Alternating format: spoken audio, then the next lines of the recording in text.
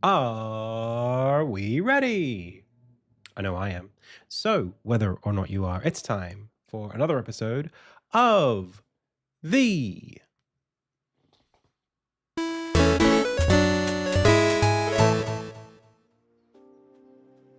Indie Tales Game Dev live stream. Hey, my name is Adam. You are the Pixel Pals. I've already said the name of the show. So, without further ado, it's time to go. Welcome everyone to the Thursday edition of the stream. This will probably be, well, it will definitely be the last stream of the week because I am going to be away tomorrow.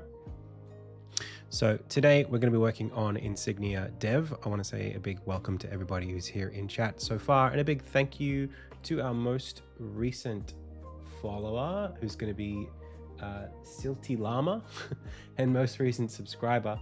We're looking at Chronicle. Thank you so much, Chronicle, and to Silty Llama. So what have I been doing since the last time I streamed Insignia? I've been working on map features still. I yesterday got caught in this kind of like loop of design where I was like, I should say I've been doing other things.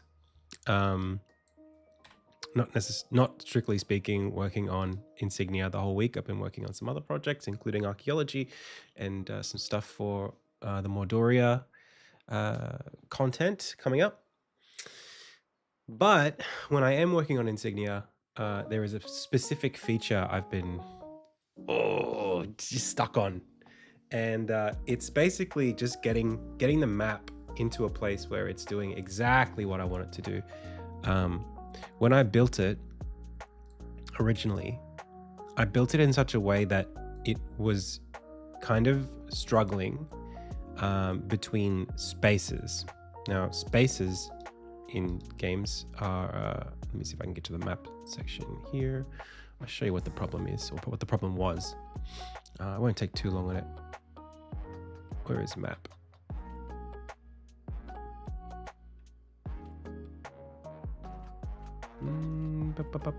Map features.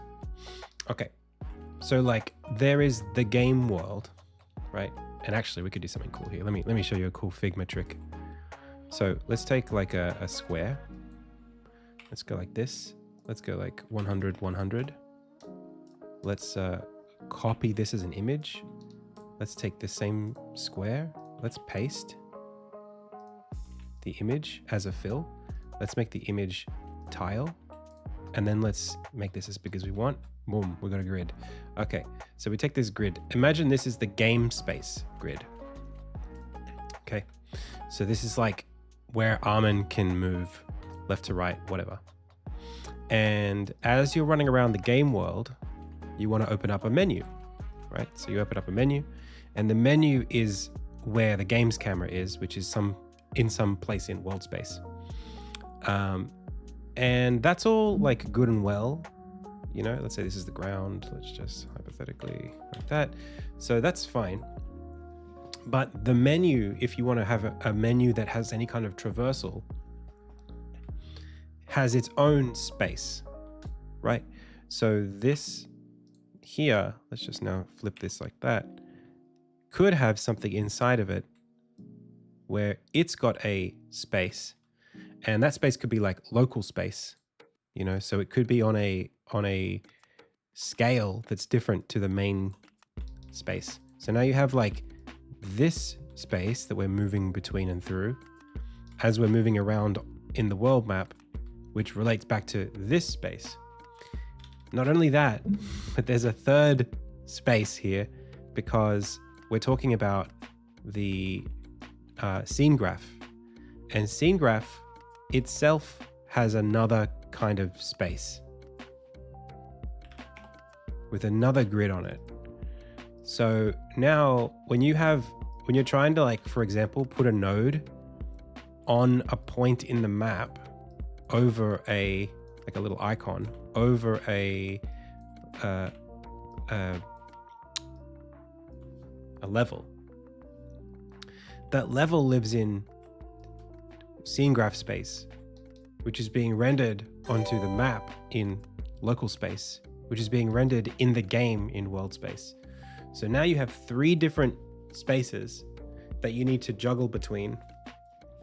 And that kind of works okay if you can work out the space conversions when you load up the map. It's kind of okay to just think about everything in like world space, because it's like wherever this thing is in world space, that's where I want to put this. Like, it doesn't really matter which point in the translations it is. It's just like, well, it's here in the game, so let's put this icon here on it. Until you want to zoom, because when things zoom, they scale, right? And when they scale from a point, from an anchor. So you can't scale the whole map around this point. You have to scale all of the points inside of the map relative to, let's say, the anchor position of this thing. So if this and this and this all live inside of this, when you scale this, now they're going to slip towards a corner, right? If I want to zoom in and out, they're going to do that. But what if I only want to zoom in and out? Sorry. What if I only want to zoom in and out centered around this? Well, now you got problems, because how do you do that? So what I did yesterday was I took this whole thing and I moved it into its own scene. That gets rid of one of the spaces. And then I put a lot of time trying to figure out how to do proper real-time conversions between the two. But I also made it so that rather than scaling this thing, what you're doing is you have a separate camera, and the camera zooms in and out. Really annoying, but that's just what I had to do to solve this problem. Hey, Ileton Studio, thank you so much. Welcome. And also, Mihail Koulanakis, welcome on YouTube. So what that means was that I could basically go to a world graph scene. So I basically made a test scene called world graph test. World graph scene, actually.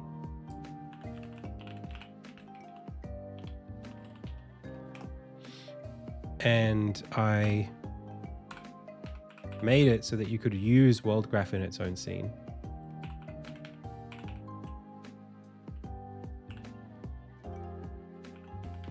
So now, it's not that I'm explicitly using it in a separate scene. I am using it inside of Unity, but inside of the game scene that Armin is in.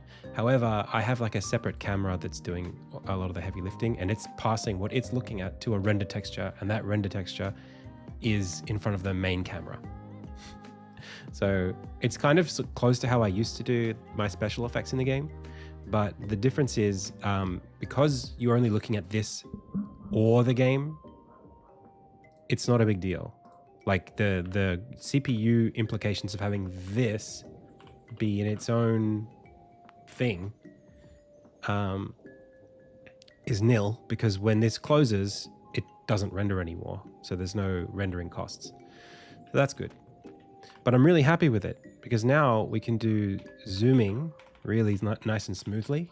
Previously we had to snap to zoom because of those calculation issues, but now we can really nicely zoom in and out, and we can do really cool interpolations, no problem. We can even zoom in and out while we do that, except not mid animation yet. But yeah,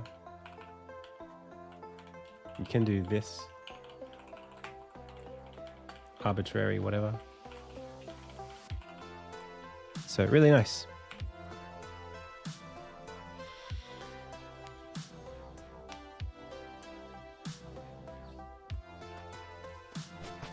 And of course, everything's now getting saved. So whatever you show on the map is just going to be there. Not sure why that happened. Uh-oh.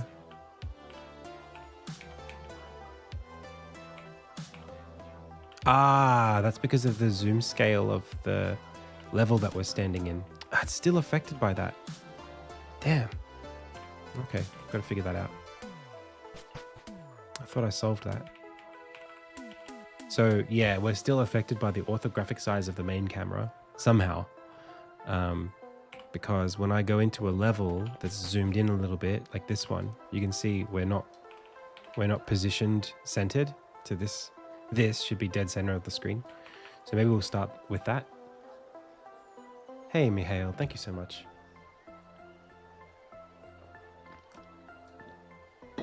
Hey, Jove Norsk, welcome. So I'm actually a little confused because I guess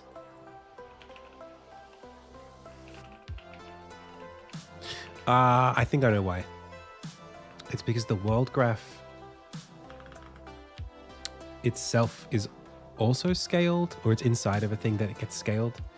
If I move it, it should be okay. So if I go, here's UI. Is this pixel art? It is pixel art. Oh, you mean the background clouds? Those are a shader, but it's a pixel art shader. All of the art inside of the, like, I mean, this is a screenshot of pixel art, but yeah, the game is pixel art.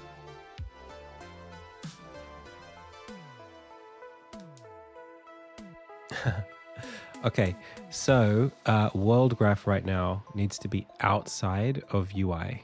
If I close this, it needs to be here. And then it's okay. Everything else is fine, actually. I think that should just work, as long as that's the case.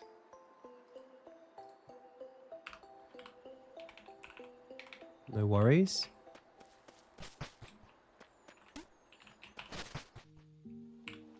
Yeah, perfect.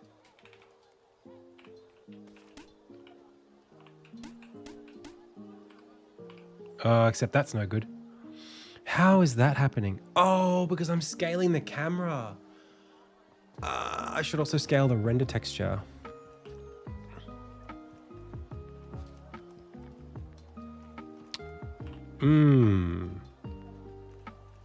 Okay.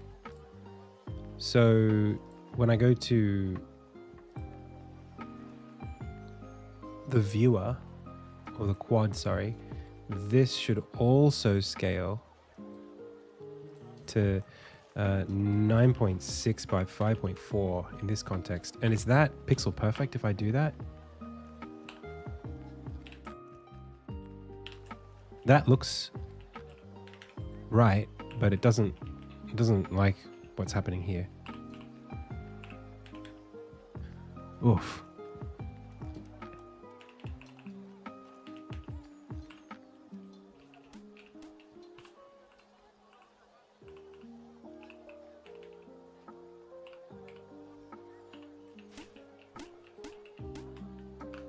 But how would this have anything to do with it? 6.4 by 3.6?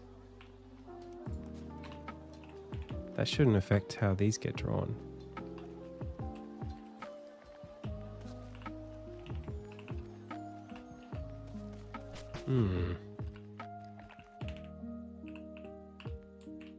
More work to be done, I think.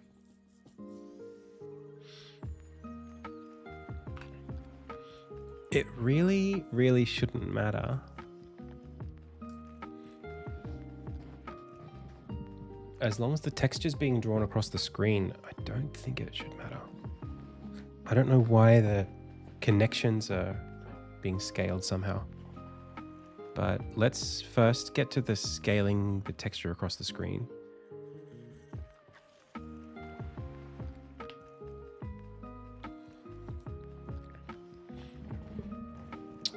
It's a tough one. It's a tough one because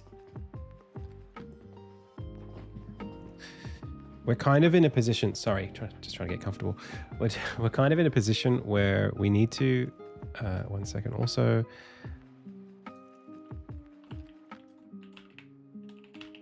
map features. Yeah, we're in a weird position where I don't really have native support for like ultra wide monitors or anything like that. So when the game is 1080p, here, this thing here is only being drawn on that texture that's 640 by 360. If I go through here and I zoom out, right now you can see that texture 640 by 360 is smaller than the world camera size. Now the UI is a normal scale. So previously we were using a UI scaler to do that. But my UI scaler doesn't, it's sort of just a hack. It's really just inverting the local scale of all of the internal objects.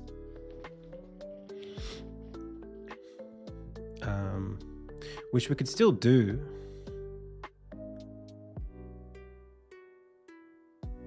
How does the UI scaler work? I think it's just setting the local scale to the lossy scale. Oh no, it sets it to the main orthographic size of the camera. So that's actually really good. That means that we can go to our world graph and just put on this thing here a UI scaler. Done. And that should work.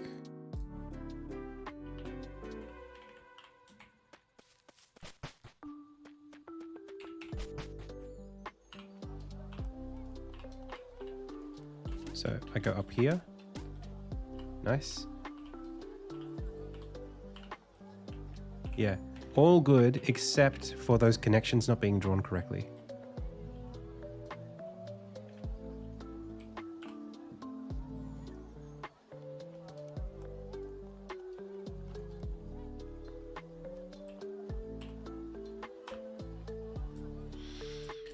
So let's go have a look at that.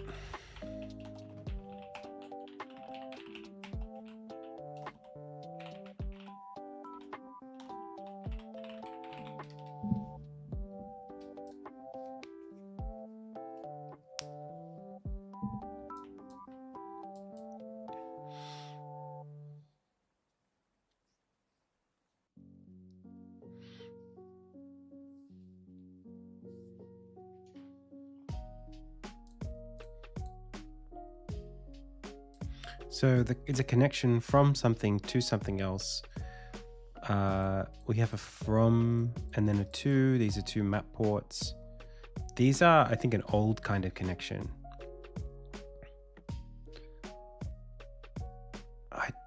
Well, we've got a connection sprite, connection game object, sorting mode, draw mode, sliced.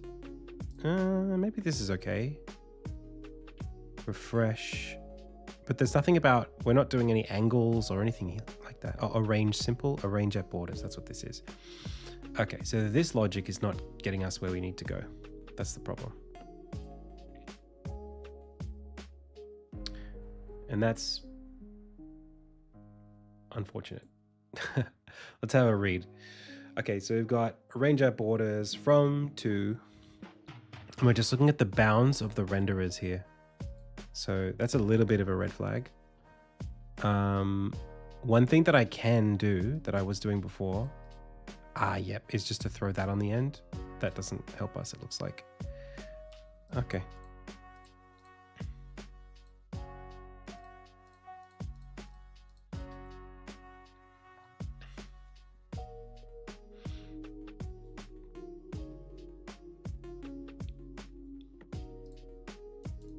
Let's have a look in that scene to see where we were going wrong.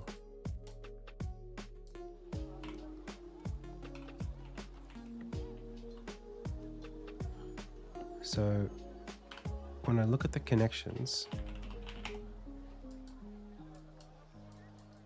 it gives me conniptions. This scale is 0.333. If I made this 0.5, does that like place it exactly where it needs to go? I think it does. So this scale is wrong by some amount. They're all wrong. What's strange to me is that it shouldn't really matter what, I mean, why is the scale, local scale is, we're using the camera to orthographic size to try to figure that out. I think we could just ignore that at this point. We don't need to factor that in anymore. I think we used to be factoring it in. Okay. But we could just now say, in fact, it's not that, it's here. Right there. Nice. Okay, perfect. Now we don't need to worry about changes in the orthographic camera size to still be able to render the thing exactly as we want to.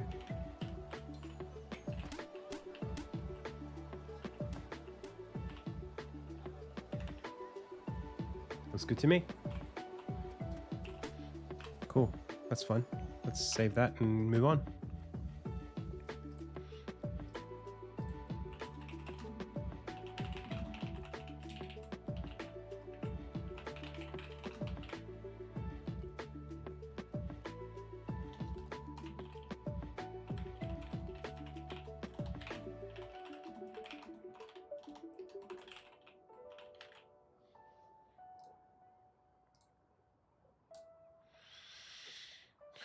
All right.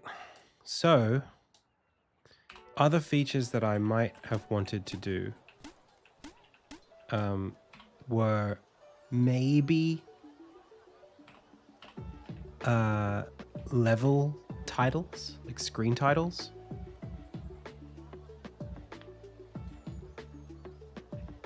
Now, I think this would have to be something that like the region that we're in and the title of the place that we're at is not something that we could place directly. I mean, we could technically have like a little label sticking off the edge, but what I don't want to do is obscure the rest of the game contents. So like this icon here, as we zoom in and out, notice that it's not really practical to, it becomes less practical to place things on the screen at specific spots.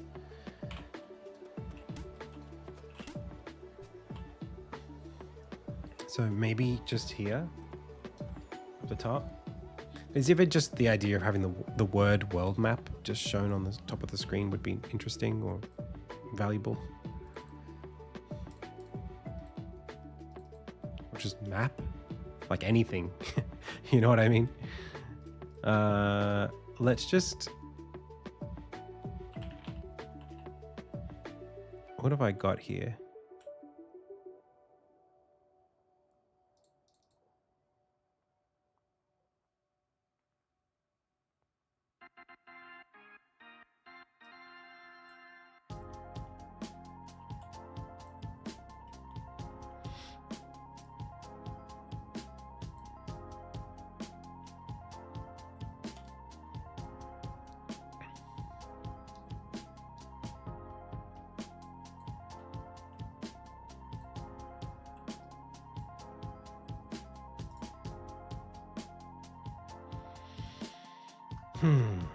Let's look at other games. Let's see what they do. Do they say the word map anywhere?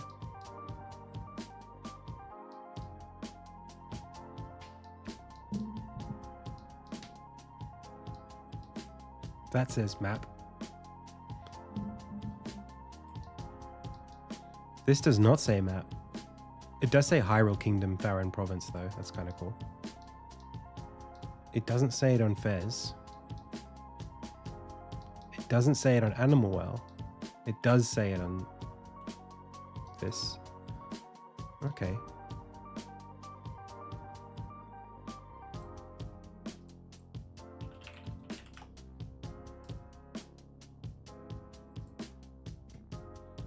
Does it say it when like playing the game? I'm guessing no. What does that say? MAR? Nope. Hey, Lazy Guru, welcome. How's it going? Thank you so much for the sub. 77 months is crazy work, but you know I'm always grateful. Okay, I mean, it looks like the word map is just not that typical to show. It doesn't really bother me whether it's there or not. I do think having the name of the place that we're at is interesting. Especially like it would be nice to have it say, I think at the very top, like Oran region and then Oranstead or something like that.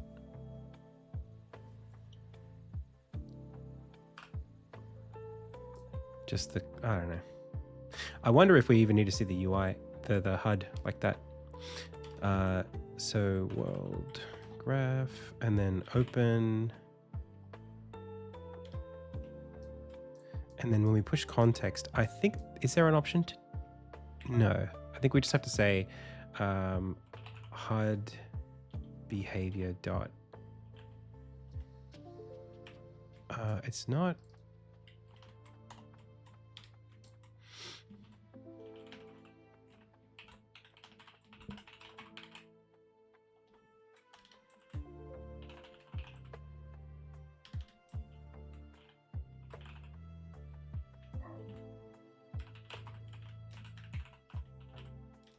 no.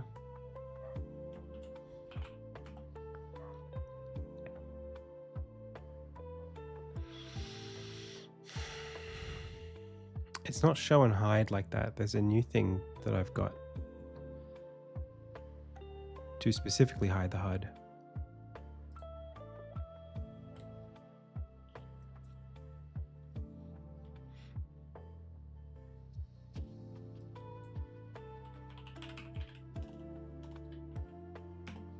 I think it's a control effector.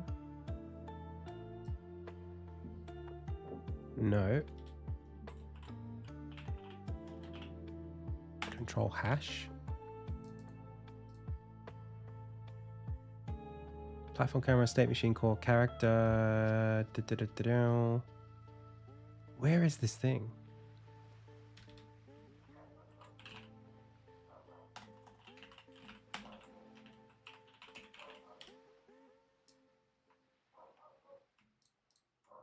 Time control is a float control hash. All right, let me go find this myself.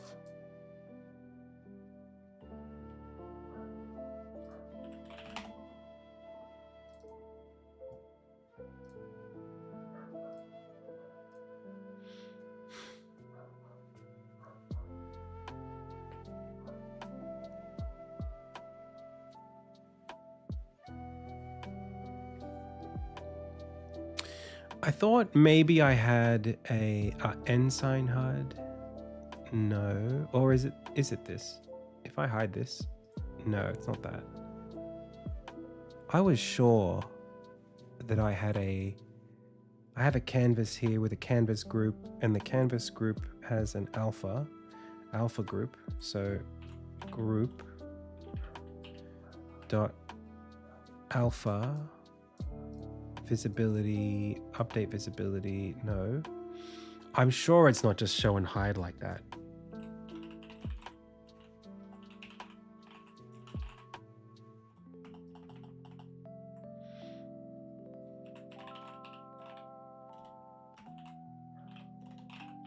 Unless it is. Okay, wow, it actually is just that.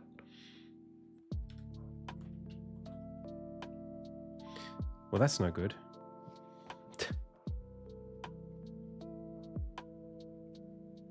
That's crazy. There's no way I do it that way. But I guess I do it that way. So we're going to fix it right now.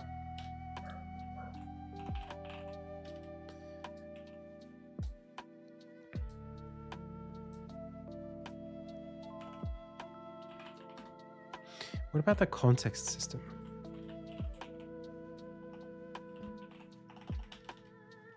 Nope. I guess alternatively, we could make sure that this is just in front of the HUD, so it's just naturally going to hide it no matter what.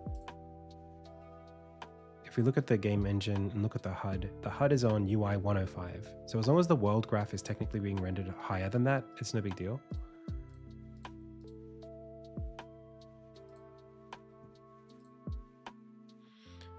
Quest icon is at 102, world graph camera. In fact, technically, all we really need is for the quad to be at 106. Let's call it 110. Okay, there we go. That solves that problem. Cool. Hey, Dom TV. Your project is much further along than mine, but I wanted to ask, how do you go about evaluating the originality of something that you want to do or add to your project?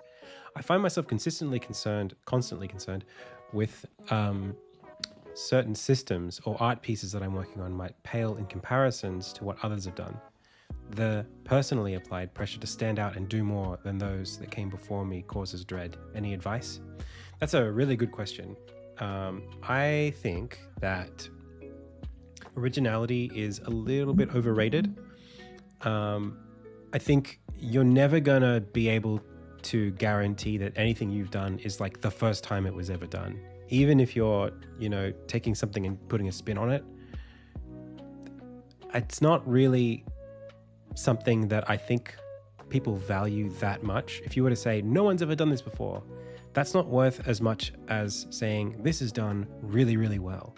novelty is important. It's important to be doing something that's not overdone, but I don't think it has to be wholly original either. I think it just has to be new enough that the way that you're doing it hasn't really been done, or the expression of how you've put it together gives it a different feel. And I think that, ironically, that's something that you can't actually avoid doing. Like if you're doing something your way, just by virtue of the fact that you're doing it and you're not other people, means that it's going to come across more original. Like everyone's got their own tastes, their own way of executing, their own constraints. And so you've also got the rest of your project, you know, all of the other design decisions you've made that are informing how your game is expressing itself. So unless you're like literally just lifting game components from other games and then just like splicing them into your game, you probably can't help but be original in some capacity. So I think there is a broader pressure to stand out in terms of like being marketable.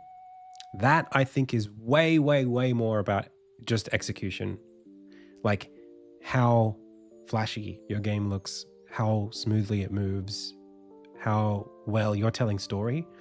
I actually think that like storytelling in marketing media and in gameplay as well, the way that you, and telling story here doesn't have to mean like literal narrative. It's just the way that you communicate yourself as a product, right? Or your game as a product, how it communicates itself. That stuff matters way, way, way more than the fact that the game uses a mechanic or implements a menu in some way that's never been done before, in my opinion.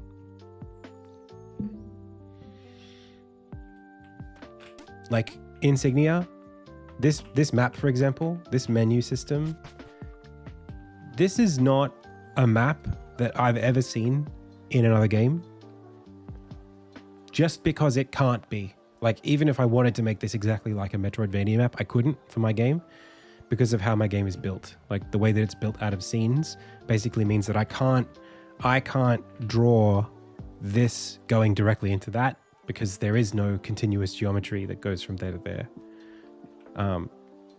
The closest thing I guess to this would be Fez, but that's 3D. So like just by virtue of seeing this, there is something original, and I literally couldn't do it any other way. Like this is the way that my game's map must be shown, because I just don't have a good way of doing it otherwise.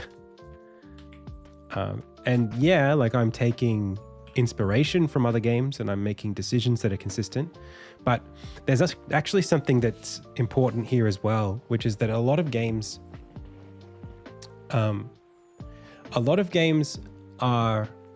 they do what they do for reasons that are utility focused. Like if you try to be original and you deliberately pivot away from working designs, what you're doing is entering space that's uncertain.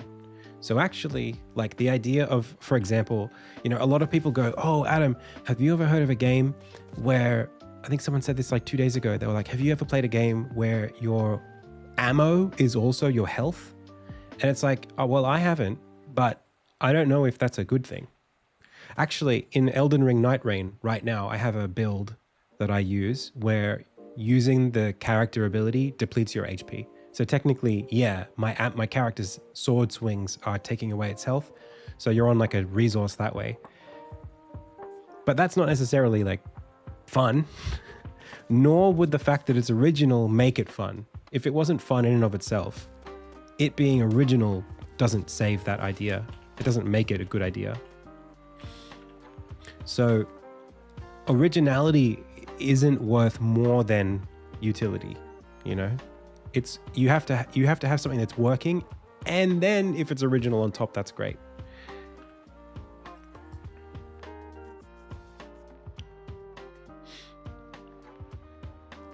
I think so, Dom. Don't worry too much. That kind of fear that you're talking about is very common for people who are starting out with something. And I'm not saying that I'm not impervious to this fear, but it's a fear of low confidence. It basically is an anxiety of saying, well, I don't know if this thing is going to matter, so I'm going to worry about it as if it's going to matter because I don't know that it won't. That's the same like when people are engineering for the first time and they're really worried about clock cycles. Like, oh, is this for loop going to take longer if I'm iterating over an array than a list? It's like an experienced engineer will say, that's not even, don't even worry about that. But you don't know what you have to worry about because you're not at that point where you've got enough experience under your belt to know that. But that's okay. That's why you're asking the question. And I'm the same. There are lots of things that I don't know about that I worry about because I don't have the experience. So another one with pixel artists that are just starting out is like palettes. Like, oh, I have to use like 16 colors, right? I can't, if I use more than that, it's gonna not look like pixel art. Stuff like that. Or like, I shouldn't be able to rotate anything in my pixel art game because that's gonna break the pixel grid. That's bad, right? Stuff like that is, you know, it's not,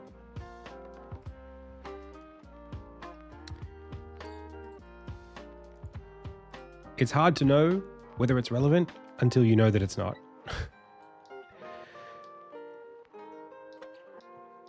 All right. So we are working on map stuff today, Javine. And I just got a message. Oh, sick. Okay. Sorry, just got like a random Discord message about something cool. So yeah, I think I do want to put the title of the thing in the thing. Like where we are would be a bit of context.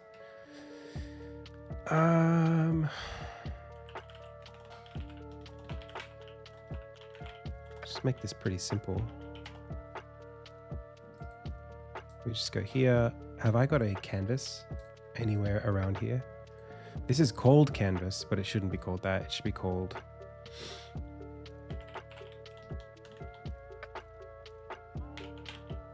It should be called graph.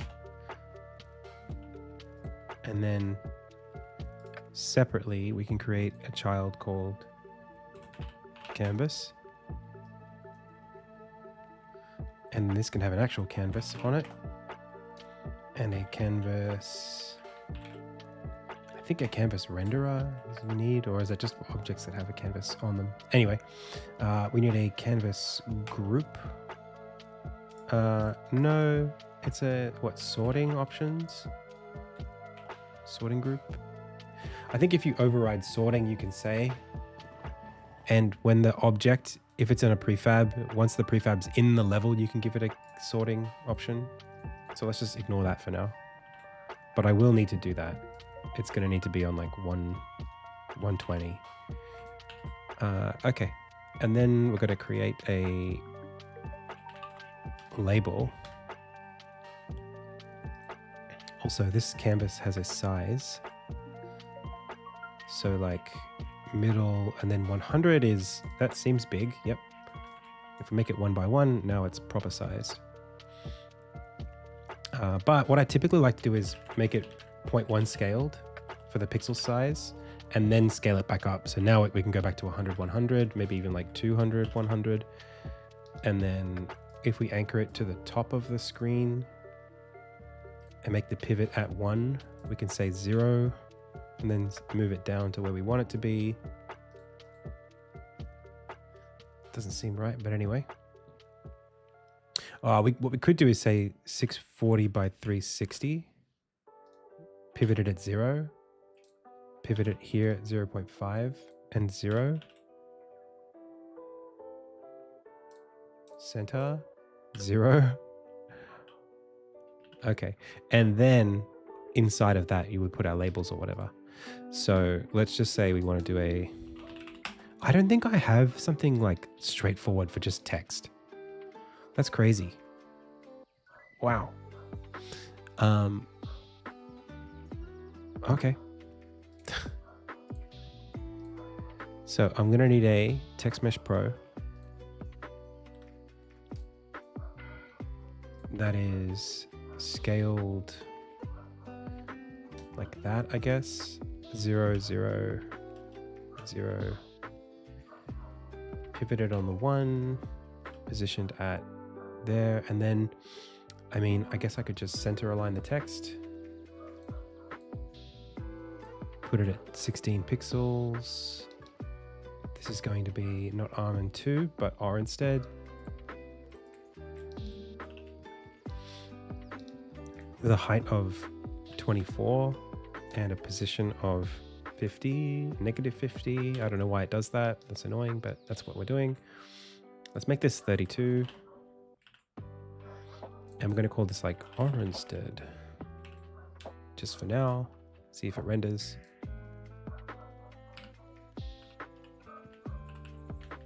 Okay, so that is not good.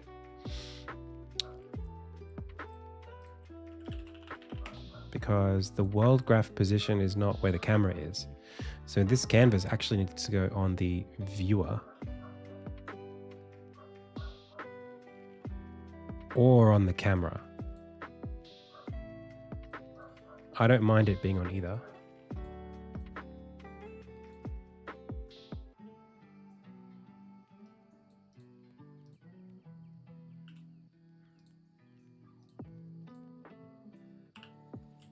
There you go.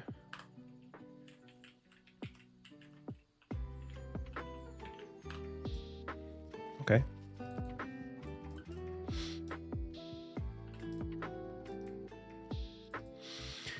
So, using TM Pro,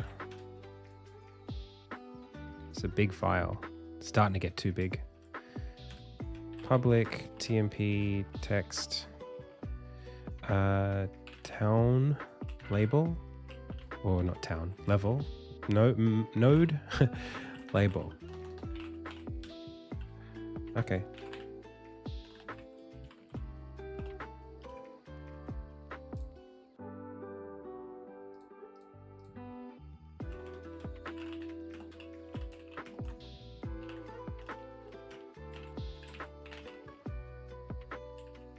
I don't know what reference name is, but let's call it reference name.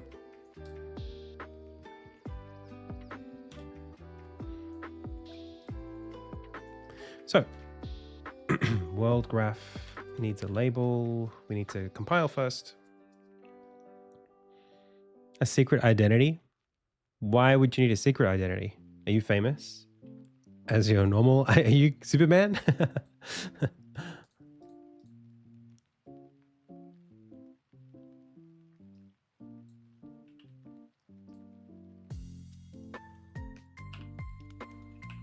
Okay, that's technically correct. Outside Oranstead is the name of this place. Neighborhood is where we are right now.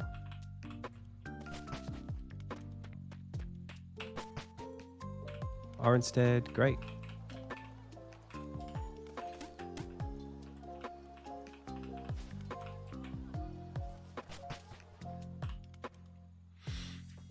Sweet.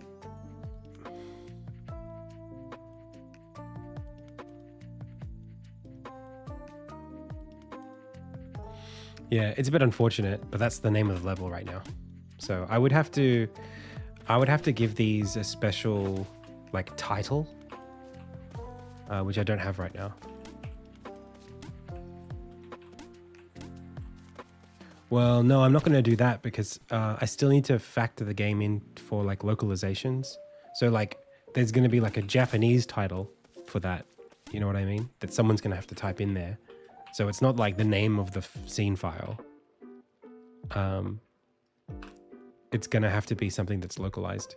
And I don't have any localization features yet for the game. So for now, it can just be that.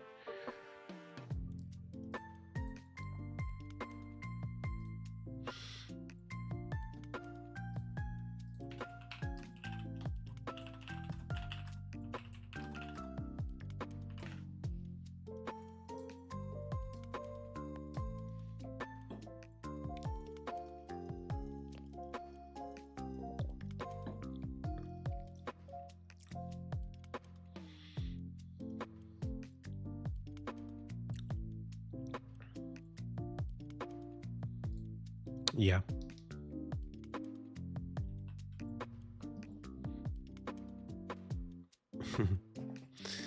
So, what do we do now?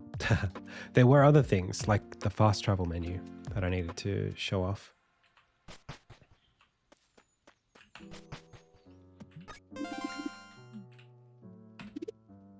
Yeah, so that's broken right now.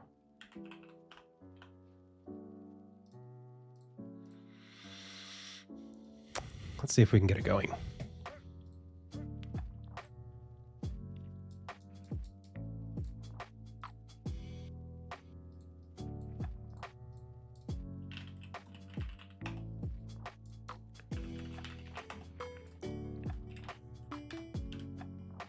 Oh my gosh.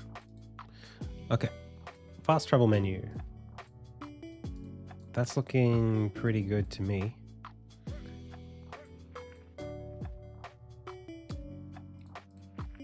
But it just threw an error at us, meaning index was out of range at menu.setFocus listables index of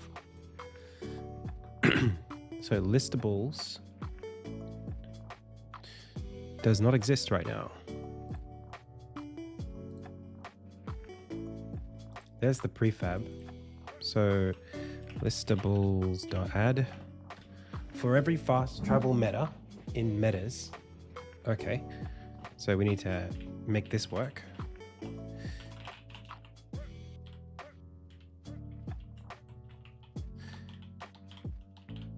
Oh my gosh.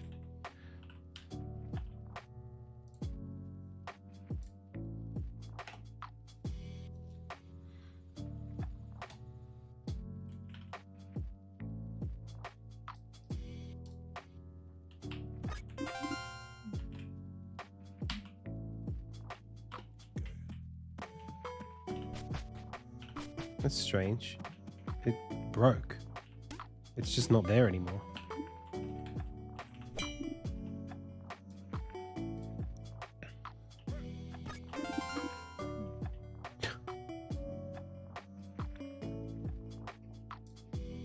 What?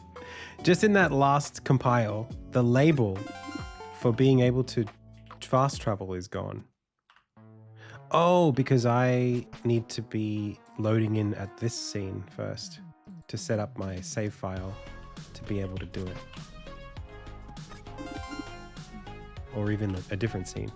But let's just go back to here and let's set up the save file so that we have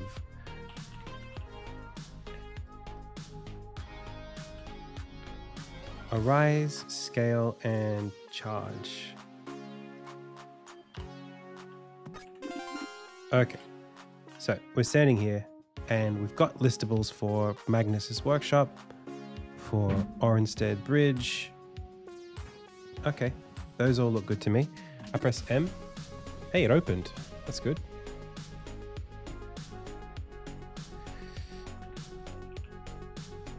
Okay, looks great. Now, unfortunately, this is off in the middle of nowhere. And I guess because we haven't been to any of these places, we can't travel to them yet.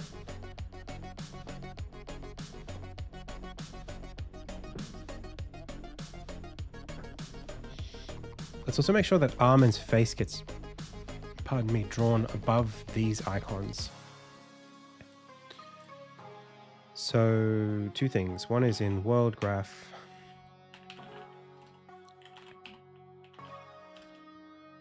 It might just be in the prefab.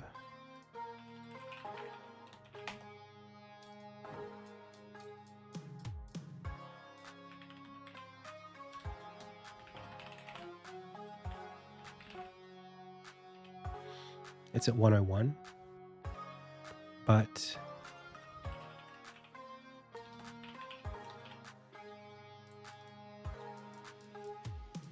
quest icons are at 102. I think Armin's should be at 105. It's tough. I feel like we should always draw Armin on top of the map. Yeah, I'm agreeing with that. I'm in agreement with myself, chat. That's what I'm trying to say. Okay, so the next thing is we want the menu, which is currently off the bottom left, to be rendered correctly. Okay. So this kind of, I think we can solve this by moving it onto the camera.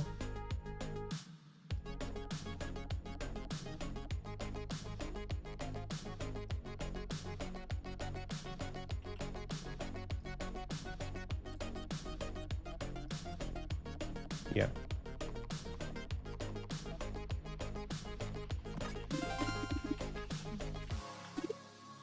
Nice. The only problem there is that the pointer is now, this thing needs to be in local space where this is. So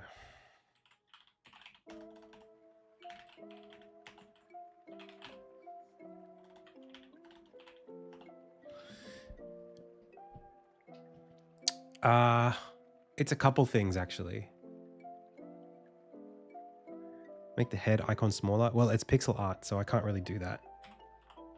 Like, it is the correct, it's kind of like a set size based on its actual size as a piece of art. I'd have to redraw the face to be different. Like these pixels and these pixels and these pixels and these pixels are the same size.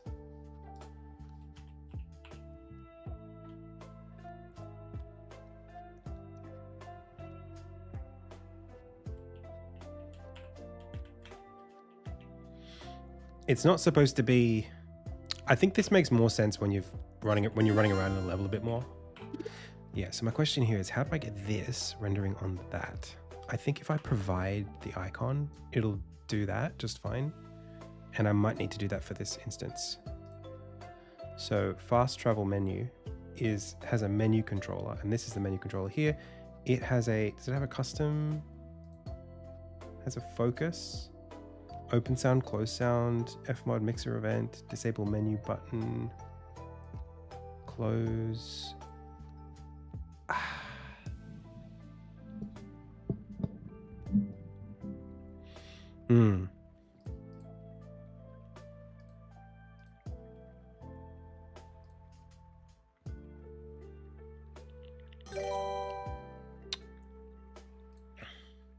This can have a custom cursor,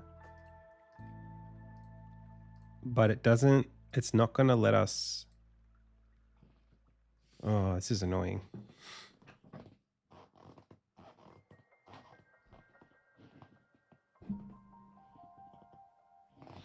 Okay, my options here are to move the fast travel menu out of the world graph so that it gets rendered in like a different space altogether.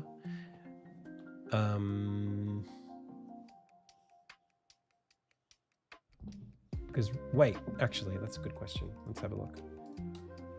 If I go like this, not that, this, is this menu being rendered?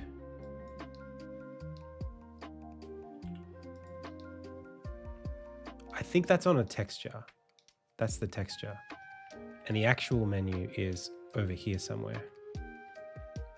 Yeah. So all I would have to do is move its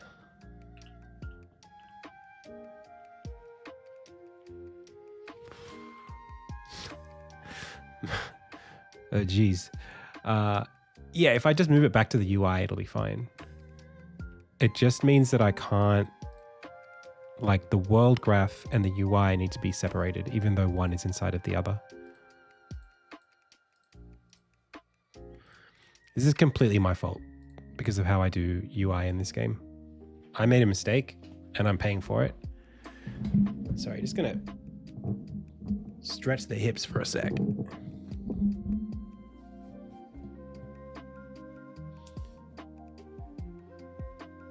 Oh, yeah. Yeah, it's totally my fault. because I don't draw directly to the screen, but I definitely should do that all the time, but I don't. Should have been doing that a long time ago. Still not doing it. All right. So what's the solve here? The solve here would be to have the fast travel menu just be inside of the game engine.ui and just let that be that. Just don't worry about it after that. And then I just have to hook it up. I can even connect it to the game engine, make it a singleton if I want. It's not a big deal. It's just that the world graph has to be able to find the fast travel menu when it loads in. Okay, I think I can do that. I think that's okay.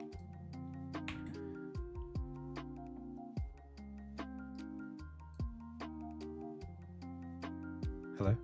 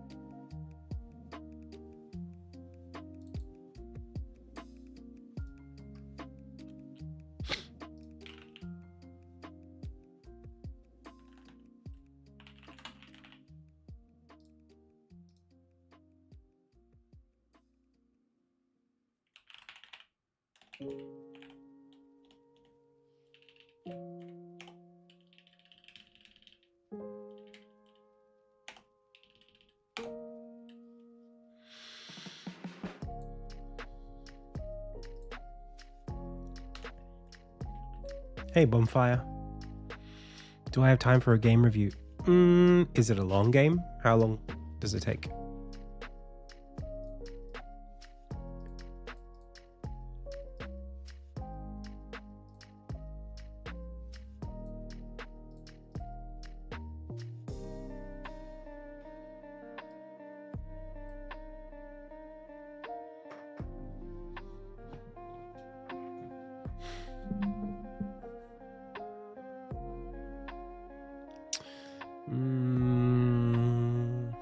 Yes, I do have time.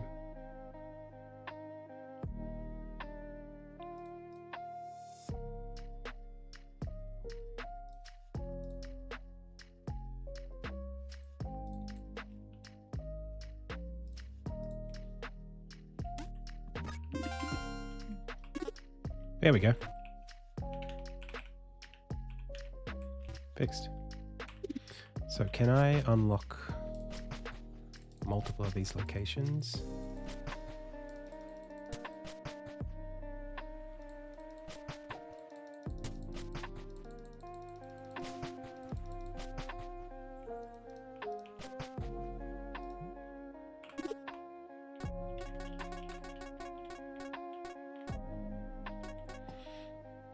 A Steam key on Discord, maybe?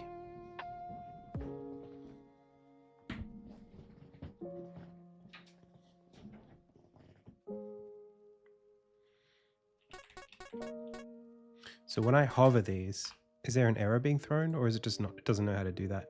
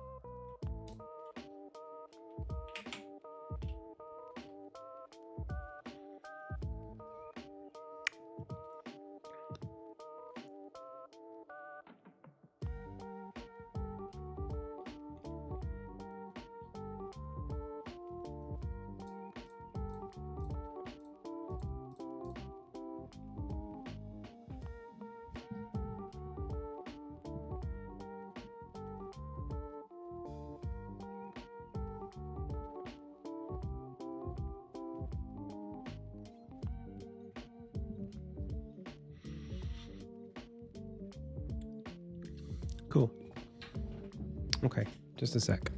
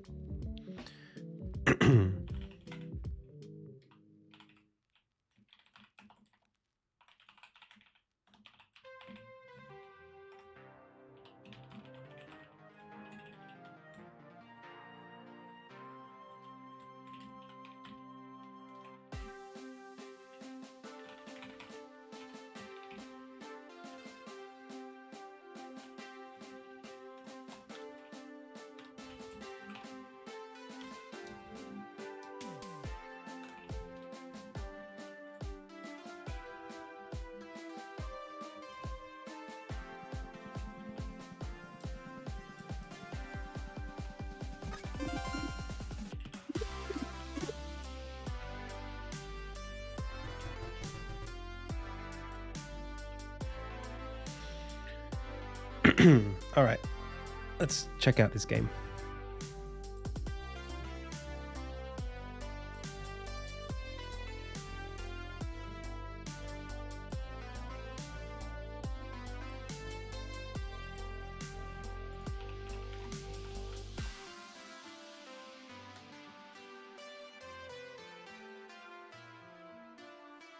Just loading up Steam.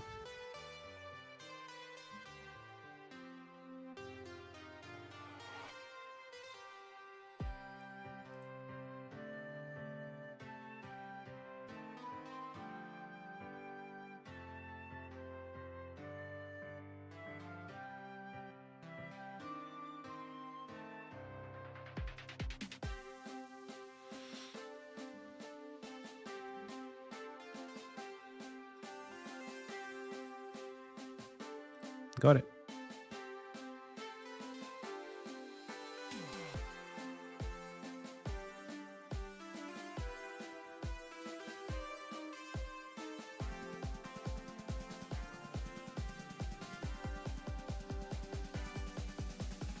Is this for Inferno? Sorry, I just missed what it was.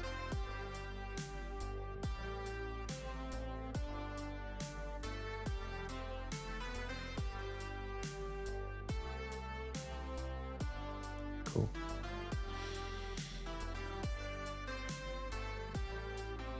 Sweet logo.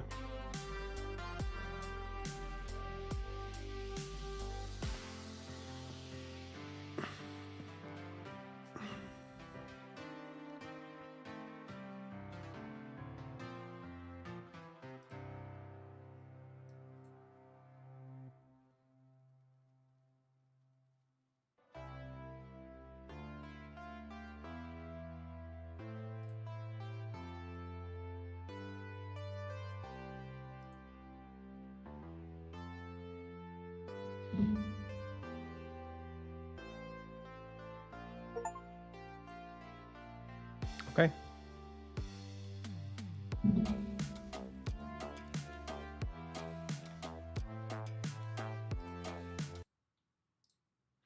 Controller recommended. But I have a controller. Is there a way? I gotta press Z, but how do I use the controller? Do you have a specific, is there specific support for controllers?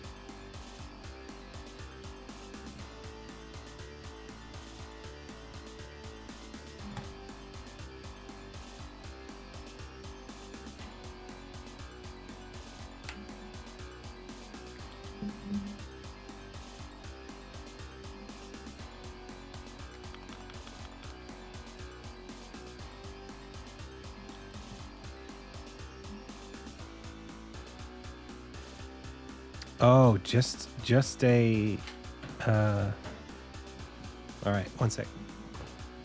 Not a PlayStation controller.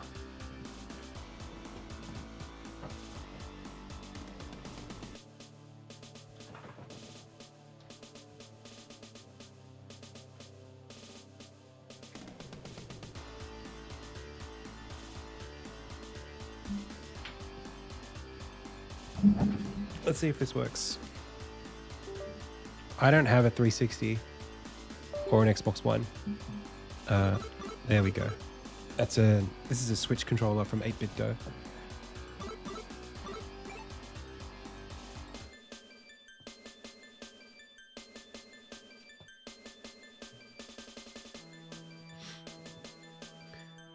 I'm Sergeant Kai of the Croatian Space Forces. Sorry, I'm just gonna give him. I'm just giving him accents. This is Colonel Ion, my commanding officer and my mentor. In my mind, they're Guts and Griffith. Ion and I serve on the Galactic Response Unit, elite forces deployed on missions across the galaxy to eliminate high-level threats. Our next mission, destroy an enemy space station. Eliminating 4 generators triggers its emergency self-destruct, leaving us 3 minutes to escape. Okay. This is mandatory when I'm on stream. We know the mission, destroy the generators. But something's burning within me. This mission is different. Okay. Whoa, full Mega Man? Kai, I'll scout up ahead. You find the generators and destroy them.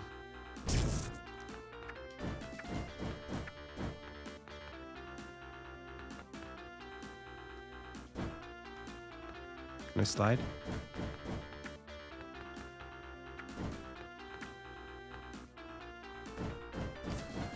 Nice.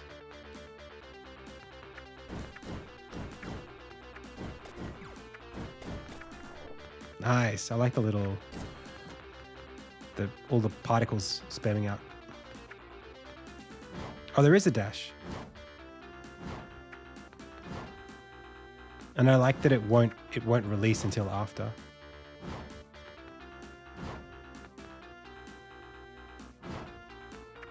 Pyro jump?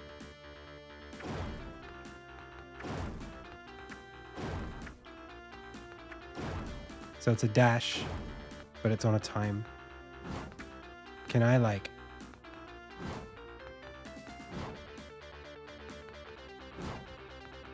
They're on the same resource, I'm guessing.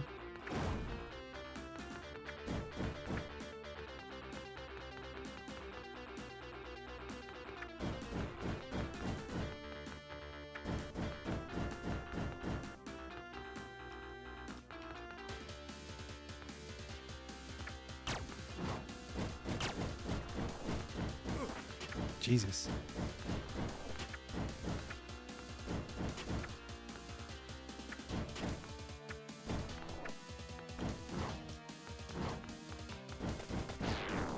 Oh, it's so Mega Man. Okay. So, hey, look, so far, so good. I'm not finding it too difficult to play. Game save. Okay. I feel like the animation leaves a little bit desired. But the gameplay is certainly, like, tight enough. The hitboxes seem really straightforward and fair. Like, as a game, it seems really competently built. Those explosions were, like, perfect.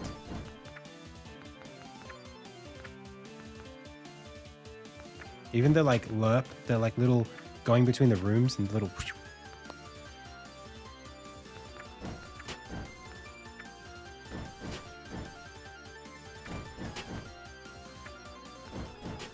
Oh, it's hard. Got him. I know I don't have to do this, but I've chosen to. Oh, the dash doesn't do damage. Okay. Lesson learned.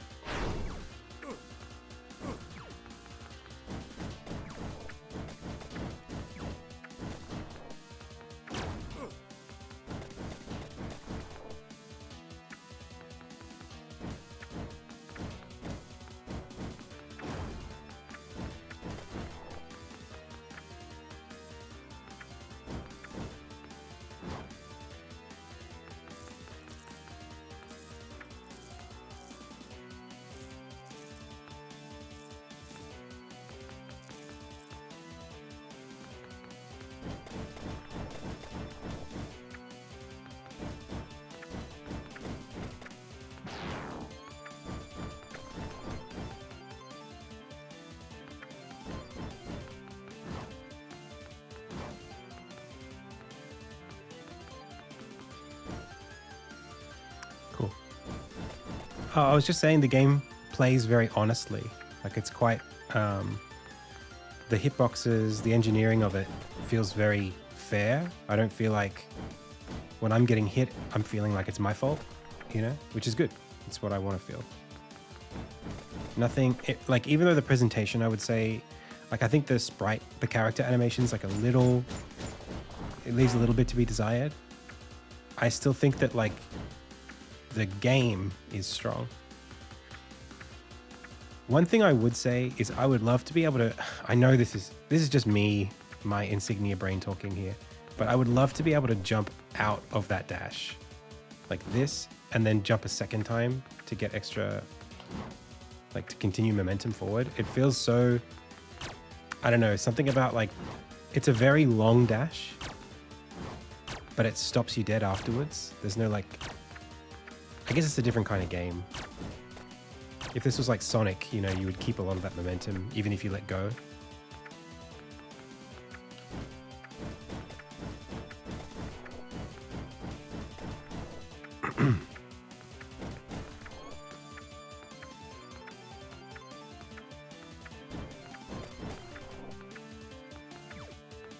I feel like also I would love for a bit of compression on the sprite in the jump. Like it's very, the jump sprite and the ground sprite are not that different. Like the where the legs are. So it's sort of not that obvious that I did a jump. Other than obviously, I mean, I know the character's moving upwards, but you know what I mean. I like the blink in the portrait, that's great. Top left.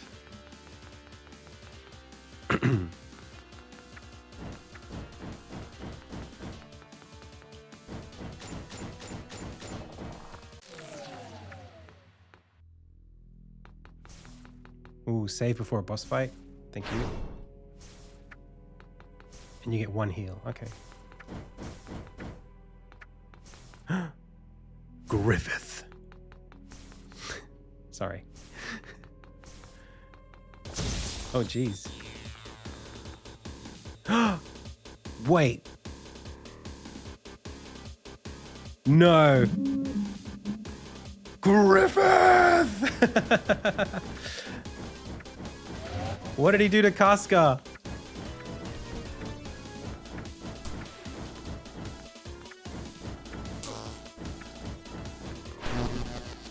I shouldn't have pressed that. Whoops. Whoops, whoops, whoops, whoops.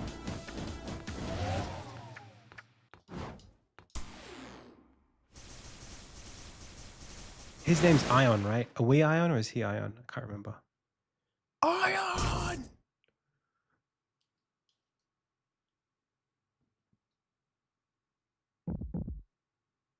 Yes!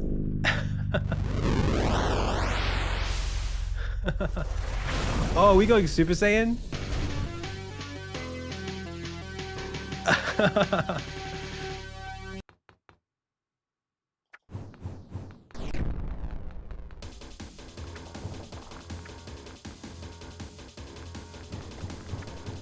Oh shit, let's go.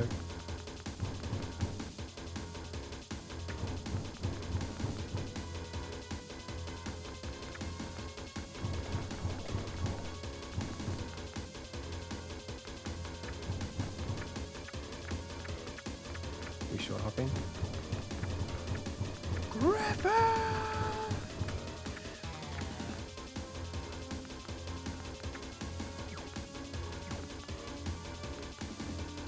I'm going straight down. I'm not even thinking about it. That's great that you sort of let me do that.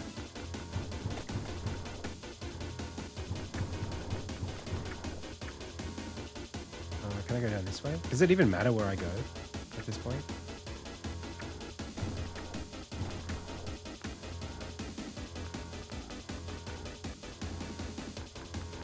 I got 2 minutes.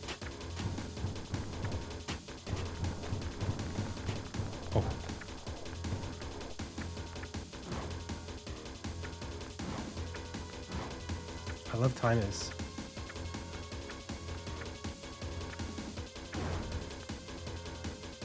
Yeah, like the physics is super solid. Me clipping into that wall there was perfect.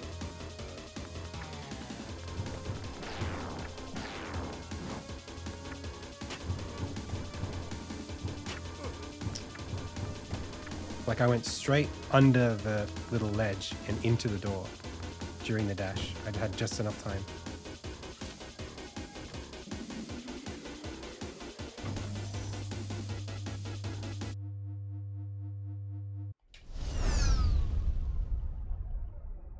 Can I ask, is that a Berserk reference? Was it actually? Or did I clock it, or was it just coincidence?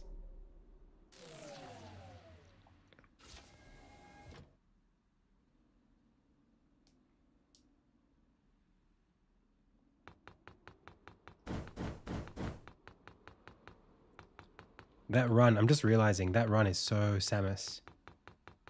That's the Samus run. Just like totally hauling ass.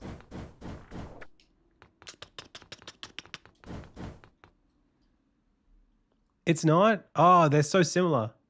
Even the way you've drawn his face, like he's got Guts' face. Nice. Hey, that was really cool.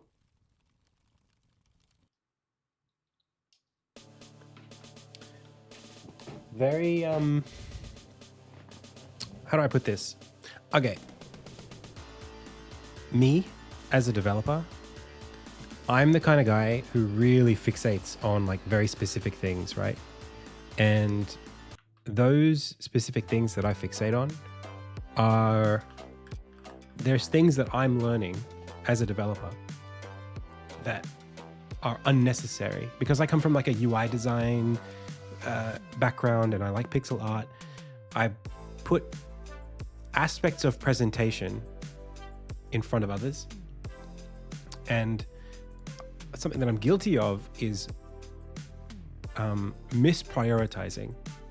So like for just playing that, I felt like I got a pretty good, dramatic introduction to a character such that like I'm kind of invested, the storytelling was pretty good. The pace that the game moved at was good. And that's something that like for me in my game, the presentation values being higher means that I have to put a lot more energy in just to tell a similarly dramatic story. So I would say like for what you're doing, the way you're doing it is effective. And I like that. If this is like the format, the formula, the way that you're doing it, it's solid gameplay and the story's pretty, obviously it's light. I don't know much about these characters or anything like that, but like, that chase sequence at the end was pretty cool. Seeing him like whiz by outside the ship was sick. The action elements seemed to flow into each other in a way that had a lot of drive, which I thought was pretty cool. Like I said, throughout, like gameplay was very tight, like very tight in a way that I would say is like, again, it's like basic, like having the fireball, the bullets come out on frame one. Like I press the button, it shoots. That's a very like NES style of design, or even Super Nintendo, for games like the original Mega Man or Metroid. And for this specific genre of game, I would say that's what you want. That's like just the way that it should be. So again, like being quite a slim presentation, you are doing a good job of using those elements and executing on them in a way that's consistent with what I would expect within that kind of genre space. I do still think it's a tough one because like with the pixel art resolution that you're working at, I think like there are aspects of your game that I think like the sprite size, it's almost like, because you've got a character and you've got the hair behind them waving and stuff like that, it's like, if those elements are there, I would want to see them executed Like I know I could bring a bit more something to those animations, but it would require more frames and it would require, you know, more energy. And outside of those first impressions, I'm not sure those things make a huge difference. I suppose the question then just becomes like, what do you want out of this game? Is it going to be marketable enough to be worth the energy that you put into it? Because any game costs a lot of energy to make. So, you know, the way that you get from where you are now to like a release is up to you. And I wish you all the best of luck. I think it's good. I think some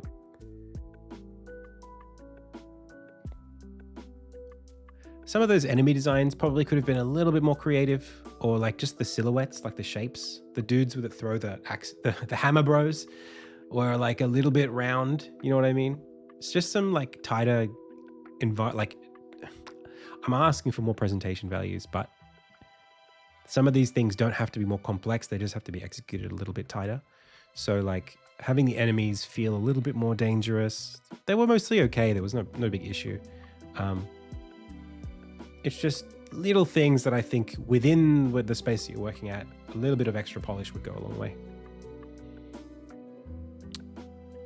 So I would say like for you, it's not, if you're trying to go for like minimal animations, that's fine. Like those guys doing the like throwing the things, it's okay if it's just 2 frames, but like it's more the silhouette design of the character. Like right now they're like fully side on and they're just, and they're very upright and they're very solid and round. But if it was more of like an action pose, you know, like more like just cooler looking, I guess is the way that I would describe it. But just a more dynamic pose that communicated threat, you know, the same way that your character designs. You know, I'm assuming those guys are like engineers that are working on the ship or something like that. Even if they're not supposed to be as heroic as your character, if they can hurt you, they should probably still look like a threat. And I know that you've got hitboxes to be concerned about, so you don't want to make them too, like a human's shape is not a rectangle. But I still think within that space, you could design all of those things to be a little bit more, to have more personality, to be a little edgier, to be a little more threatening looking. I thought a lot of what you've been doing is fine.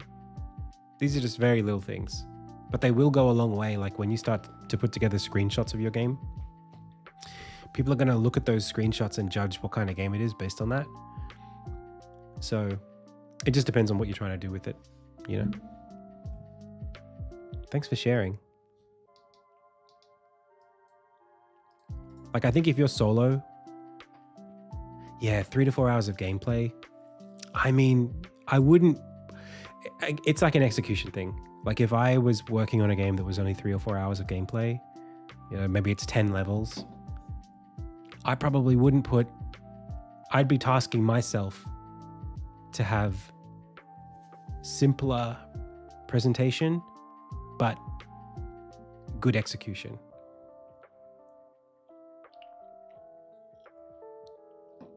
You know, maybe you spend 2 years on it.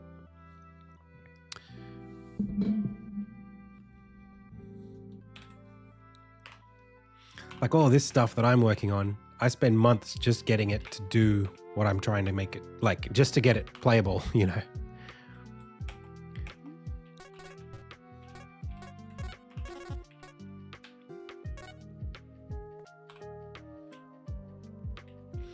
Okay, that's an issue. Text is underneath.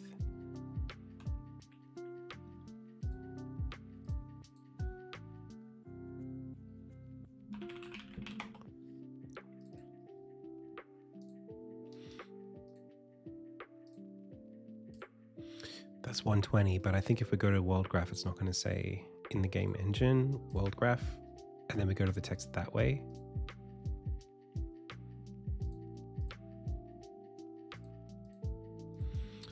Bro, where is that canvas? Did I put it here? Yeah, it's on default. It needs to be on UI.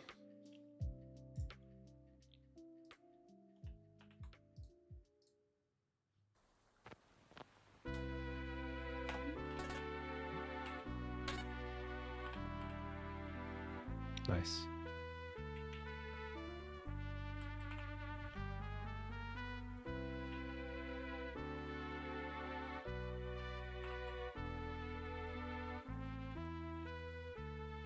No.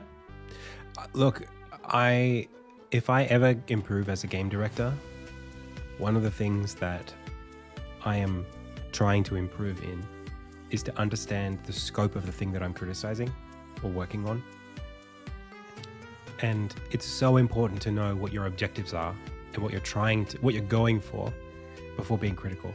I could look at those animations all day and say, oh, this doesn't look like something that I would do, or this other game has better animation, but you're not trying to do that. Like, you don't have the resources to do that.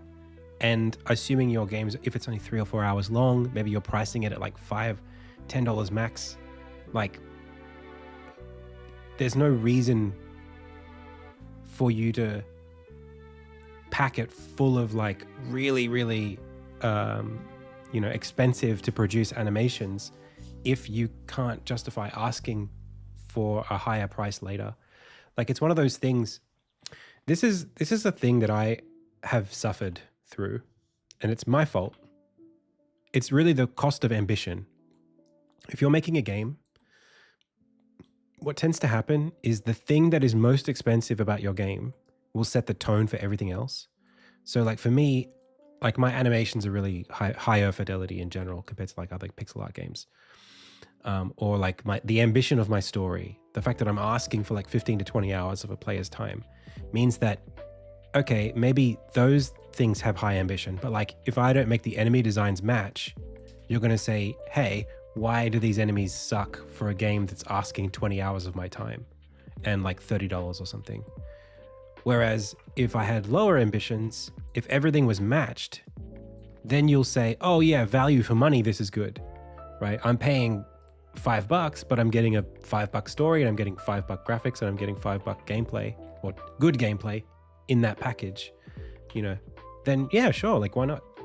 Worth it. It's when things are super mismatched that looks bad. And the problem that a lot of people get to, I think, is they ask too much of their audience, and then the audience is disappointed because aspects don't match the expectations. So yeah, like for me, this is why I have this map. This map exists because I'm asking players to, like 3 months ago, we did a playtest with a bunch of players from the community. A lot of them struggled with the pacing of the game. They struggled with the pacing of the game because they didn't have a good insight as where they were going and how long it was going to take before they needed to get there. For a game that has this many levels in the first chapter, this many places you can go, but puts content in all of those spaces, has them be networked back and forth, and doesn't give you a map, when you're walking around, it's kind of like a bit anxiety inducing because you don't know what's coming up next. So like now the map is something that I have to do to keep up with the amount of content in the game. So I've got all these systems that I built, and now I have to fill them, and now I have to create new systems to help the player digest the content that was built on top of the systems that I built. The same thing with like Retrobox. It's like I built this like fighting game level hitbox system, and a player character that has like slower animations. And it's like, okay, I need enemies with lots of animation frames, good telegraphing, all of that stuff to justify the hitbox system and the player animations. A game doesn't have to have all of that stuff, but if it has some of that stuff, you start to ask for the rest of it.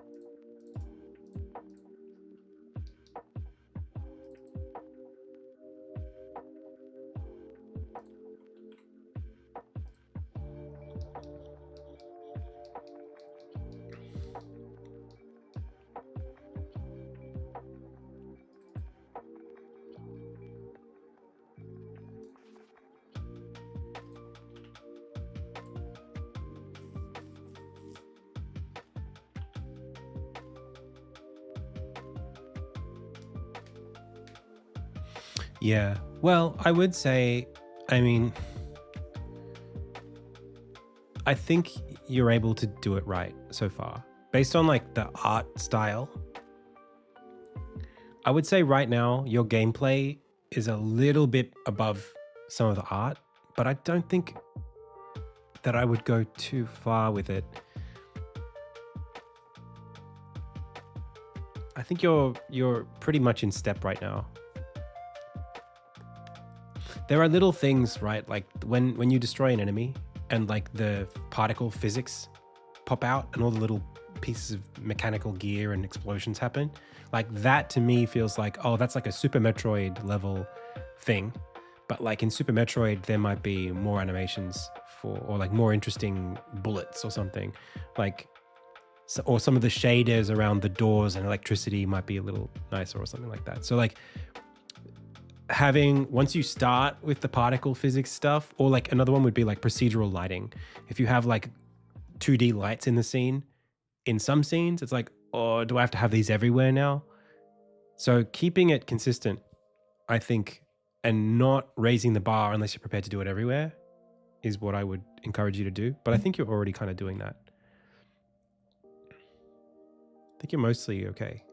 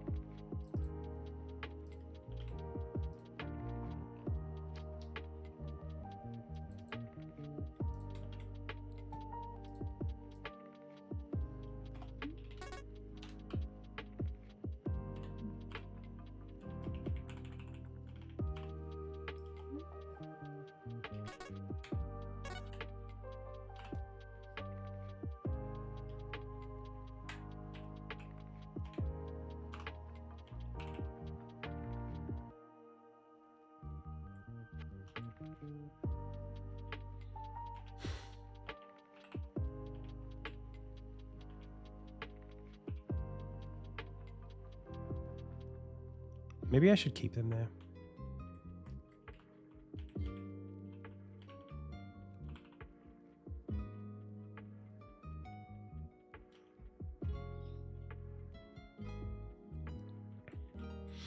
Okay. So I want to go.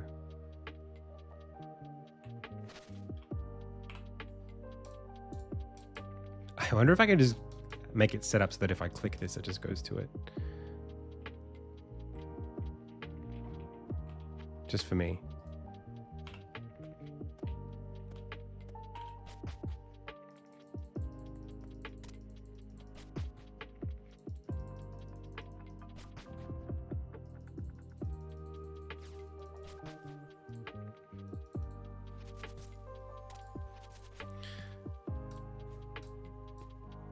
Yeah, Robbie, it's in the description. Oh no. Not in the build.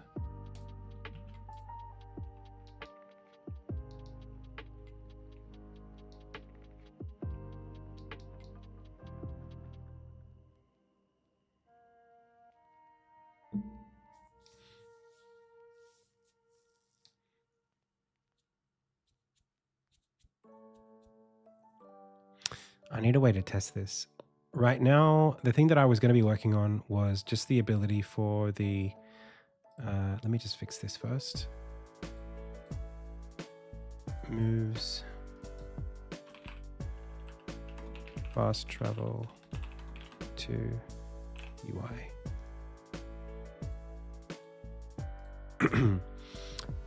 We need a way to test fast travel a bit better. Do I have just like an unlock all option? There's debug show all, and then the fast travel.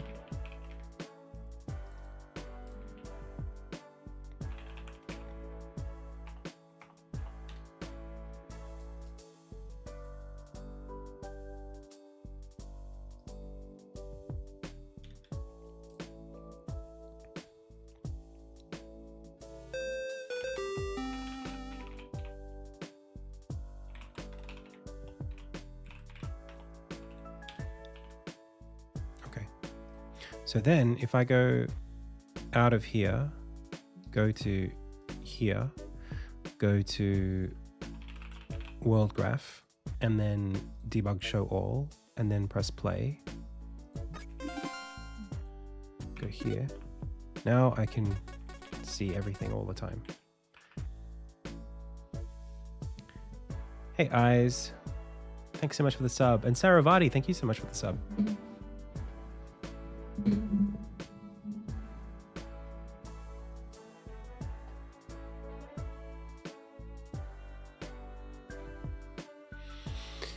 Okay, so when I am hovering these things like this, I want the map to zip to where we're potentially going, which I don't think I'm doing anything like that right now.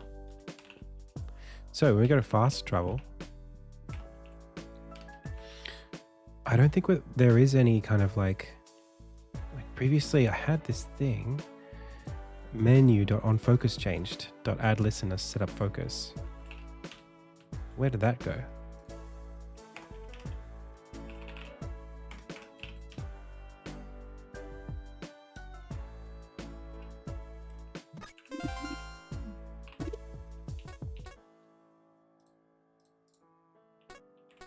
Yeah. Why did I take that away? Technical help. It depends on how complicated the question is.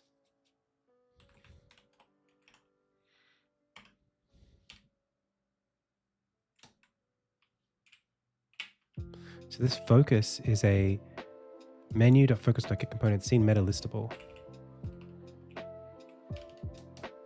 Scene meta listable. So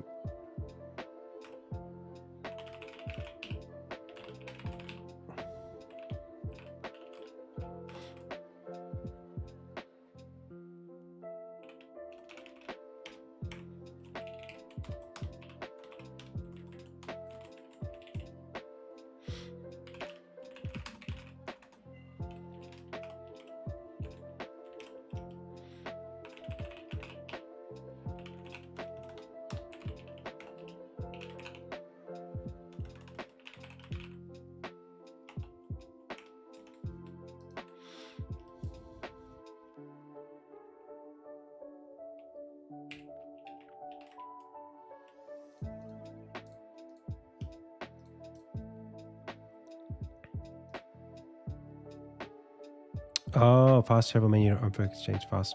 Oh, it's already doing that. Wait, on focus changed?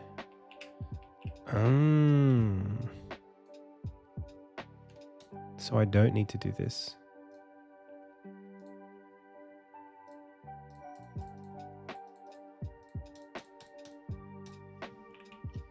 I was wondering where that was.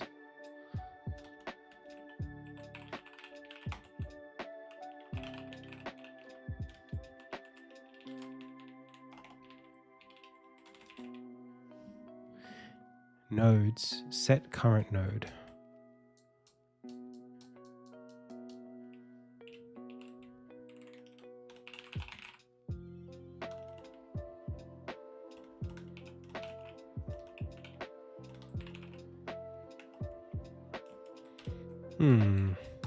Interesting.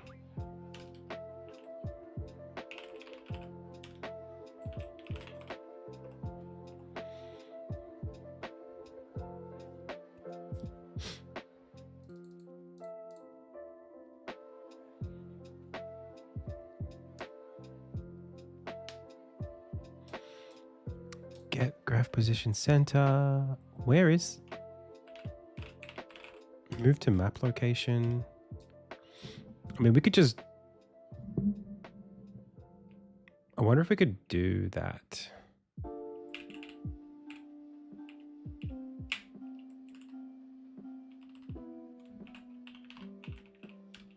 Can we just do like.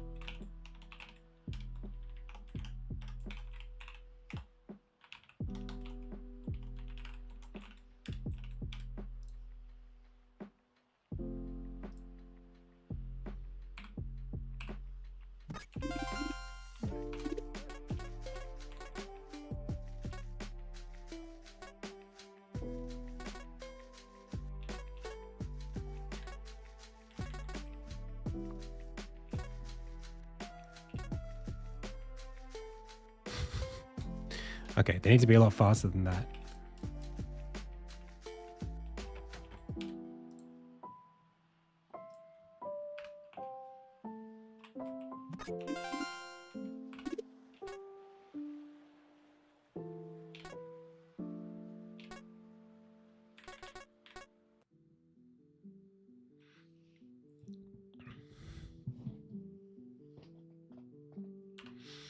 But also because we've queued them up,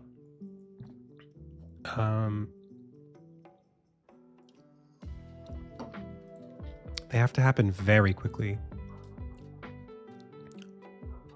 And because we're queuing them up, there's no override. So it'll wait for the previous one to finish.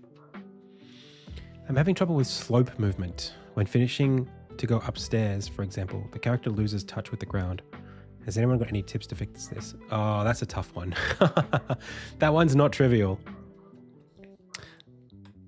Okay. This, you're going to have two issues.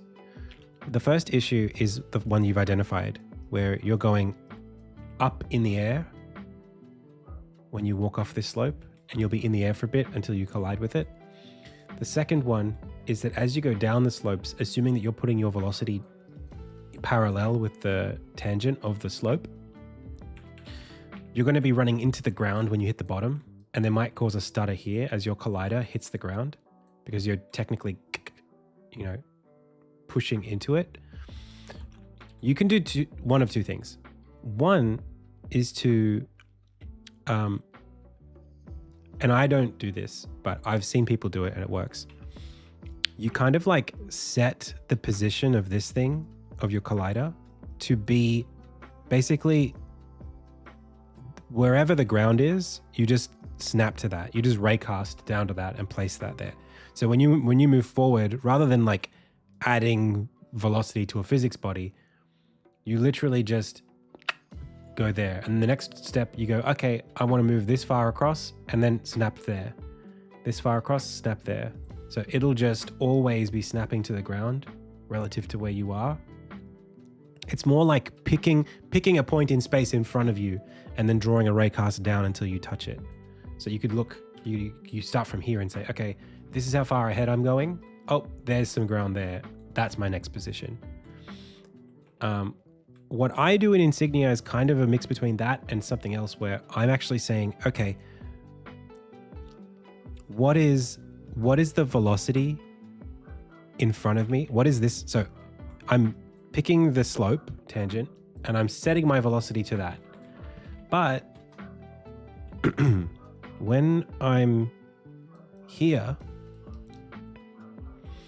I'm being very careful about choosing from which point I want to check. So as I go over the slope, I'm saying, hey, like this point, we're now above the slope. So because we're above the slope, go directly forward. And what I do is I have like multiple graphics raycasts, not graphics, just raycasts. So I say, okay, since we're going this way and this slope is going up this way and this slope is going this way, I'm going to pick this one and then just immediately correct my velocity so that even though I was going up on the previous frame, this time I'm going forward. As soon as I go above this and I'm snapping to the ground. It's not, like, ideally you kind of just don't want to use physics in a game like this. It's just more straightforward. Like if all your character can do is jump and fall and everything else is just like snap to the ground, you might as well just do that. But my game has like other things that it's trying to do, and so I'm using the physics system. But anyway, so I want to be able to move to map location, but I want to be able to assign the curve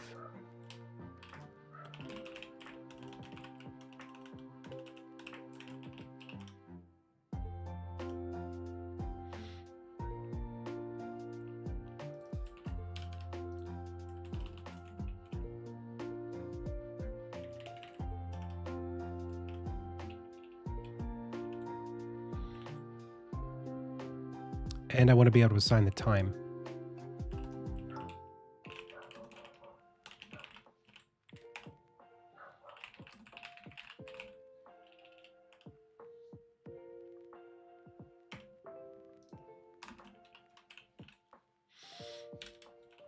And now I can go here and say 0.3 F and decel.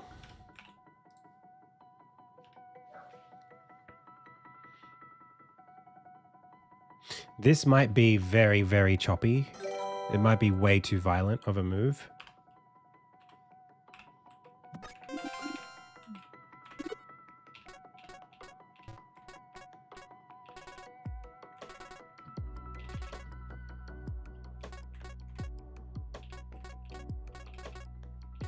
See how it's like,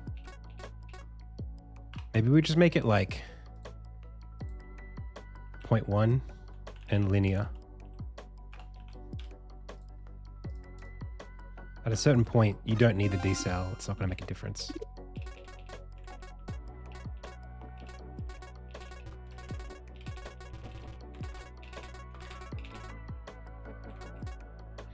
Why not using AI?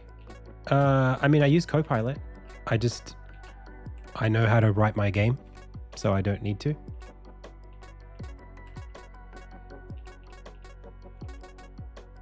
Cool. Nice. Works. And then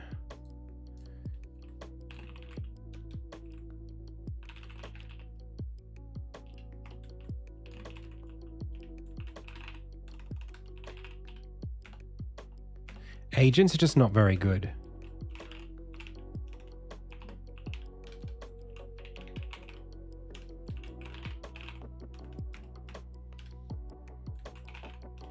In my opinion.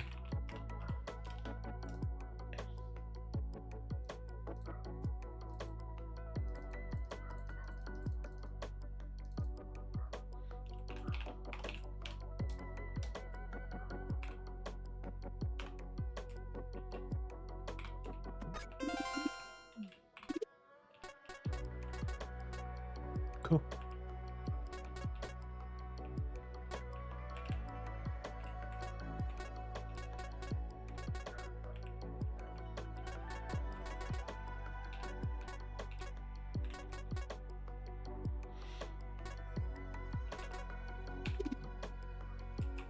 It works. Fast travel.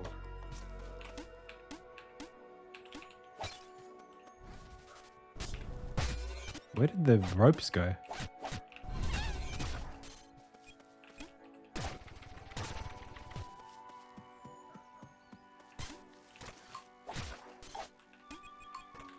Is there an error? There is an error.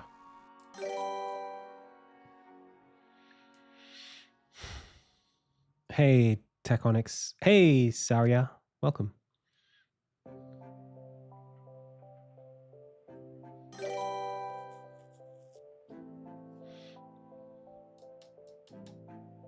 Because there is no little forge menu in this scene. You can't spawn from fast travel in a level that doesn't have fast travel. Okay, so that issue won't exist when I'm doing this right.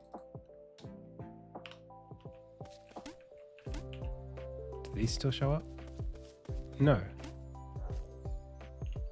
I don't know what that's from. Okay, cool. So,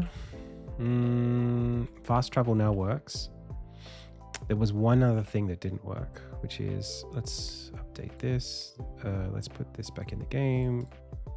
Refactors, fast travel menu to work with new world graph. Who's calling me? My wife. Be right back, pals.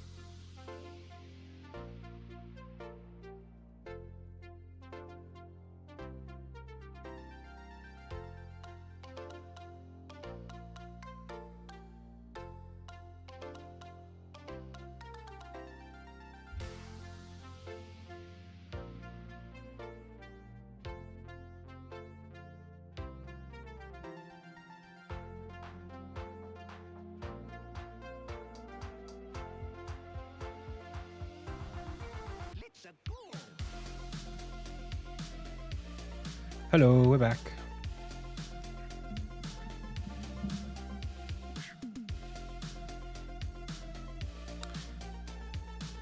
Yes, I'd be happy to talk to you about scene graph. So, scene graph is something that I started building, I think in 2020 to work on my game. I had been building a lot of Unity editors to help me make stuff. And one of them was, you know, I was starting to stitch together the levels in the game by referencing the names of levels, you know, like this door leads to Foothills 2 door 1 or something like that. And I knew that was bad. It just felt bad. I have this little intuition that everything should be designed to be hooked up by reference. And that way you can change the details of the reference without having to change the details of where it gets referenced from. That's the point of a reference. So like, if I change the name of this door, I don't want to have to go back and change the reference for where I pointed to it. So that would be a string as an object with like a default, what do you call it? It's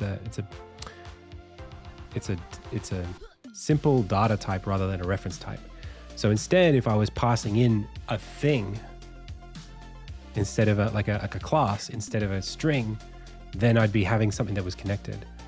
And then I was like, okay, well, I need to be able to see these because I don't know like how many steps it takes to get from A to B or like what my world layout is. Like I just had to like think of it in my head, you know what I mean, for a long time. So I was like, okay, I'm just going to make a system that looks like this, but is just a series of nodes in this system, and just get as far as I can get. I think this project is the first point where I talk about scene graph, this video. This one here. So this is what scene graph looked like originally. So I can draw a line. It was just a bunch of nodes with the names of the places, and then the boxes were sized generally to how big the levels were, and they just had these little node loops like they do now. So it didn't have any previews or anything. I was just able to like stitch the levels together, which is I think it was still suitable, but now it's much more suitable. And as I've been trying to give the player more clarity over their, experience, now scene graph is also how I do my world maps. So it's the same system. It's the same graph with the same previews and the same links connecting all of this together. So it's not just an editor tool, now it's also a content tool.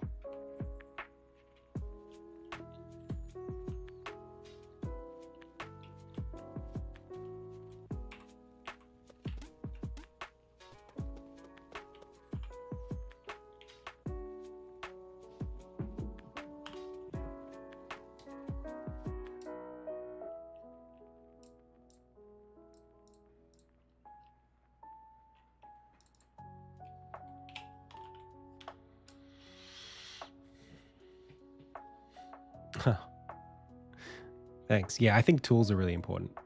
And there's a certain thing that I've been noticing where it's like, the more I evangelize about like specific things and get like hyper fixated on them, I sometimes get this insecurity that like I'm over solving certain problems. And then I realize that like for what I'm trying to make, no, actually I'm under solving. It's just that other developers or other game projects aren't as ambitious as what I'm trying to make. Or maybe my ambition is growing with the tools. I would be prepared to admit that, but isn't that a good thing to some extent? As long as you can support releasing the game at that scale to justify the time spent. Like I want to work with this level of complexity in my life. I don't want to maybe I want to make simpler games, but I want to be able to know how to make a complicated game so that when I'm making a simpler game, it's by choice, not by, not because I have to. because I like technically have no other way of making things, you know. That'd be sucky.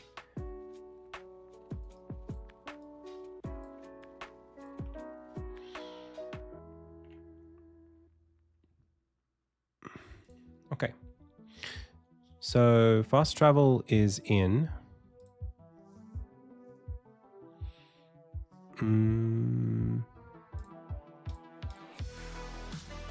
What's the next thing that I want to do? Ah, there was a cutscene that uses the map that I don't think is right yet. Let's have a look. Like even this as like a storytelling mechanism. So this won't work correctly, but basically this thing splits into 16 and they all go out to the different parts of the map. And when they do that, it gives you a breadcrumb for where to go in the game.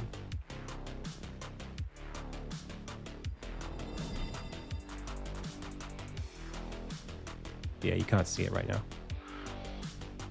So, that's going to be tougher because I need to...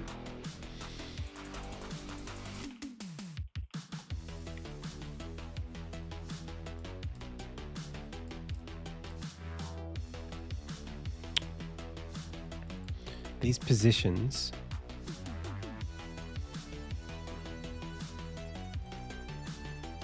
are placed on specific places. When this travels,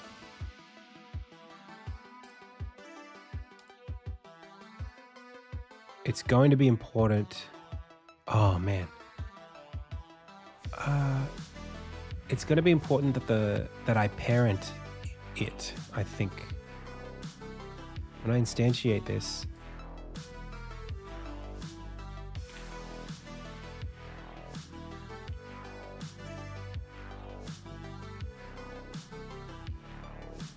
you can give a parent.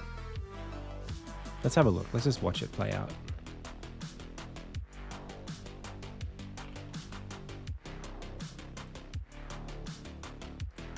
So I should be able to just force this to play. I click this.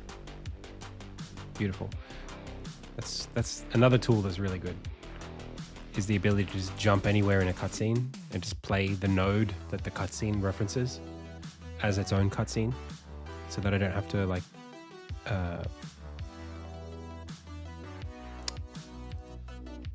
yeah, so these are doing what they're supposed to do, and I think they're doing it in the right spot too. It's just that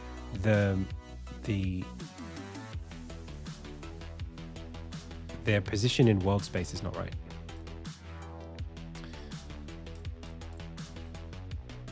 And this travel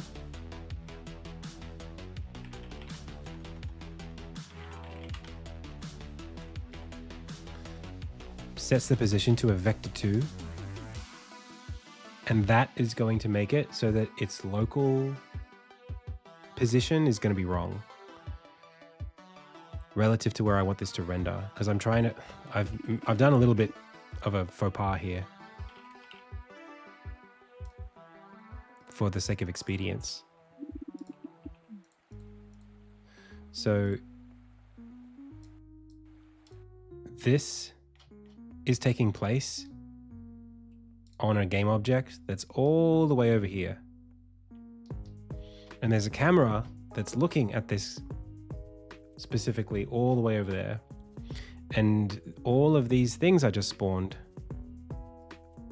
these little guys, these need to be placed essentially in front of this camera. If I set the position to 200, now they are on camera, and now you can see them again. But they're not going to stay there because they get set to 0 every frame. Also, this position is not a local position, it's the actual physical position. So what I need to do is one of two things. I need to rewrite this so that it doesn't disobey the parent position, the parent local scale every frame.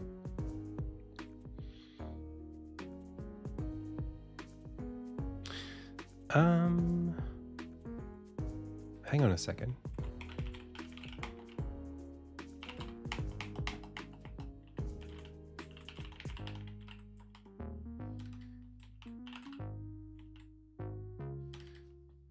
What about this? Spawn ensign gem at the node for this ability. Instantiates, and it puts this transform as the parent,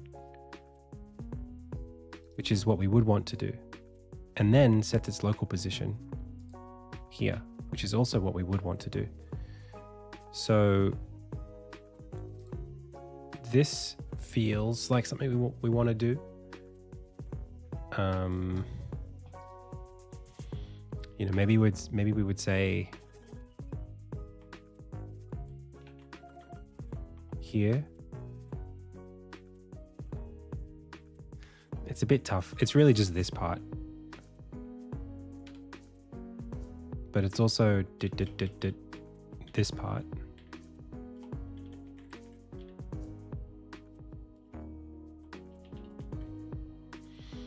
The thing is, this local position needs to get reset essentially every frame if we're going to be doing this little cheat thing.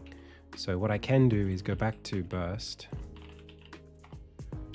and then when I spawn them in, I can do this world graph dot instance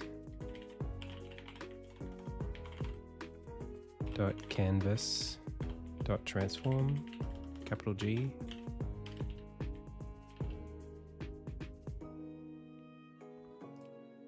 Are we setting local position anywhere else? I don't think so. Okay, that's not going to hold though, because next frame, this travel is going to screw us up. So we can do like a for each blah, blah, blah, blah, blah. Like,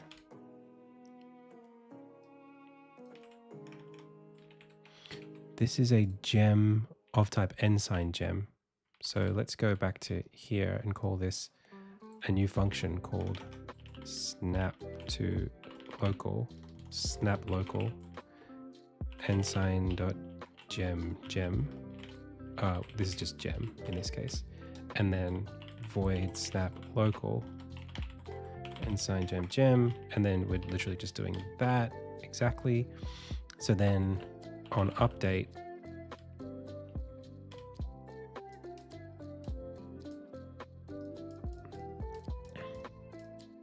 state.do,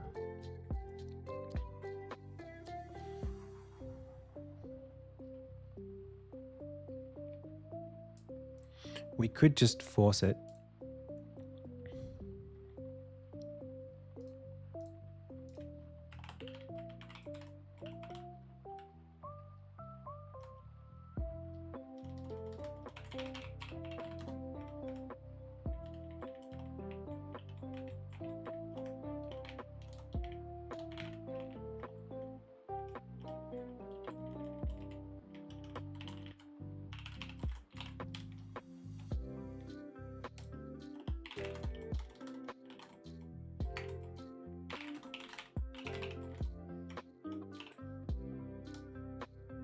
Maybe that'll work. We're kind of hacking things together here, but it is like a one-off little tutorial cutscene, so I don't want to feel too bad about it.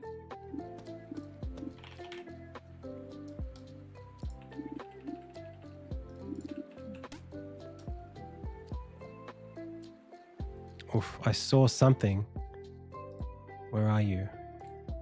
So they are in the graph.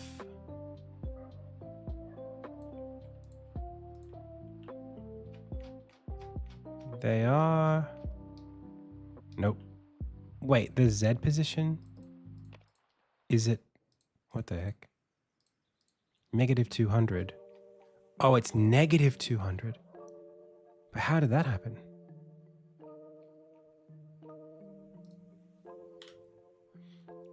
Probably because it's like a late update thing. It needs to happen last. They're fighting.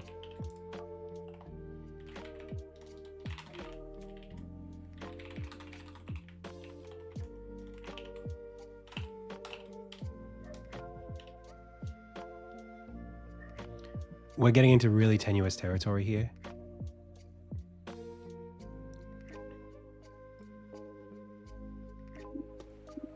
I could just say on travel, we could just say core transform dot local position equals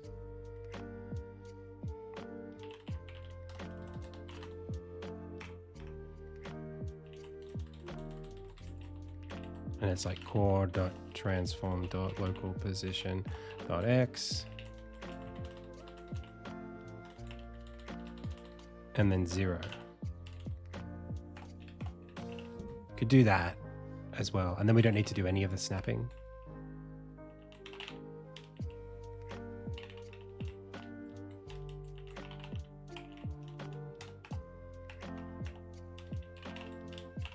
Probably.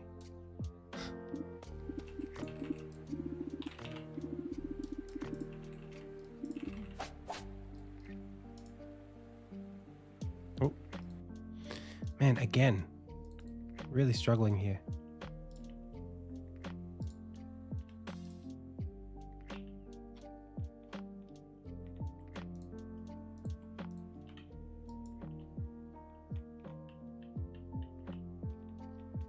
That's correct.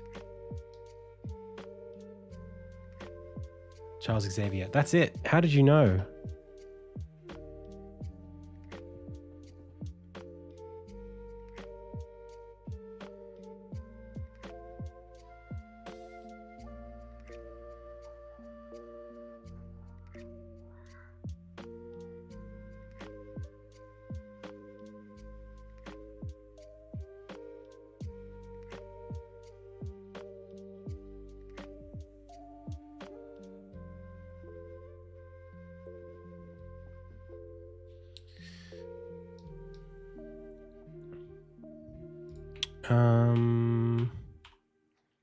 Okay, so now I think it's just a question of their sprite rendering. They're on UI 100. If I make them higher up, they'll be in front of everything else. So we just need to go to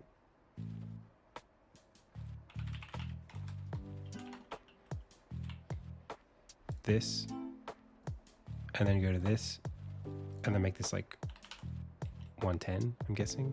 Should be enough.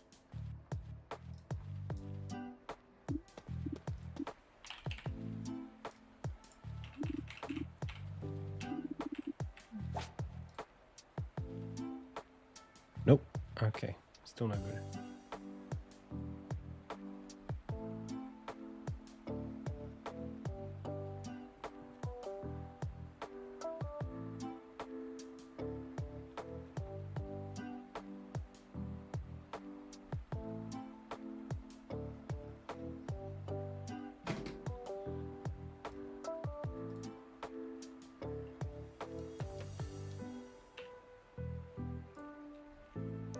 Why are they...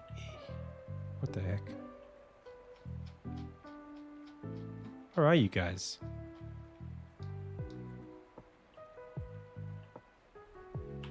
They're in the right... That's so weird. Oh, I think that's because they finished moving around.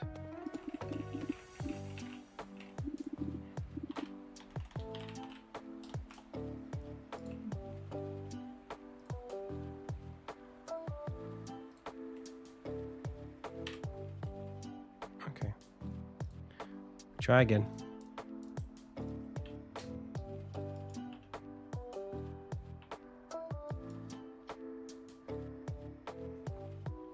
So this is happening in the correct spot. They're all moving correctly. This is on UI 110, but I think because it's on the default layer, if it was on the UI layer and then change children. Nope. Does this camera only see UI stuff?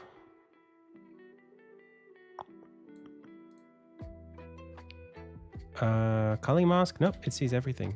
So then why can't I see you guys? Is it because this thing is in front? No, that's at UI 91. Why can I not see you dudes? I mean, it looks like you're there, but you're not there.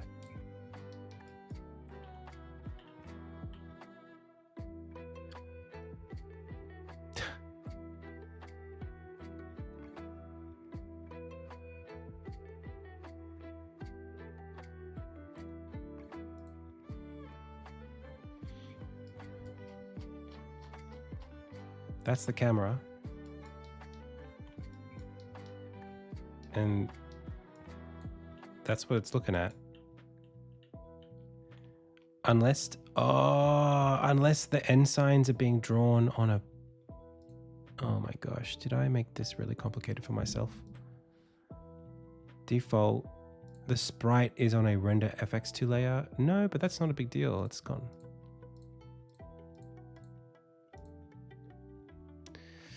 Oh my gosh.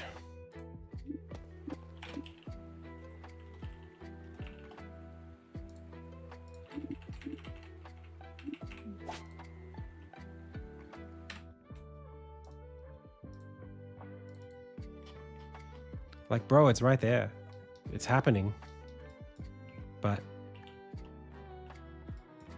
as soon as we try to look at it, it's gone.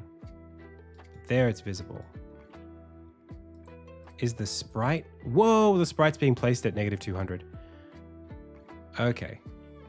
Why? Why?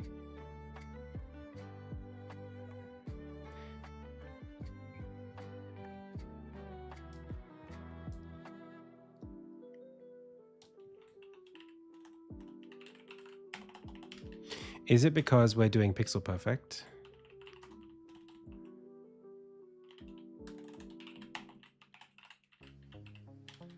And this pixel perfect? Man, that sucks. That's so bad.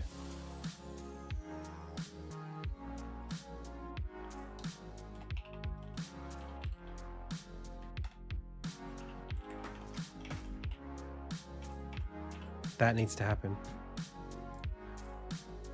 And then, hey, we can see him again. Oh my God.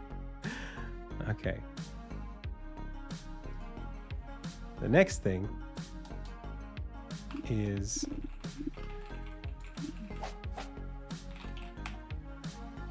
that this, when we do this, it's not, we don't see the trails because the trails are not attached to the parent.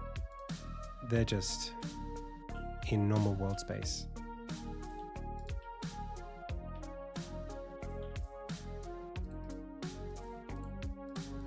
So these particle effects, what would be good is if we could parent them when we spawn them in. So when we go gem and we say effect,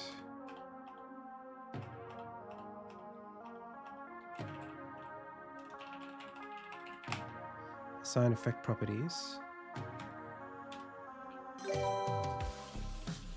Okay.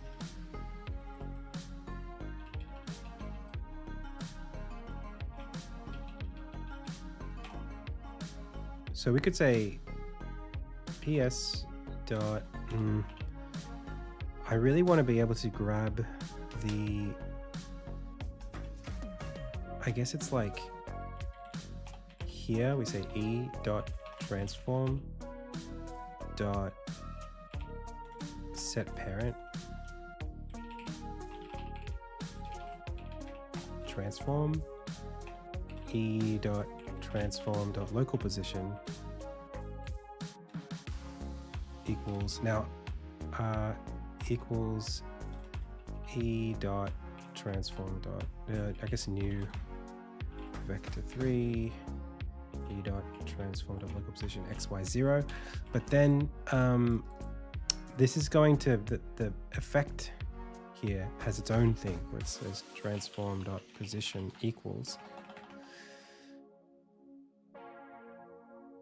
and it's assigning the same, it's assigning itself every time. So that actually means that it's kind of, it should be respecting what we're doing. Hey, it worked. Great.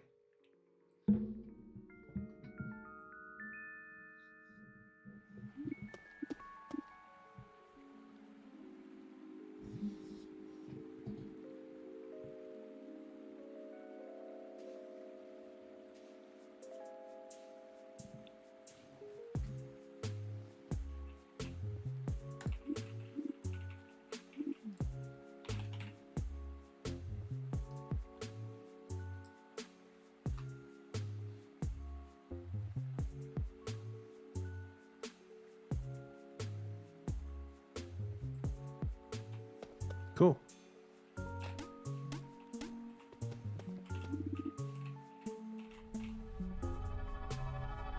We're going to see that again. Hopefully it doesn't screw up, but it doesn't matter because it's not really designed to play twice anyway.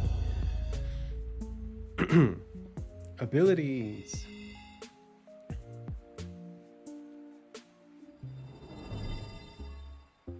Yeah, obviously it's going to do that.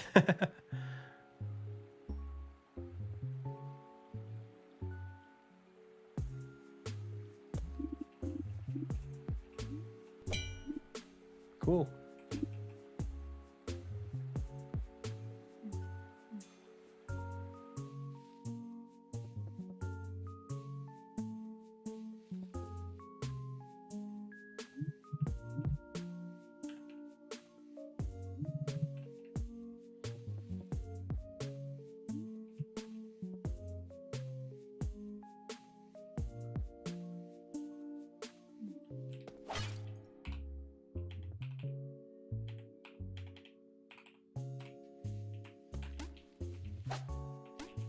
Yep.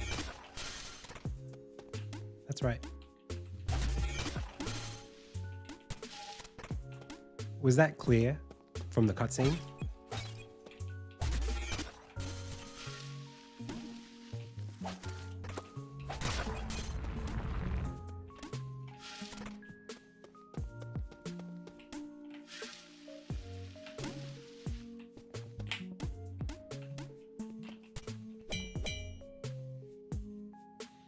This stuff's all a bit work in progress still.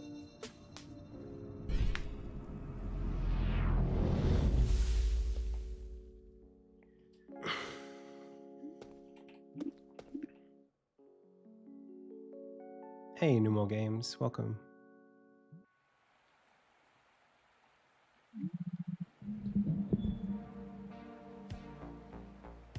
Okay, what about now? Oh, it's not going to do it.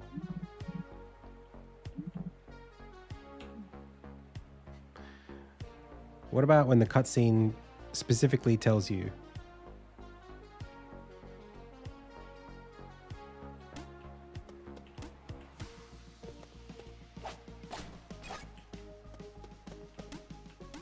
But how could they? I mean, hang on a second. I don't really think I buy that reaction. Right? I think it's really clear when you see a thing, maybe because you know the game already, but you only know part of it. If you were to play this game for the first time and you see this happen, right? You see, wow, there's like 12 to 16 shapes there. And then they all disappear and there's only 3 left. There they all go and there's 3 more. I think the implication that I would get is I'm going to get those 3, I'm going to get this one now, the other 2 soon, and the rest of them much later.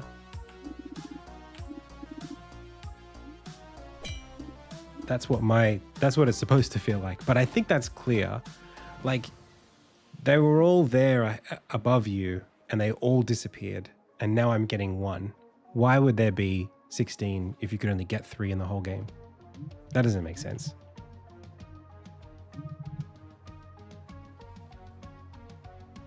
I would just show you 3, right?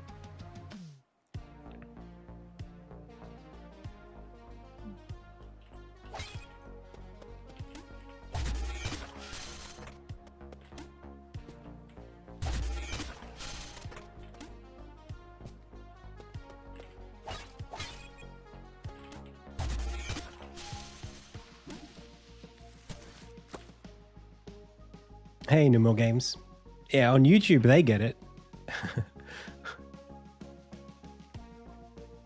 Yeah. I'm consistently validated by this decision to add the map into the game, because being able to show you that on the map creates so much motivation that wasn't there before.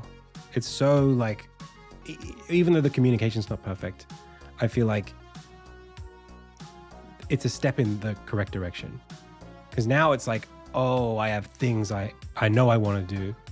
Whereas before it was like, I'm just running around seeing what happens next.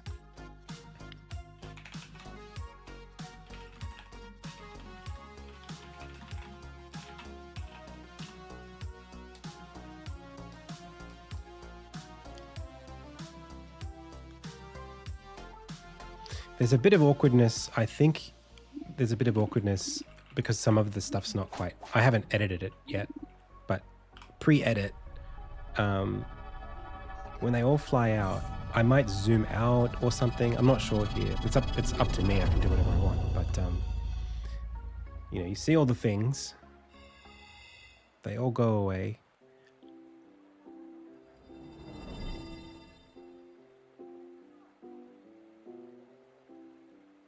And then maybe I was thinking, like, do we zoom out there before we go there?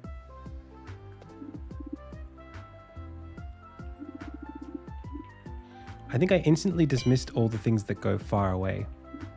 Yeah, but like in the context of a game, you wouldn't expect that eventually the far away is something you're going to end up doing. Like 10 hours from now, 15 hours from now, you don't think that you're going to go far away?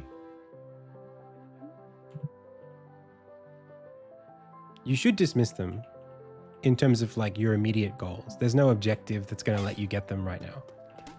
I don't show you where they go on the map. It's not obvious. Like where?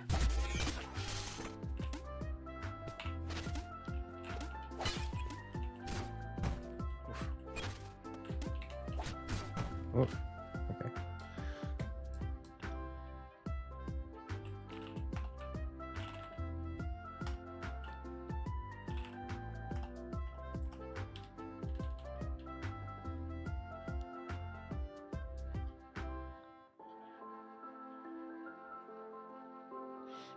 Yeah. Well, this is now one of those things where it's now a design choice about like, do I want to show you how big the map is yet? Or do I just want to show you that like, I think what I want to show you is that, and it's hard here because we're cutting into the game midway through without the map being revealed for the places you've already been. But if you've been playing this game so far, like this is like half an hour into the game. So at this point, when I go to the map, you would see all of the levels you've just been to. So when the last three pop out, you would see them go to places you've been. Right now, it doesn't look like that because they're not physically there.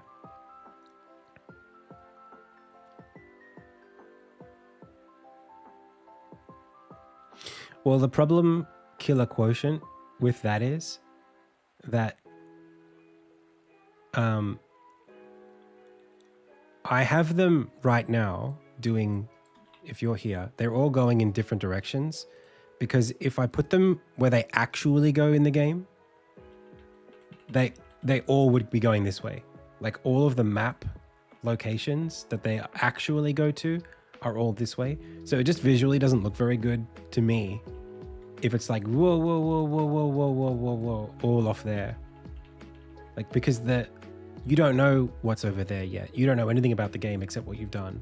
So for me, I think as far as the player is concerned, this way and this way and this way and this way is as good as this way and this way and this way and this way, because you don't know anyway. So I just choose to go for the more aesthetic option.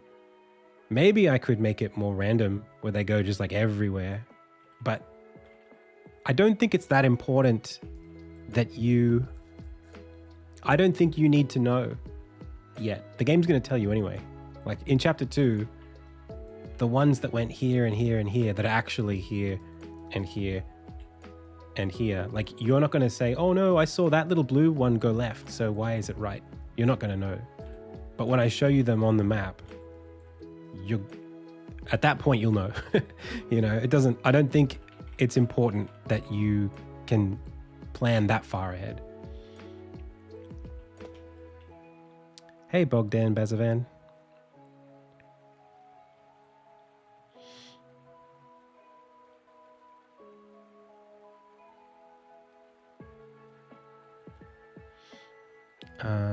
So what was I just doing?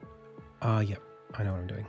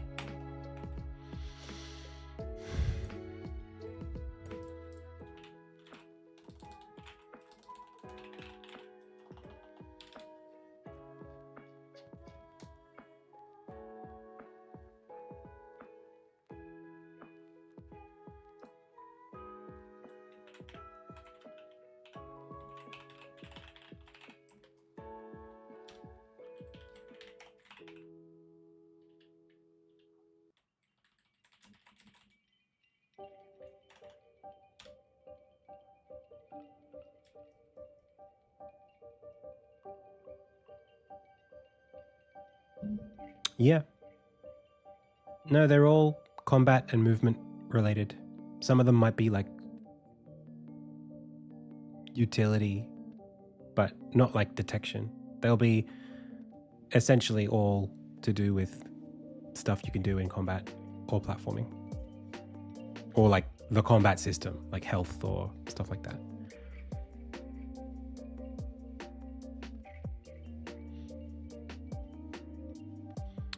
So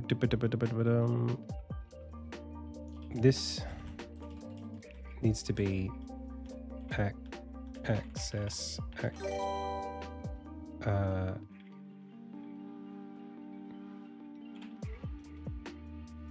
set access equals access.hidden, and then if debug show all, we say access visited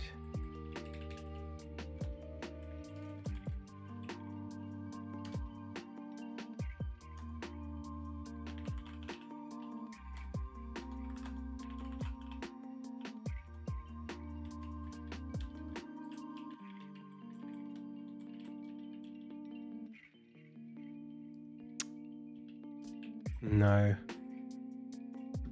There's a bit of logic here that I just don't want to, I'm trying to make it readable. I'm trying to figure out what's the best way to think about it. So set access equals access. Okay.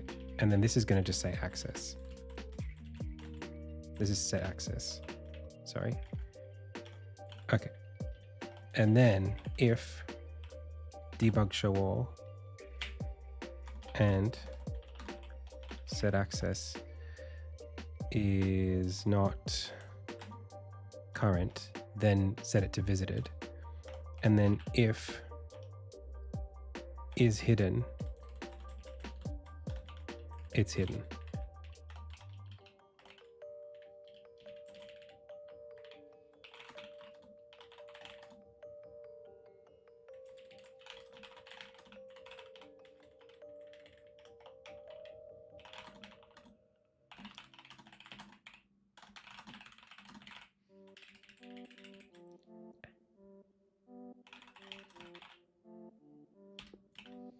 Okay.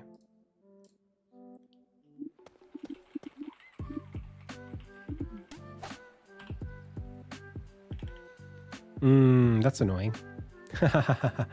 Oh no.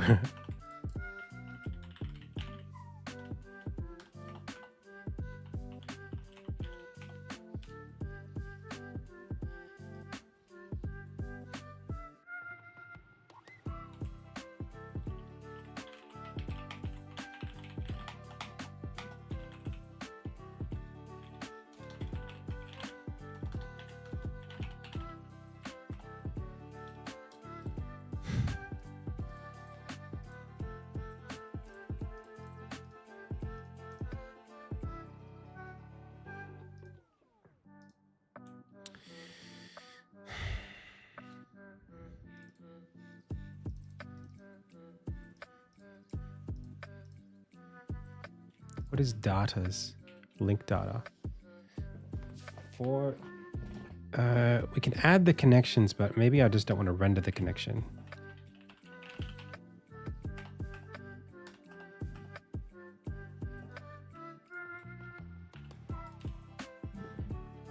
Uh-huh.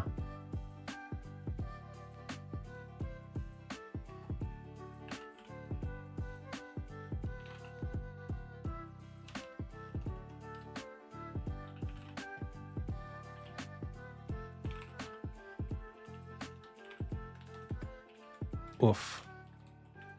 The connection, this map connection has a map port.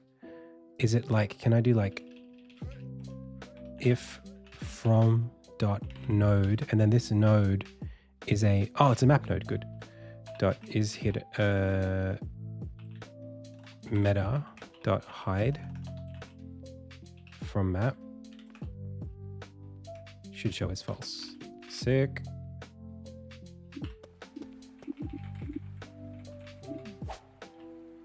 Nice. Cool, cool, cool. So when I'm here,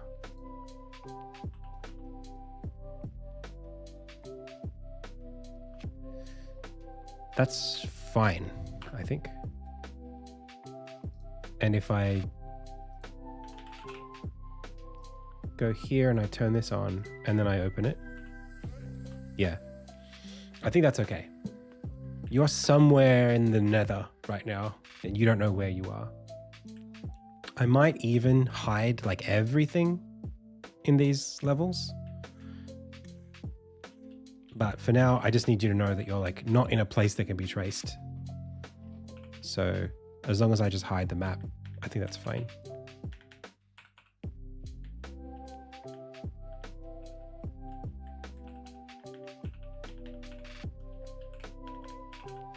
Cool.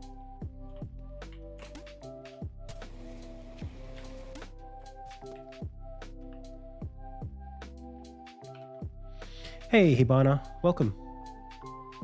Software dev in the US, interested in game dev, wanted to speak to someone who actively does game dev. I have a game idea that I wanted to implement because I was hoping if we could connect sometime and you advise me on how to implement the project I have in mind. Cheers, mate. Look, time-wise, I really don't have a lot of time to do one-on-ones for like advice. You can shoot me an email and I might be able to respond to you with something specific, or just like general, if there's, I don't know what you need, but I wouldn't be able to be like a permanent advisor or something. Just depends on what you're looking for, I suppose. So updates, map visibility for scenes that are designed to be hidden.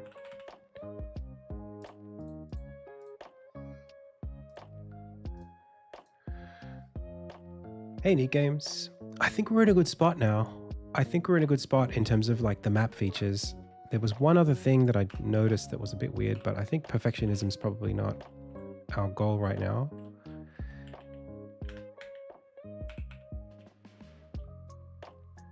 Pretty good. Look how big my game is. Look at how big it is. You're gonna have to be able to go across all of this.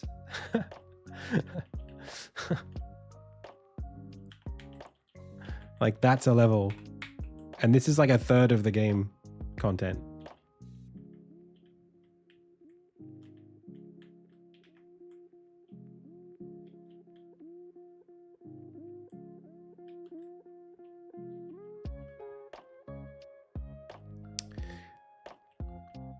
So I've got to hide these as well. Do I have any for player controller setup using state machines? I do have a tutorial for that. That's crazy that you say so. I mean,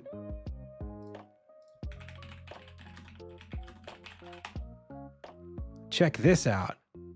1, 2, just for you.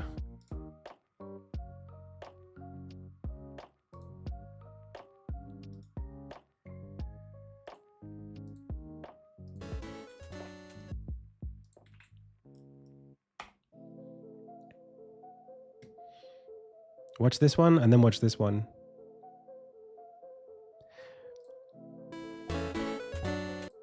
So we're looking at like inside the editor script to be how to do like character movement when you press buttons, changing their animation states. If that's what you're asking for a laugh, let's turn the player character back on. Then I think that's what I'm showing in this video. So I'm even doing automation. Like this is like turning a character into an NPC and letting it run around. But yeah. Do you have a video where you show how to go from prototyping a level to a final version? I actually do have a video that's something like that.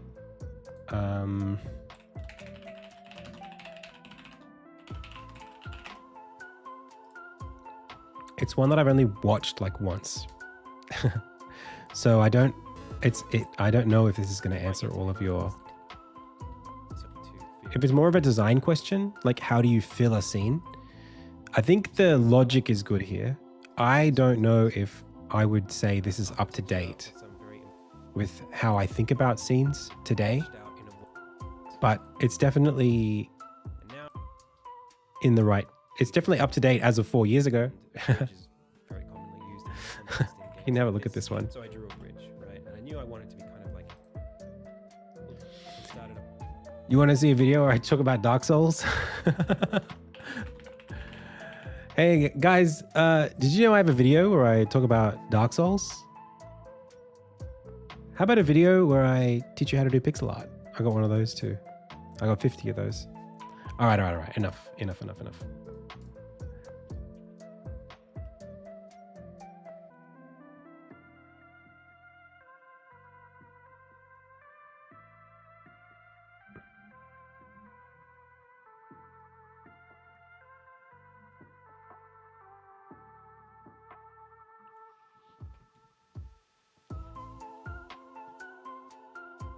Oh, no worries, Hibana. Okay. So let's get a little bit more specific now about what to do next. So, oh boy, we should probably zoom out and just think about the project as a whole. I still need to get through this. I'm still not quite there. I think I do just need to keep toiling away at this scenario stuff. The map is functional. The map is functional. The fast travel portion of the map is functional. Showing things on the map in cutscenes is functional, but the cutscenes don't yet give us everything that we need to understand how the system works, which is what I was trying to do before I leave, for at least before PAX, which is in a month. And I'm going to be away for 3 of those weeks. So I really just have like 1 week. And I really only have like 2 days per week. So I really only have like 2 more days to solve this. So, and there's a lot of story involved in this decision as well.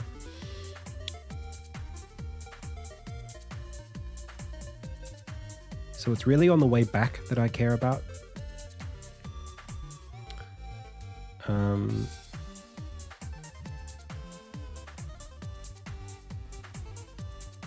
I wish I could. I can't edit this to have visited scenes in it, can I? Oh, I can. Oh, that's pretty neat. But they're just GUIDs. Oh, that sucks. It's too hard anyway. What am I going to do? Save all the scene metas? Probably could do that, but...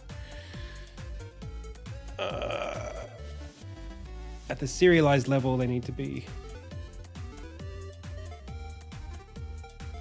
They need to be GUIDs, I think.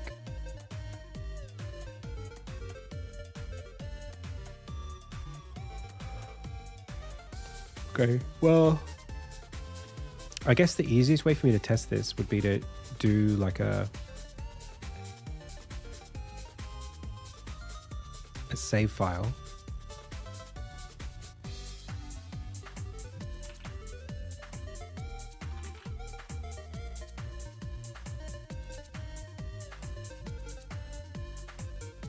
Do these save files have the visited scenes in them? They don't. Damn it. I'm going to have to play the game to generate one. But I don't want to do that. So instead, I'm going to just do a little bit of this. Oh, I also noticed something was going wrong here where these weren't working properly, but I don't know what's causing it. That's also bad. Why didn't that happen? The hell was that?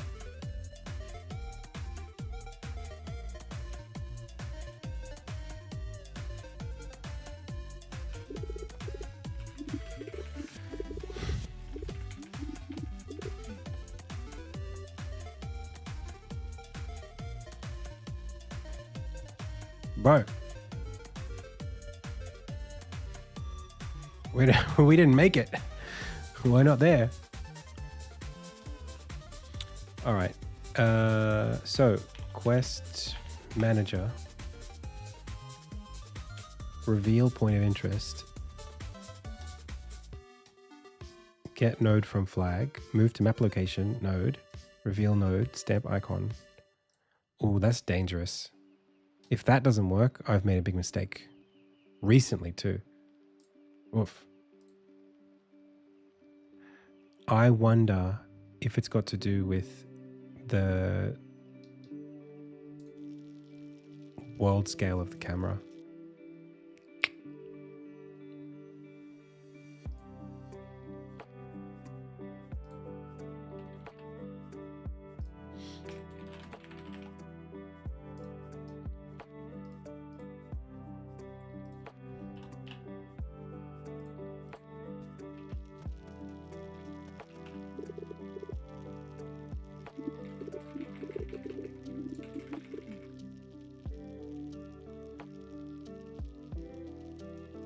Nope, not quite.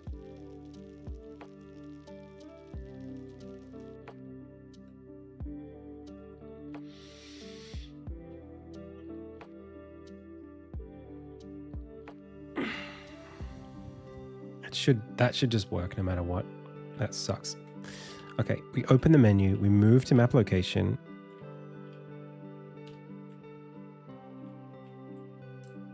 We reveal node, but the move to map location is not getting us where we need to go.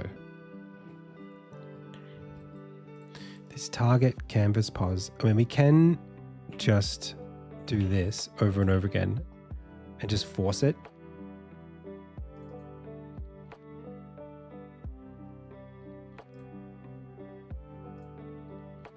That way, even if somehow it changes where it thinks we need to go, that will be still the right spot.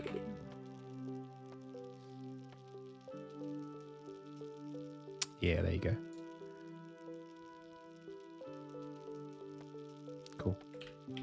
Okay, so take it for realsies. We go down the stairs.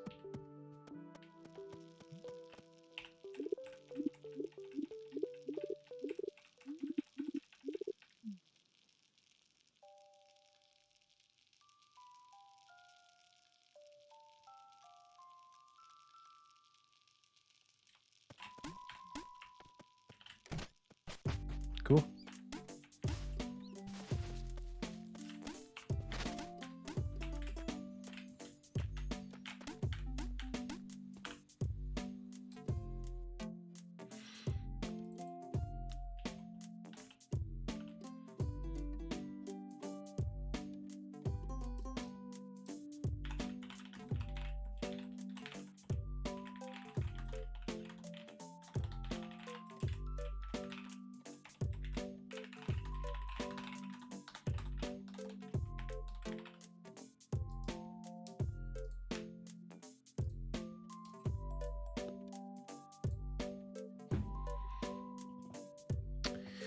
Okay. What's next? I was just trying to get through the levels, wasn't I? Wasn't I?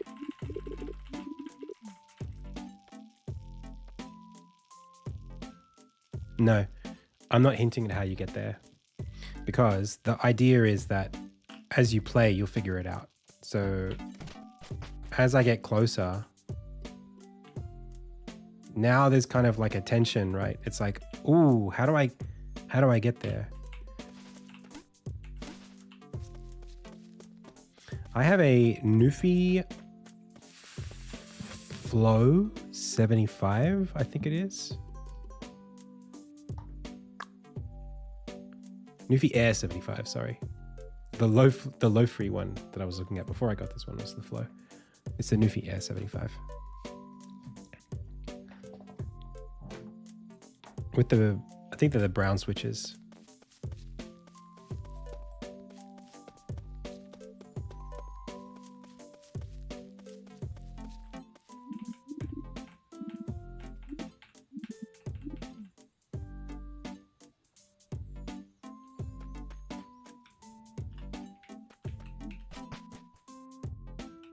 The music that you're hearing right now is just a playlist, but the music in the game was made by a local composer.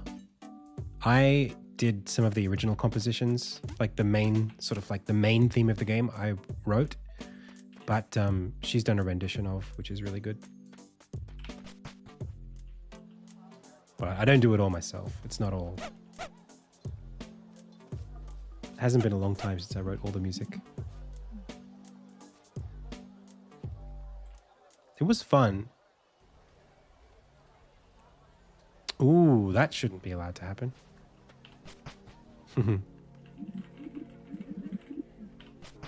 I guess I won't make that a main quest.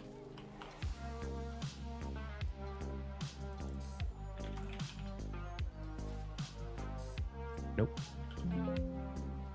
Okay. So like now you can see, you know, as we're moving out, you can kind of see where we're going. I almost feel like it kind of ruins some of the anticipation.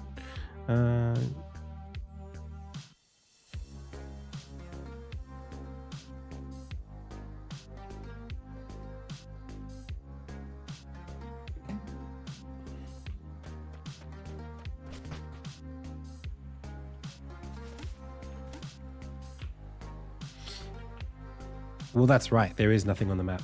That's kind of why I put the clouds in, to give you a bit of sense. It's hard to, I can't zoom out. I mean, I could try to zoom out even further. I know what you mean. Let's just see.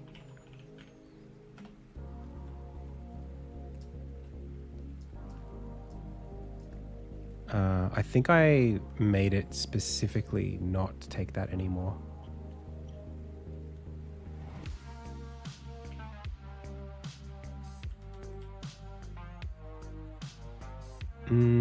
Okay. Yeah, I'll have to, right now it doesn't have the option to zoom out as I load it up, but I can do that.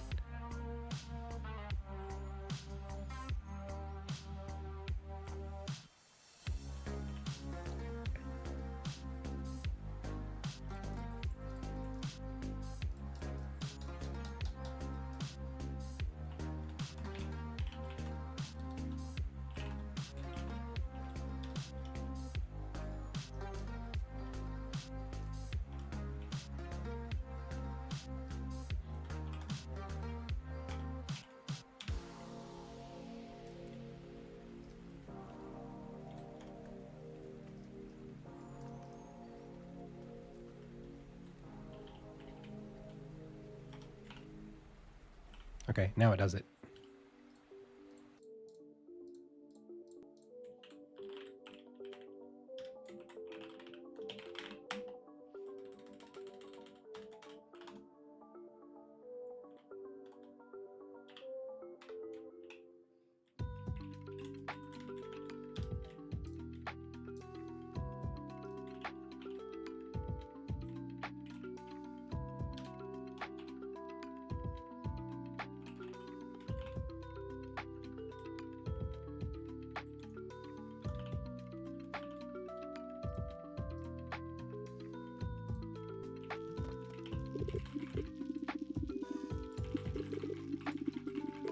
Yeah.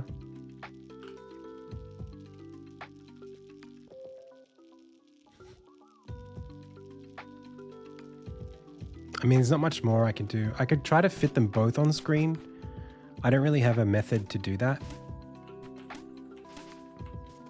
Maybe I could have a Boolean that says, if there are two things on screen, like if there are two things, move to the point where the two things would be visible at the same time. if they are.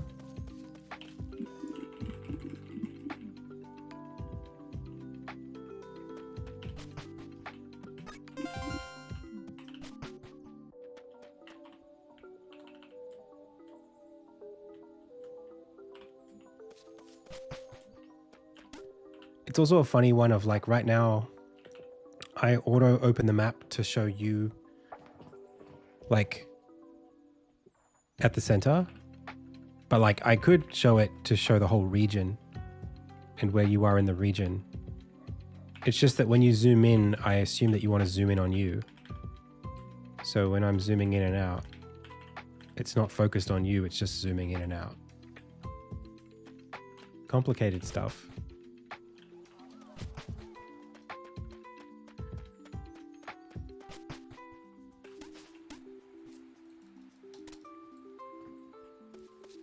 Hey, Void Plane. So for me, like, I think this is pretty good. Like, I feel confident that I'm almost, you know, I'm about halfway there. I kind of figure out where I'm going. Do I go this way first? I can't remember.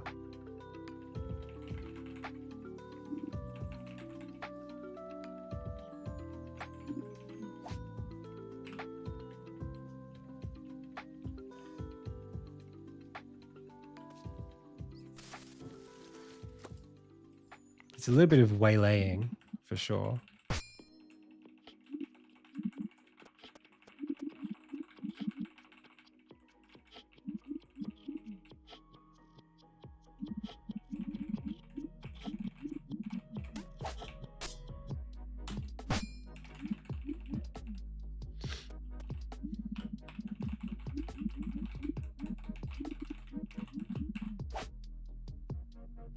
Ooh, that's not right. Why does it think that we're there?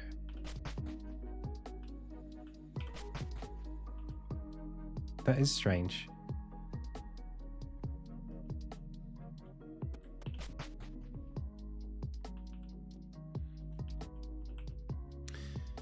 It feels disjointed aesthetically. I mean, I haven't done any like pixel art design on the frames, but I'm not really anticipating to do too much because, well, one is like, do I give these any kind of pixel art treatment? But if you just mean like the clouds and stuff, there's kind of an intentional thing here where, like, what would the alternative be to make this look like a book? It's not really, I don't think it makes a lot of sense to do that. It's more of a tool for you. It's not a map that Armin has. It's not like a physical map that he has. And I was actually going to put like stars in the background to give the impression that like the space between the levels is like, when you fast travel, it's space that you teleport between. Like the idea of teleporting is something that like I don't necessarily want to shy away from. So, I mean, it depends on what you mean. If you mean the colors or what, the design of the frames.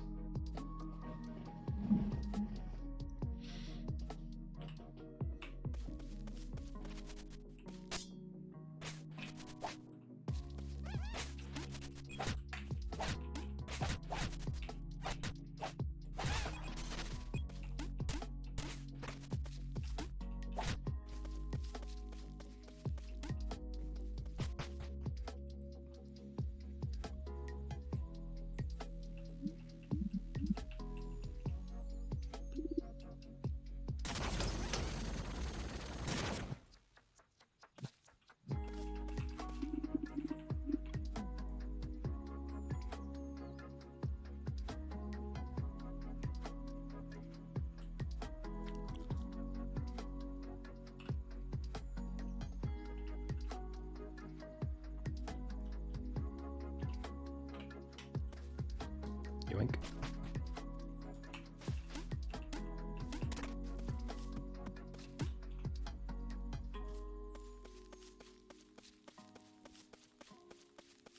Yeah, is it to do with like the way that it animates in and out? I understand that like a lot of the assets, I mean, like I kind of got two things going. There's like the very procedural stuff like this, which I think does map with that, this. And then there's this stuff, which is a bit more papery.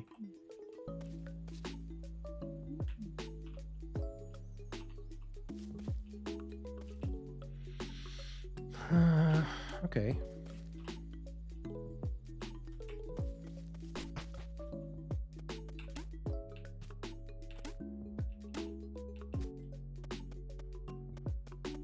I am kind of, there's a bit of an evolution of the ideas there. I think this, if I can bring some of these little elements, these little bits here into this, I don't think it'll be a big issue at that point.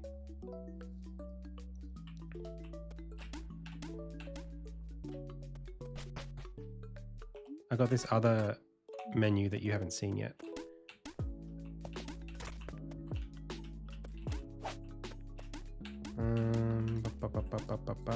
I can't really.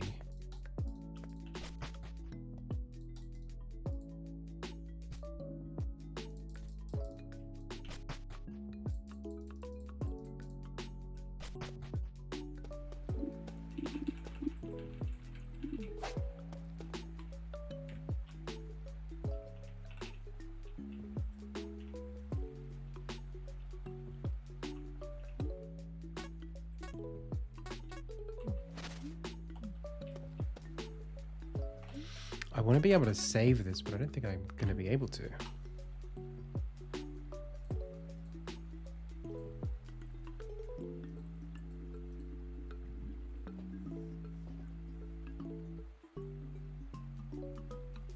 I can't even see the visited scenes this way. That sucks.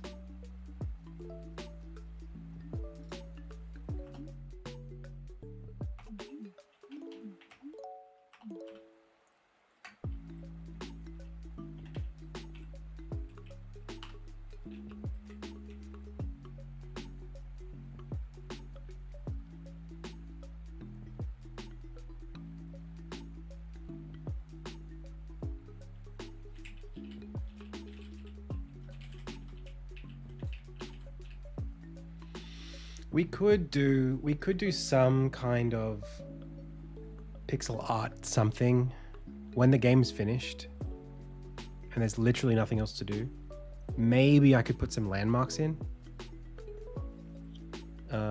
If I choose to remove like this right now, you kind of like, you can see the watchtower. So you go, oh yeah, that's where the watchtower is. Instead, I could draw the watchtower here in pixel art as like a scribble, and then have this just be the geometry of the level. I mean, there are issues like the fact that you can see the background here, but you can't see the background here. That's certainly a problem, but I'm not sure that stripping away all of the detail, as incomplete as it is the right way of solving the problem. Because I feel like we'd lose more than we gain by making it more consistent. So instead, I think I just need to find a way to do the snapshots so that the little repeating level elements, like this forest here, goes all the way across normally, but it's an asset that copies itself as you go.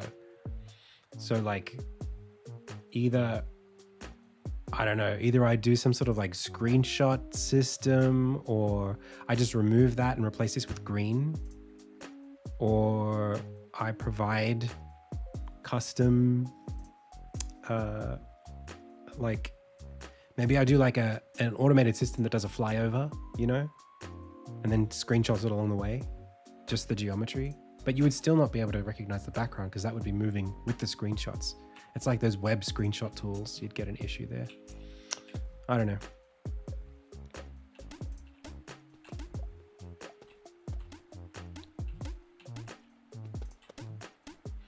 Okay. I think emotionally right now, I am not ready to do any more content. I feel like I'm at the point where this is like, we're ready for me to keep working on the story. But the gear that I'm in mentally is not, I'm not ready to patch up the story for this stuff. I guess I could just plan the fast travel stuff.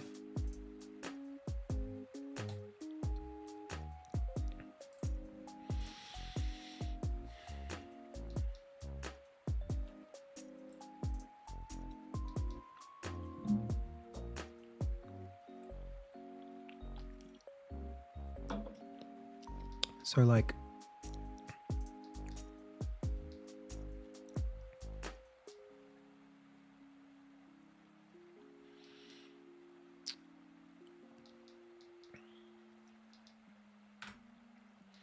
fast travel unlock sequence goes like this. We return from the crucible, postponing your responsibilities. No, I'm breaking them down into smaller tasks. This is me planning those responsibilities because I can't just jump into them. I don't have the mental context to do it.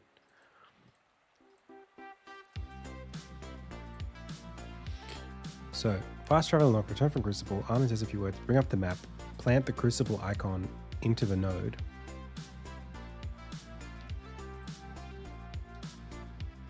I think this should be like here. Bring up map, and then the game says fast travel unlocked.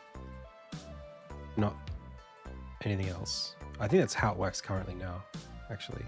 So map gets brought up, fast travel unlocked. Then we...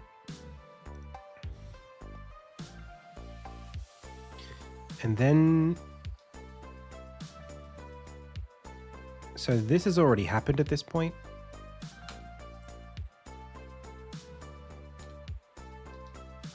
So now this showing the two other ensigns.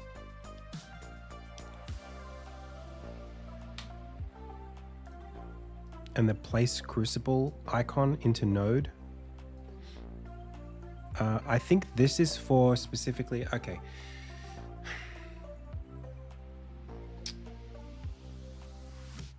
There's two things here. So this is like,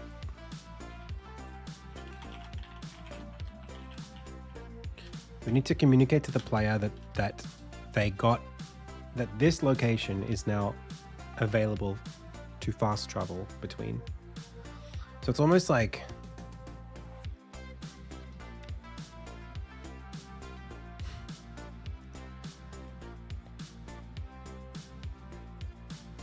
there's something I need to explain to the player here of like, now that you have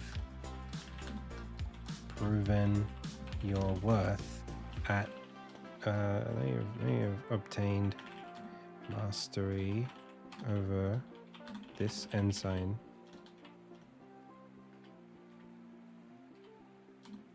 Dot dot dot. You may now travel between this anvil and any other unlocked locations. So that information needs to be communicated to the player. There's also one extra little wrinkle here of, since you don't have any others, you can't teleport yet. Now, there are options here. I could make it that you can teleport to any anvil that you have been to. You just can't teleport from any anvil that hasn't been unlocked. So it's like the destinations could be if you visited them before, but the ability to go back, you have to unlock there. That's nice in that it means you can quickly warp in and out. But what it does do, which I'm a little concerned about, is it means that from here, once you get to this point in the game, you'll be able to warp back to this, learn that ability, warp over to the next place, learn that ability. And then from there, you don't really have a reason to talk to anybody here.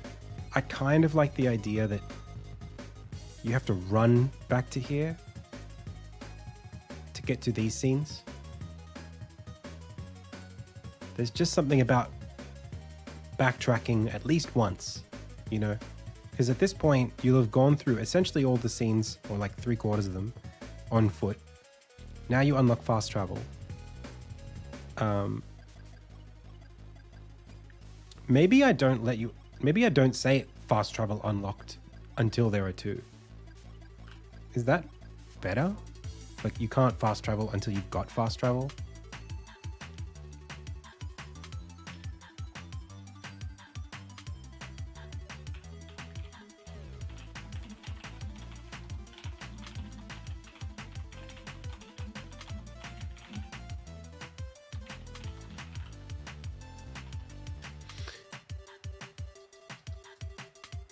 It's just a bit awkward that, like,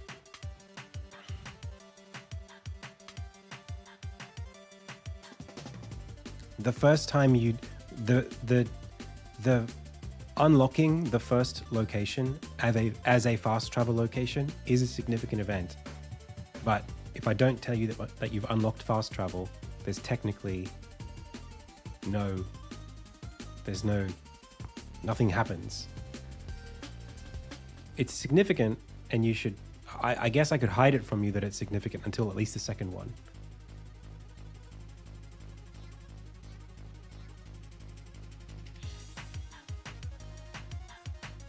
They can only go to the original location.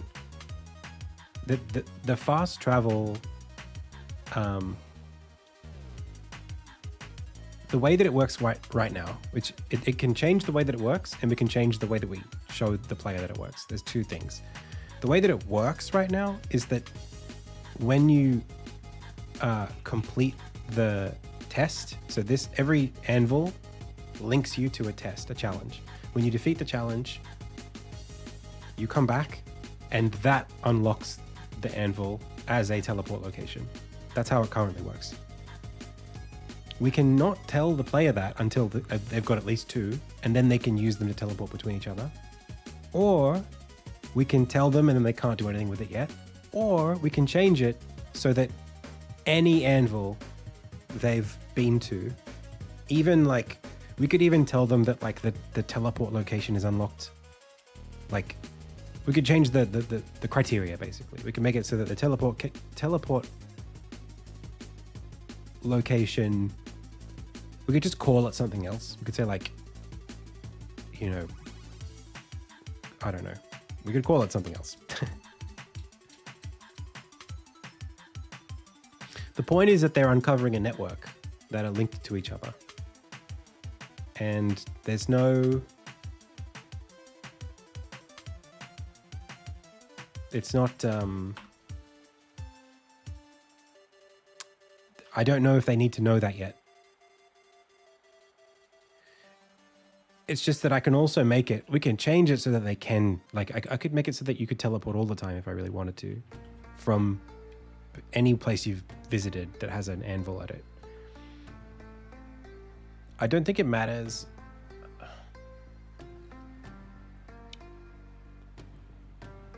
I think I want the player to run the first time, and I think it's okay to do that. And I think then we just show them after the second one.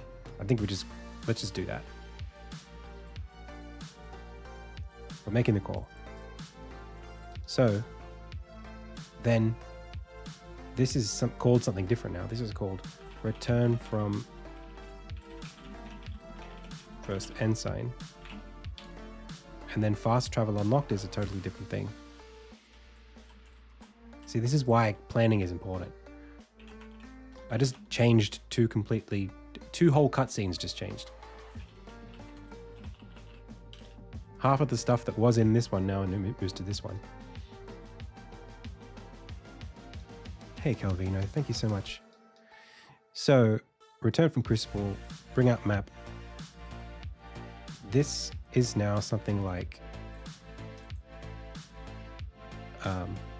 I still think we should like congratulate you, like...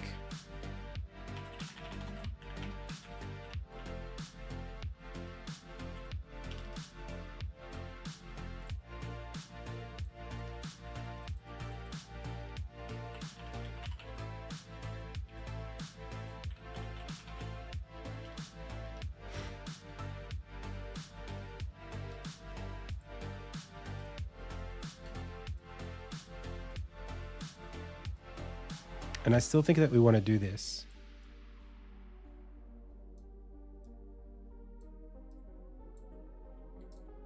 Oh, thank you, Nove. I'm looking at it too. It's looking good to me too at the moment. It's sitting very well. It's got a nice wave to it. But I did get it cut recently, so you might be referring to just the fact that it's short. Okay. I shouldn't be obsessing over it. So the next time we do it, we'll do something like this, right? It'll be like bring up map, ensign mastered. It'll be almost the same. So essentially, it'll be return from ensign. This happens to all of them, right? So then this kind of just gets attached to the beginning of this, except for the closed map part, which is optional. So we can make the stroke here. Let's just like pretend that's there. So we return from ensign, and then we say fast travel unlocked after that.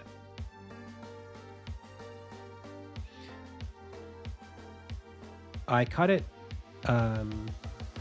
2 weeks ago, and today it's finally deciding to behave the way that I would want it to as short hair. Yeah, there are days where it just does what it needs to do. Okay, so this part here, I think only on the first.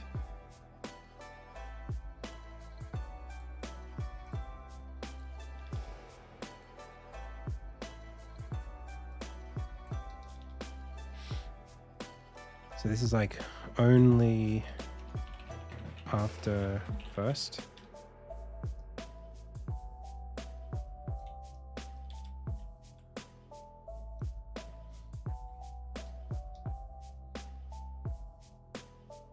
And then that'll close the map the first time. The second time, it'll say fast travel unlocked. I don't think I want to show them where to go for the third one. I think I just let them go. They might fall off, but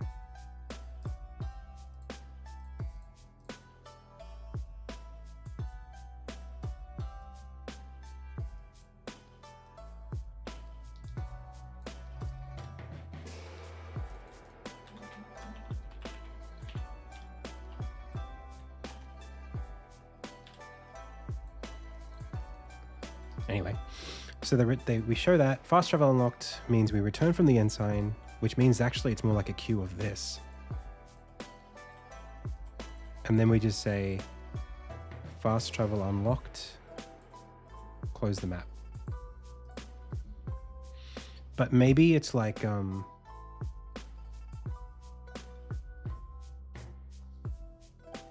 maybe I need to do more.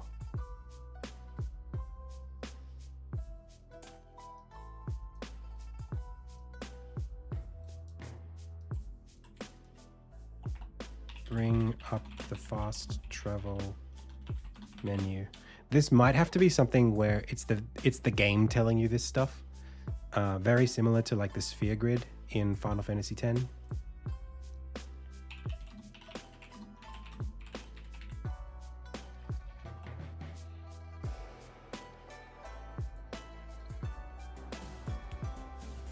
So in Final Fantasy X, the game is talking to you throughout this stuff. It's like, select, do this, and then this is how this works. It's not like a character or a voice. It's not Titus who's being spoken to, Titus. It's the game speaking to the player. So maybe it's like, bring up.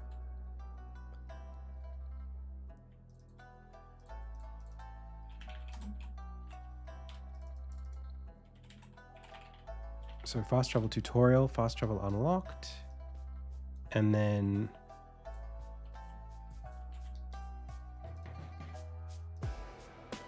it's basically like, what's the script? Any warp from any to unlocked 82 anvils of ensigns you have mastered.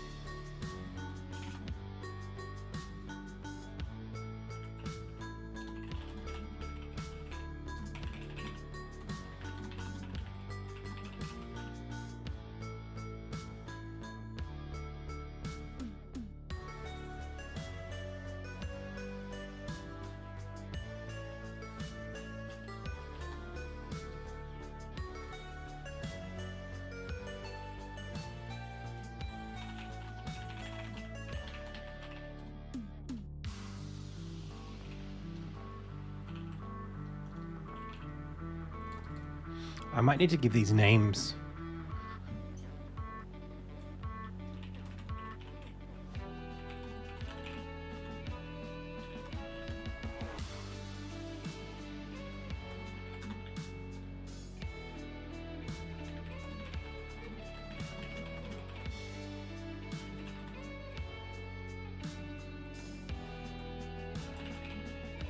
They're just called anvils, right?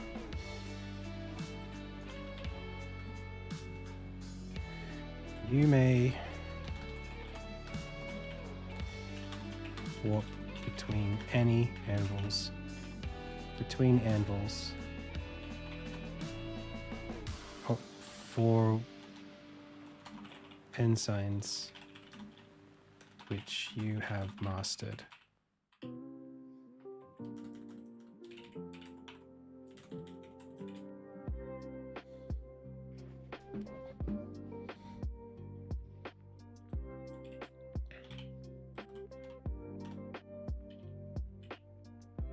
That's pretty much it.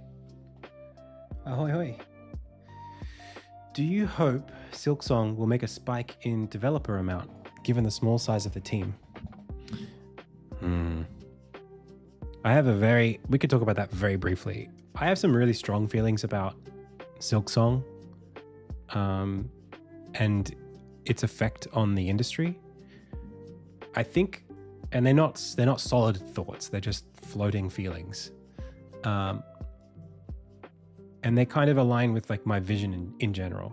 My vision, the thing that I want to happen in the world when it comes to video games, is for more games like Silksong to exist, right? Good games made by small teams. That's what I want. But something that I've identified as the reason why I make content is that people who play a game and then want to make a game based on something that they've played don't have any idea most of the time what it actually involves to make a good game. Like, most people will play a game and they'll say, whoa, I really like Silksong. I want to make a version that's just like that, except your character can fly with multiple jumps like Kirby from Smash Brothers. And they just think, I'll just make that with this change. But to make that in the first place is like such an incredible effort of engineering and production and direction and luck and, funding, that the number of games being made or projects being started versus the number of good games that release, that pyramid is not a very balanced one. Like, lots of games get started and don't go anywhere. Lots of games get finished and don't make a lot of money. What I think I want to happen is for more games like Silksong to be made by bigger teams of more experienced developers.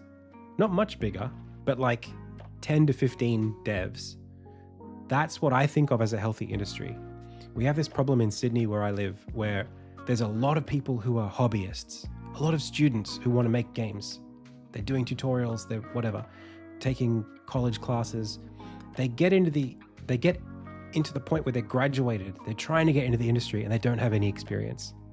And there are other opportunities in nearby industries like web design or whatever, front-end development, software dev, whatever, motion design, UX design, for like just other parts of other industries that they end up falling into because the requirements to enter are lower. So a lot of people learn how to start thinking about making games and then they fall away. Companies that are the size of about 20 people, maybe a little smaller, where you've got 3 or 4 engineers, 5 or 6 artists, a couple of producers and a director, plus some sound team, at that size, that company could probably hire a junior. You could have 1 or 2 spots for young up-and-comers that just need to be doing some grunt work. But until you've got companies that size, you've really only got veterans who have just like worked their way up through the ranks as an indie until they made it big, or people who worked at AAA and nobody else. Like no one who's just starting out is going to make the next Silk Song. At least on average, that happens once in a blue moon. So my vision is to like fix that so that fewer games get made overall, but more of them are good. It's just that the skills required to make games that justify those sizes, like what I think Insignia is shaping up to be, for me, the kind of game I'm making is like what I think of as like a Silk Song sized game. And I was making it solo, but I realized that like, hang on a second, my ambition is too big for solo. What I really need is a team of like 5 or 10, and now we have 5. So what do I have to do as a director, developer, a producer, tools engineer, designer, whatever? What do I have to do to actually make this project capable of sustaining that many people? Because I don't want to make a game that I could have made in a year as one person. Like those games are either very, very small or not very ambitious. But everyone wants to play Silk Songs. You know, they want to play Dark Souls, you know, indie Dark Souls or whatever. And they want to spend 15 hours plus playing them. But they also want those games to be really high quality and well tested. And, you know, it's easier to make Balatro. And I know I say easy a lot, and some of my chat might have an issue with that. But it is easier to make something that's more procedural, that has less content, that reuses a lot more of the content through randomization, because there's overall just less that you have to make and there's less to validate. But the industry gets saturated of those games, and then people get hungry for like classic style action adventure titles, you know? And that's, unfortunately, it hasn't gotten easier to make those games. Like AI doesn't make Insignia easier to make. That's my biggest concern. Not concern, but it's becoming more challenging as AI makes it easier to make simpler games. It's becoming challenging to justify the risk to make a game that's as big as mine. Like, how do I promise a publisher that it's going to be worth their time? That the game that I spent 8 years on and then brought a team in, and we've been spending 2 and then we'll spend 3, you know, like it's been a year now we've been working as a team, more like 9 months of actual development together. At the end, there's going to be, you know, a reasonably big bill that needs to get footed. And I'm currently taking it on because I believe in myself and what I'm doing. But if you were just some random team, how do you convince a publisher to do that? I guess that right now the problem is we've got an industry that's shaped like this. Not even. Right? It's like, there's your Silk Song, and there's like one of those, and then like here's every other indie game. You know what I mean? It's like what you want is for it to be more like this, where like, yeah, there are a few games that make $200 million, but there are also games that make like a couple million, you know? There are also games that make like a few 100,000, and this is proportionate to like the team size. You would hope that this gradient was really nice and smooth, that there was a lot of, you know, or even this, if we were really doing well as an industry, where it's like, it's quite a sure thing that if you have a team making a good game and there's, you know, you're doing everything right. Like the film industry is more stable than games, I think, because how to make a film is more straightforward. It's not easy, but it's more of a solved thing. Whereas, yeah, like right now, the distribution methods, the educational kind of roadways, the way that the platforms are set up, it's really, there's a handful of games that we all want to play every year, and then the rest of them just get like, really, it's like random. You just dice roll, and then, or you have to do it yourself, right? You have to be a content creator to like push up out of this sea and get into somewhere along here. But it almost feels like where you get is also a bit of a crapshoot. It's like, how do I know as a content creator how do I know whether my audience is enough to get me to this point or this point? You know, how do I know whether like a Kickstarter would get us into a place where we can make this much revenue or this much revenue? When the range of revenue that games are making is so broad that like I don't know what I'm doing is worth. So like I think an issue is platforms, and by platform I mean like Steam. Like algorithms do this. This is what an algorithm does. An algorithm signal boosts things that it thinks are going to do well, and it pushes down things that it doesn't think will do well.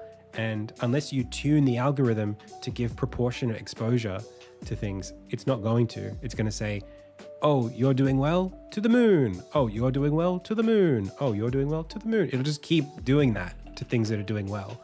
So games that feature on the tops of the charts stay on the top of the charts. That's not like it's not like the only problem, but it's like an issue with like wish lists right now. Even if you take the automation out of the equation, games that get published are games that have wish lists, and games that have wish lists are games that are already doing marketing well. So like if you want a publisher, the publisher's like, we're going to market your game. Have you already been doing marketing? It's like you already need to be going up to get more momentum. There's not really, I mean, there are definitely ways and showcases and plenty of ways to get visibility for a game if you're making something that's really good. But you really have to prove yourself to get out of that chaff space.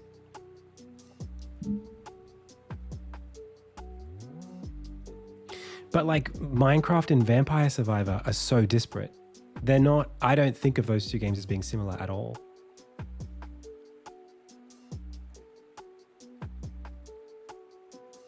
Yeah, but Fu, I think there's something different about that.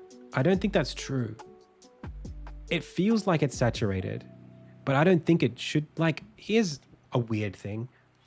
YouTube, I feel like YouTube 15 years ago, I feel like I was aware of maybe like a dozen, 2 dozen YouTube channels that I was like watching their videos for and aware of and just interested in. And now I feel like it's like 2. It's like there's more content than ever, but I'm only seeing a tiny little window that my algorithm recommends to me. Same with games. Like, if there was a game that was pretty good, almost as good as Silksong, that came out 3 months from now, I'm sure there'd be a Metroidvania audience who would play it. If we all agreed that that was worth playing. If we all went, oh, if we all knew about it, we'd all play it. But instead, what it feels like is that there's a whole sea of things, at least to me, it feels like there's a whole sea of things that I could play, but I don't know if it's good, and then there's like the 1 or 2 games a year that feels like, well, everyone's going to play it, so I'll play it. I feel like it's the same with music, right? The music industry used to be like that too. Like local bands were a thing that you could be interested in. You could be interested and invested in the local scene of your music, of the music culture in your place where you live. And you could fill every weekend by going to gigs and supporting those bands and buying their merch. And there were people who, you know, in the 80s and 90s, like that's what they liked to do. You know, that was like a hobby, is enjoying local music. Is it possible to have a hobby of enjoying local games right now?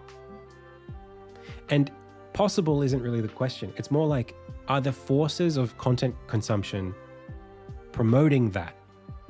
Is it easy to get into the habit and hobby of playing local games? I don't know. People don't have insight over how they can't traverse the content landscape any other way right now than feeds, just recommendations feeds. So if there are cool games that are being made that you would be interested in, how do you even know about them?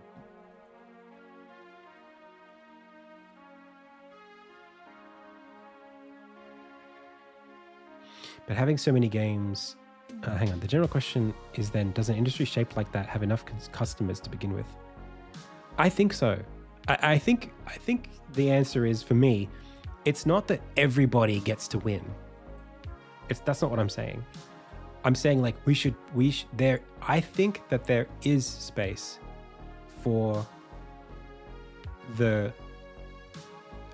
industry and the way that consumers digest the material to be more merit based. I do think that's possible, way more than it is right now.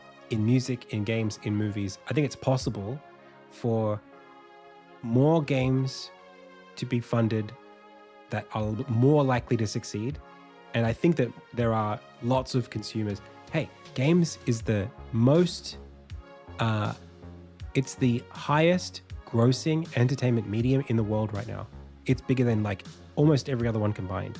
So much money is being made in games. So you can't say that the audience isn't there. You just can't say that.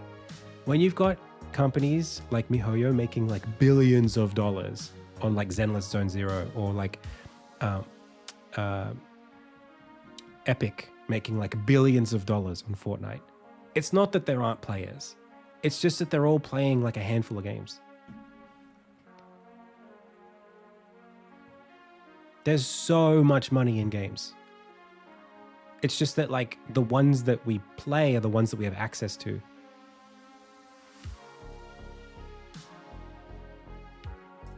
It's not, and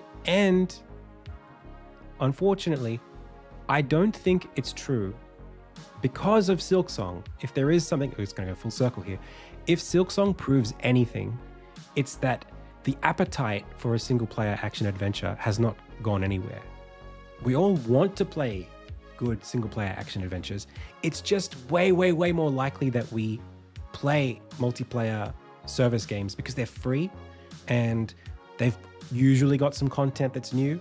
It's just easier to play a game that's on a loop that doesn't require timed attention, right? You can jump into Fortnite whenever. You can jump into Elden Ring, Night Rain, or Overwatch. Like you can come back to Overwatch 3 years from now or 3 years ago to now and be like, oh, there's still like people playing and I'm going to have a good experience. But how do you do that for like single player action games where like films, they have usually like a release window and then a tail, like as they become sort of less relevant, which is okay. It's just that like the current market doesn't really support that kind of model very well. Not because the interest isn't there, but because the mechanisms to serve those kinds of games to players or potential players via social media or whatever isn't there. The curation isn't there. That's my concern.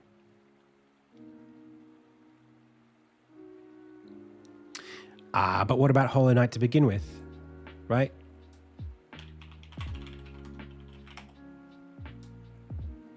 It doesn't matter. You know what? In fact, the fact that Silksong is building on Hollow Knight's success kind of proves my point. Because if the audience had changed, if people weren't interested in playing those kinds of games anymore, the interest wouldn't be there, right? This game made $100 million and the sequel's going to make probably about that much. I don't know how much it's going to make. But based on the fact that it's already made half of that. So like in like a week. So I maintain the audience is there.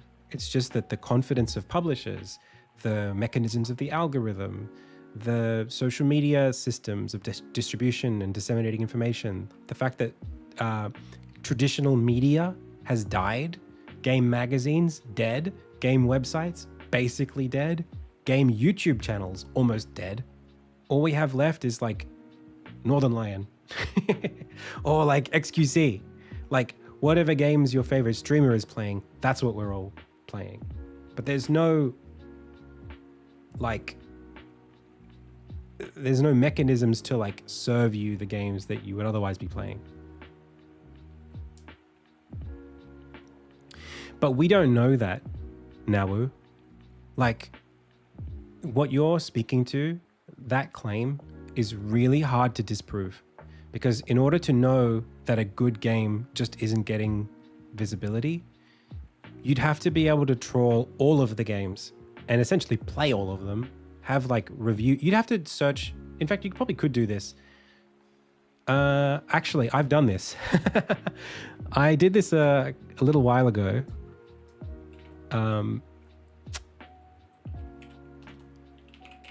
Let me see if I got this for you.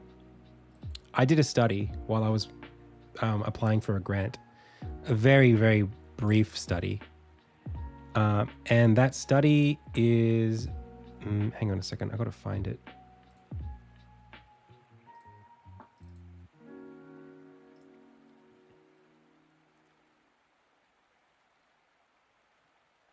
I worked for 5 years for a publisher, just building on what I see. Yeah, but I mean, you'll be able to attest to this then. You can say yes or no. But my analysis, actually, I'm not sure I have this exact graphic that I would be looking for.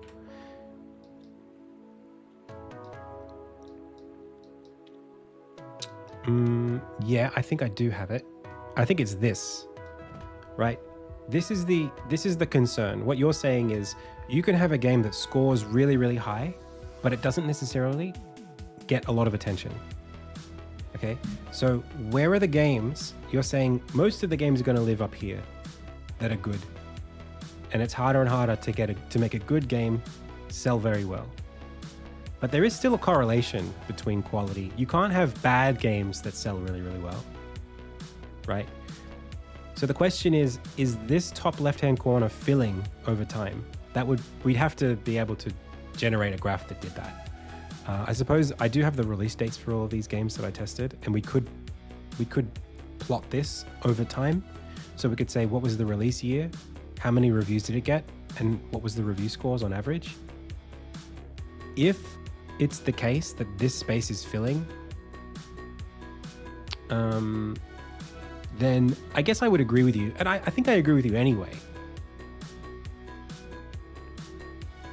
That like, yes, given like 1 million games, there's not demand for 1 million of them to be up here.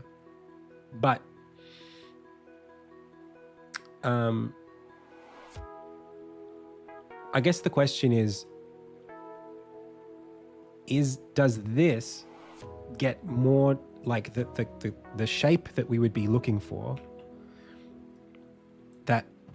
So like, are games becoming more challenging to get success within? Yeah, I think yes, of course. Standards are going up, right? I would agree with you on that. The question is more like, are there factors? It's not even a data.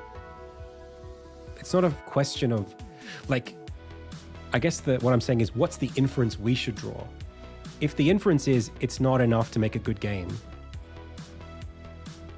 I think the real question is how good before it's not enough. Because some of these games, like, I would say, I would guess that this shape should look like this in terms of density. Like, you should have a lot of games that are here, fewer games that are here, and only 1 or 2 games that are here. And because the games that are getting these reviews on average should be getting more. So the question becomes, is there like a cutoff where if you've got a game where you're doing everything right, or maybe the suggestion here is that you can do everything right to make a great game, but you can still market it poorly. That I would agree with you with. Yeah, of course. You can make a game that's a good game, but you just don't market it and nobody plays it. This is Steam, and this is Steam. I think I actually have both. I think I might be averaging between Steam and Meta.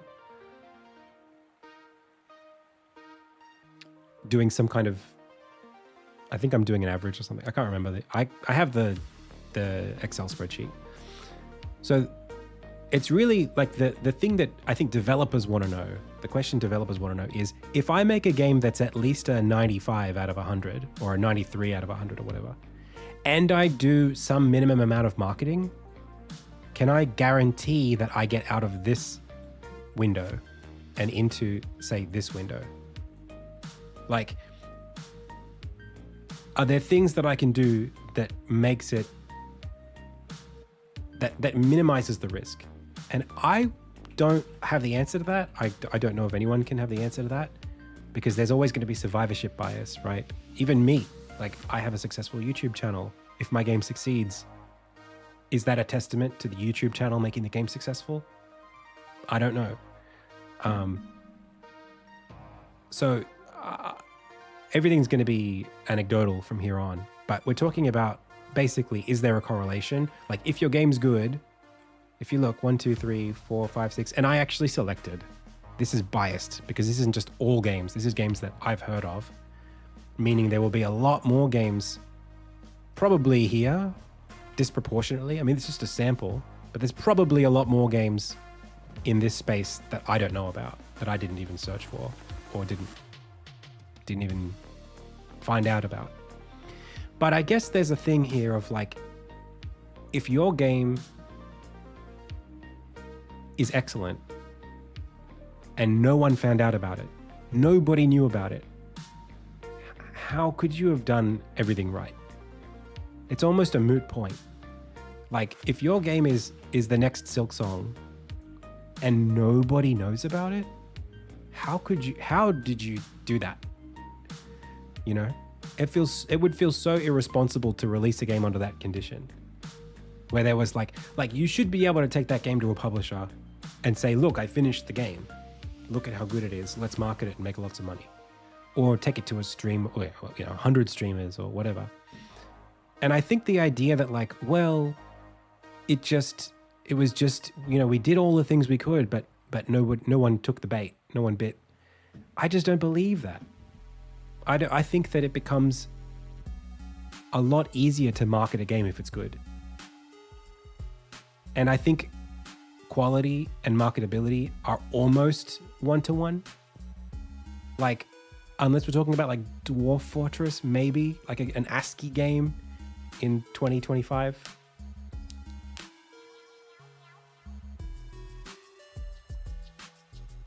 Could you link us the game?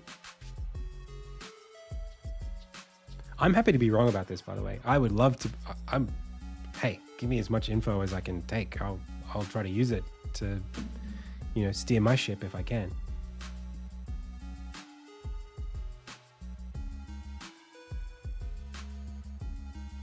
I'm obviously doing the research because I care about informing myself. And if you work for a publisher and you know a lot more than I do, then that's great. So what was the game?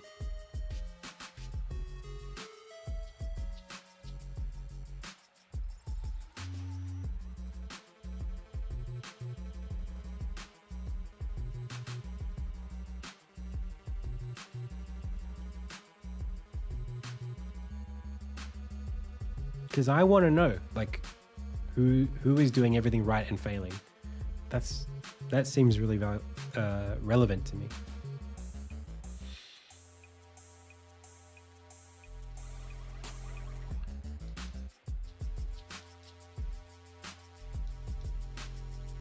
Okay.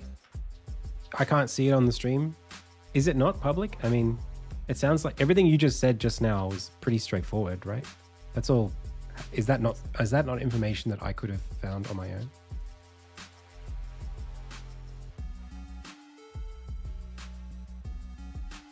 Like how many reviews it got, that it had a trailer, how many people played it. That all seems like public knowledge. I don't know you didn't tell me what the sales targets were.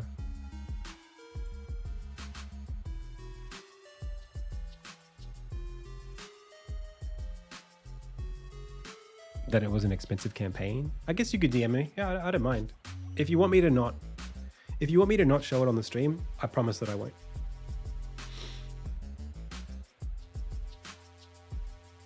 I still think successful is greatness no matter what. This reminds me how Cakes tries so hard to figure out ways to ensure success for his crappy TD game. Sorry, Cakes himself is cool too, but that game's trash. I don't know. I mean, marketing it's a funny thing because it is possible, I think, to at least get people's attention on a lemon. I'm not saying anyone's game is a lemon, but I think it's possible to make a game that's like silly, for example, and it's enjoyable even if it's not good. Like quality is a very transient thing that can mean a lot of different things. So there's a big difference between like getting a good ROI. So like you put in this much money, you made this much money. That can be critical success, but financial failure. And it's not everybody else's fault that this happened. Like if you were able to make this for this much money, then you would break even, right? It's not a problem with the industry if that happens. That's just a problem with, I guess, you know, the development cycle being a beleaguered one, or you know, the marketing not being invested in the right way, or I mean, I don't know exhaustively the kinds of things that could make that happen, but it's not to say, like, if you make something and there is some level of demand for it, the fact that you expected more but didn't get more, I don't know how do you reconcile that. I think about this all the time. Like if I set a deadline for myself on a feature of the game and I don't meet the deadline, but I finish the feature like a week or two later, I used to get mad that I missed my deadline.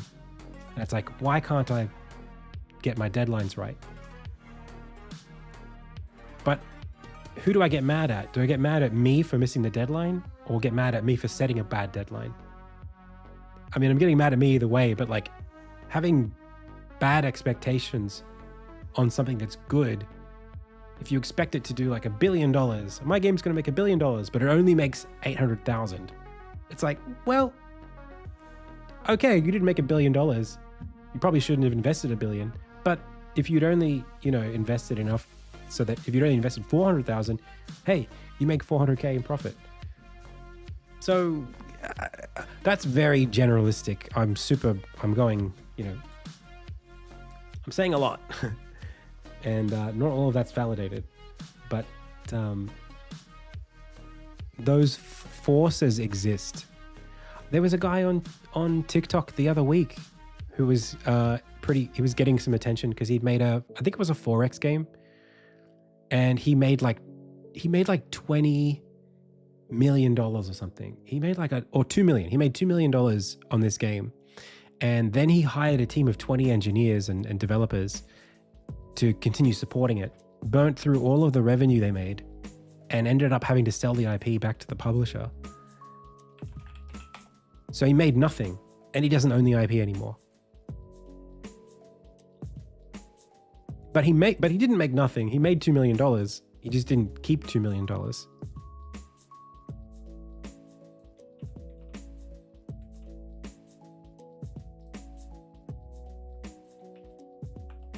So like, whose fault is that? You know, is it the industry's fault?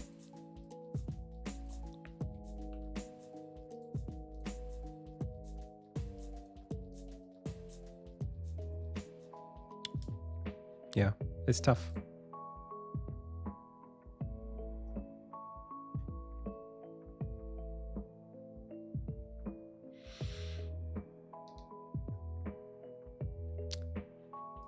Yo, Nawu, I can't really. I'm looking at the game that you mentioned. It looks really cool. I don't know who the audience is for this personally.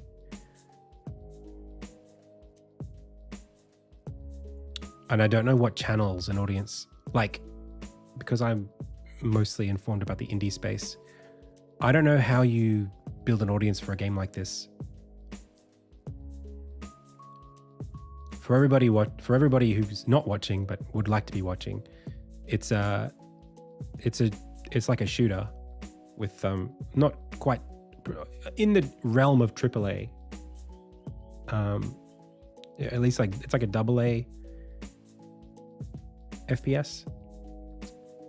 But we're not giving away the name. So like, yeah, I don't know. That's tough for me. I would say it looks really cool. I guess you'd want to like win awards, and maybe you'd need this to be on like a Jeff Keighley Summer of Games presentation or something. Because in the indie space, the amount of investment would be very different to the amount of return. Whereas this looks like a lot of investment would have gone into it. And so you need to make a lot of return on that investment.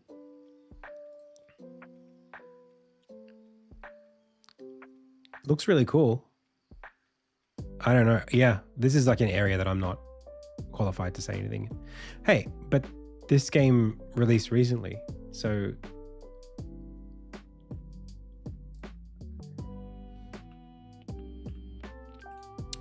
I mean, look, I could give my 2 cents on why I think it didn't succeed. But that's just, I would just be talking out of my mouth hole, you know? Because to me, like, it looks really polished, but like, there's no personality in this game. Like, I don't know, maybe in the marketing material, in everything, it just looks like a generic sci-fi shooter.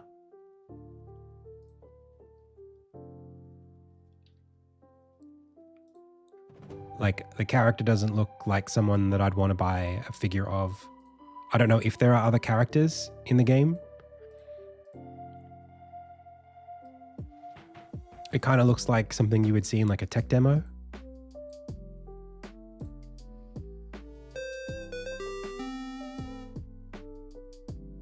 Hey, thank you so much for the sub. I'm gonna close it now so that we can just go back to doing other stuff. But it's not the kind of game I would play. And I don't know what kind of audience is interested in that kind of game.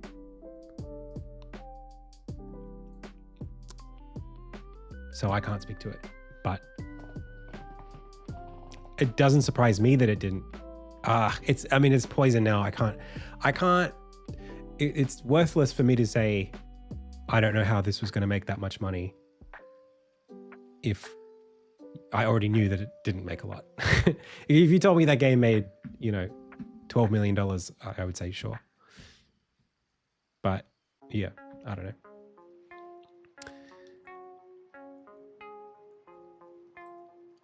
I have like, how do I put this?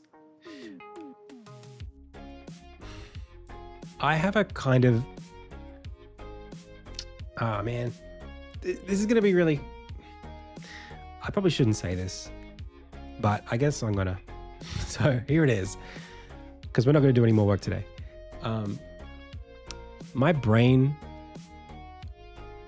is only good at thinking about things from its own perspective. I don't really know how other people think. I don't know how they make purchasing decisions. So when I think about marketing, I'm really just thinking about what makes me tick and what I think is worth my attention. But for me, I kind of think of everything as a matter of like Disney, like this, the same way that Disney works. That's how my brain works, but not Disney today, like Disney, like Walt Disney. Like to me, I think like, okay, who is the character? Why do I like this character? Why do I want to be like all of those films that were made from the start of Disney until like the 90s were all extremely character driven. You could make posters about them. They had posters about them. I just think like story and what's the word? Like I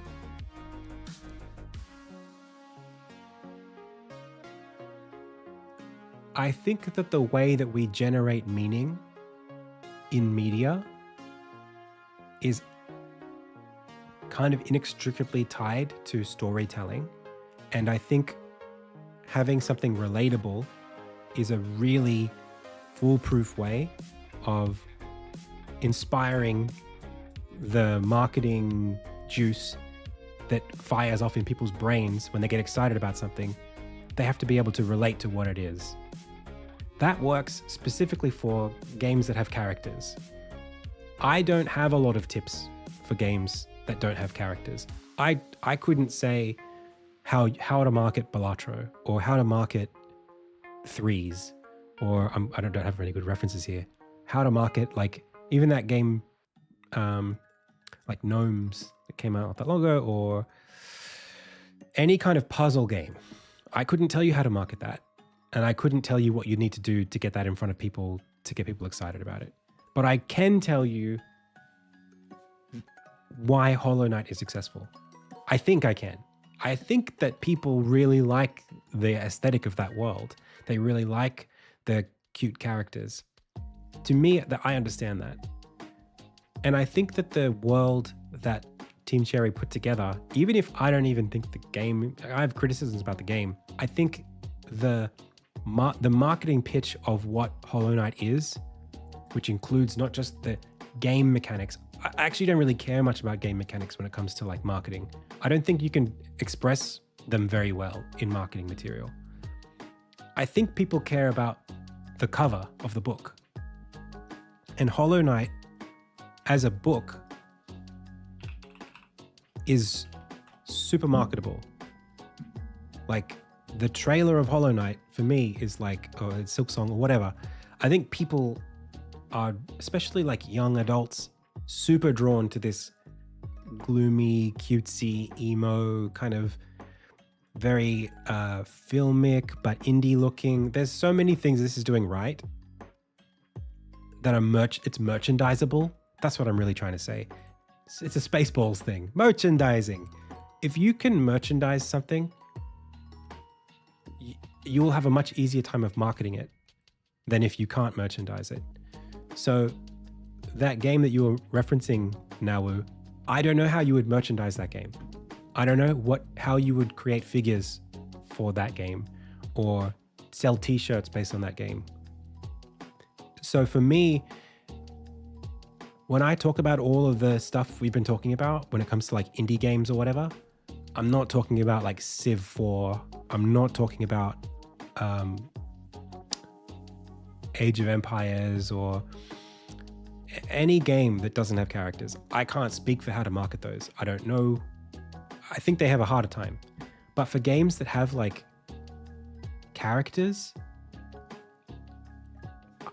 I think it's like you should be able to get it in front of people, and that you should be able to validate how excited people get for the thing.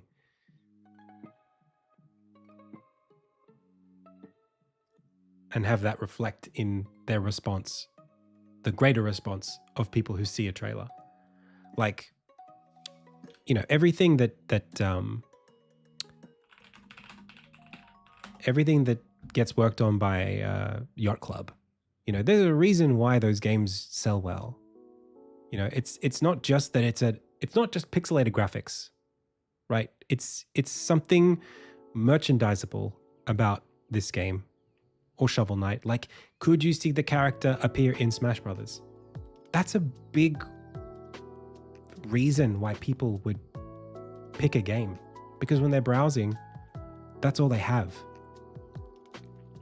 They just have pictures. Games like Slay the Spire and Balatro, I think those are harder to market. I don't know how Balatro was as successful as it is. I know that I can see why it is after the case, but before it was successful, I don't know how it got big. Because for me, I recognize Balatro as good after playing it for like 2 months. If I just saw it on Steam, I don't know if I would click it, because it's just cards, right? It's like, I don't know what that is. So yeah, I have a feeling that even like Cult of the Lamb, dude, the brand is so good for this thing.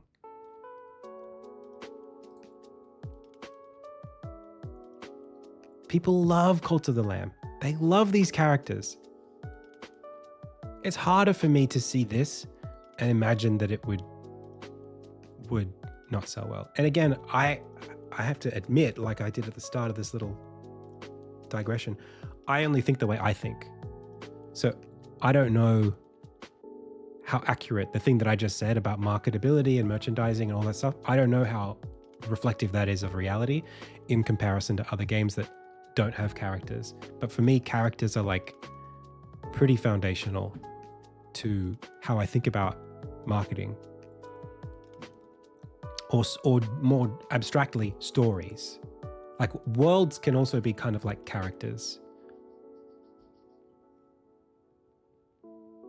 Yeah, Zoranak. I think we're in agreement. But what I mean is like the thing that you pitch in a trailer, this thing here is exciting not because of the pretty pictures. It's not because it's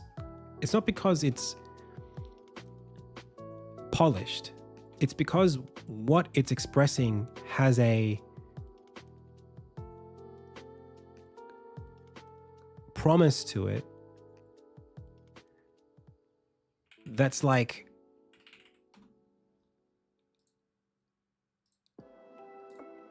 it's not just a purple sky, right? It's that cartoons that are hand-drawn usually have a lot of production behind them, right? These characters, like who's this guy? He's got a lot of interesting detail in his weapon. What's the story of this character? There's a kind of promise that even this character, it's not just that like it's a character. It's that like I've never seen this character before, but it looks like a character from some of my favorite TV shows like Adventure Time or Happy Tree Friends or whatever. So like this art style, the characters, the whole trailer is telling you a story that you should care about this IP because of all of the other kinds of IP that it relates to that are also very good. You know, this feels like an episode of Adventure Time, the movie. You know, that's what my brain thinks when it sees this.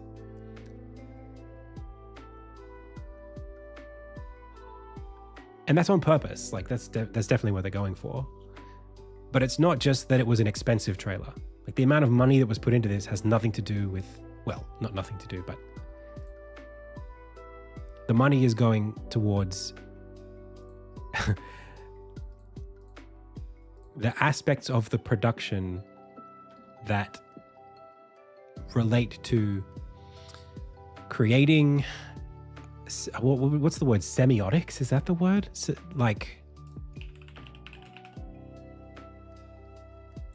not semiotics. It's like the things that I saw are things that specifically relate to aspects of intellectual property that are merchandisable. Like for the same reason that Star Wars is merchandisable. Like specific aspects of design that have significance in the context of a world that is being promised, like a fantasy that's being sold to the consumer. That's what's valuable. Not just that it was an expensive trailer or that it used CG or like that ain't it yet.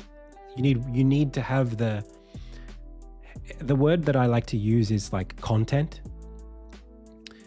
People use the word content today in a really, really nice abstract way, but it actually means exactly what we're talking about. Like as a content creator, like right now, when you're watching this stream, is this content?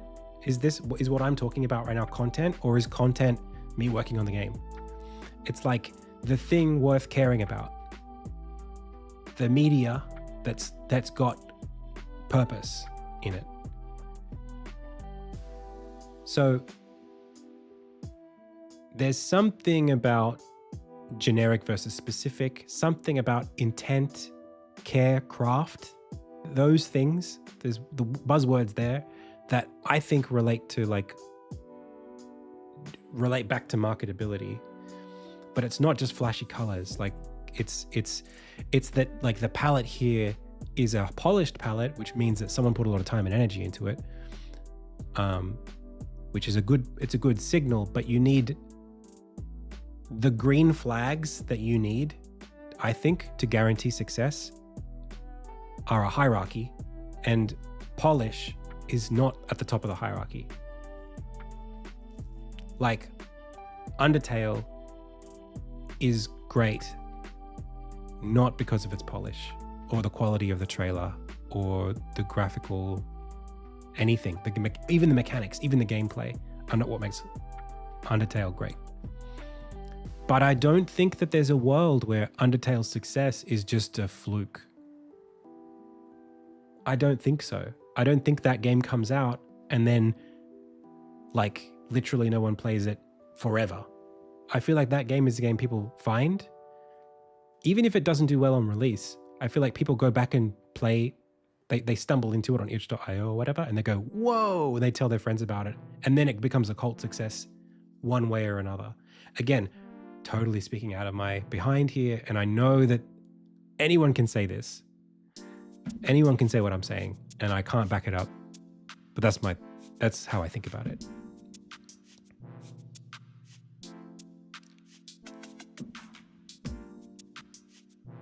And I do think it's something that there is a science of, and I do think it's possible to prove.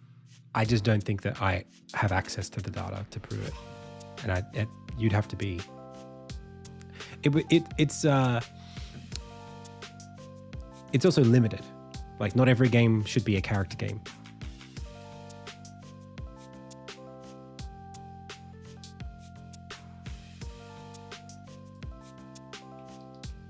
Like, I'm just saying that's the world that I deal in, and the opinions that I have about marketability for an indie game, for example, character-related indie game.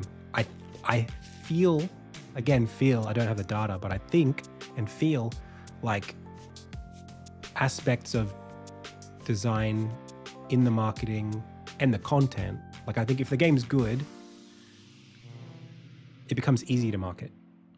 And by good, I mean communicates its world through its visuals.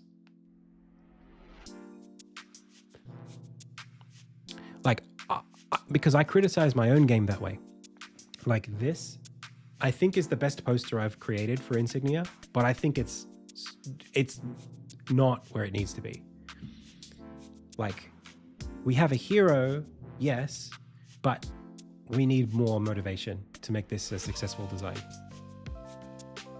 This is like maybe one of, you would need like 5 posters to sell the whole idea of what the game is. And you don't get 5 capsule arts, you only get 1. So I think what I'm missing is like the cast of characters. I think like I need more world diversity. It's not just a game that takes place in a field, right? There's more to it. There's layers that I think a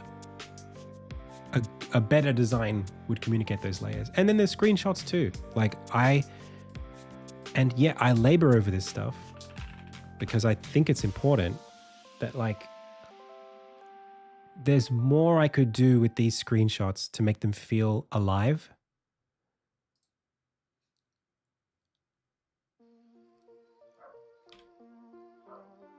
The GIFs work a lot better because the animation sells quite well, I think. Like, the animation, you go, oh, in motion, I can see all the love and care, the content that we were talking about, right? The animations of like quest dialogue popping up. It's like that, you go, oh. But if you don't see that, you just see characters standing idly in a room, it's just like, well, I don't know. It just looks like a game. Like, this in and of itself, there's a lot of detail, it's good, but good marketing has a good game and then sells the game very well. So, I mean, you all know this. I guess what I'm really trying to say is that I think that, yeah, within the domain that I'm working in, at least, and that's all I can speak to,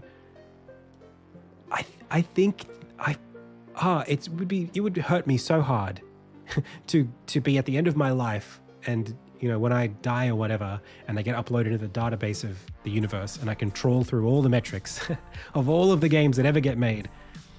At the end of all time, when we look back and we look at that graph that we were just looking at, it would be really hard for me to accept that games that are everything I just described end up down here nonetheless. Hard for me to swallow.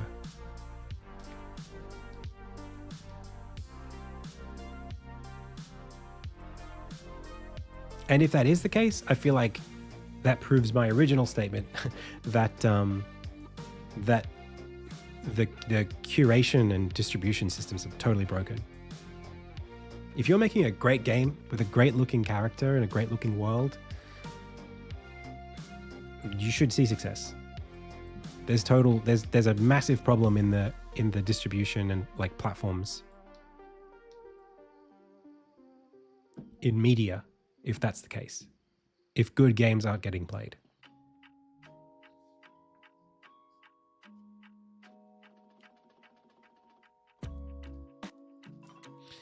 The outlines plus low contrast and cel shading seems like it's half drawn. Just your 2 cents. Hey, I'm open to criticism. I mean, there's a color over the screen. That's not just the poster, but it's the best I could do.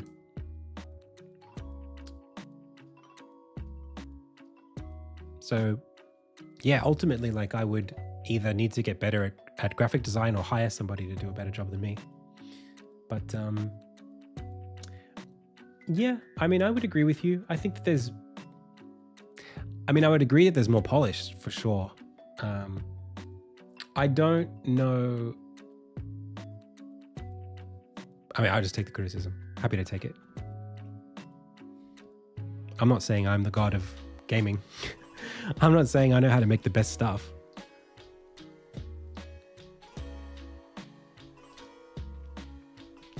I'm trying to get better, but I don't have all the answers in my fingertips.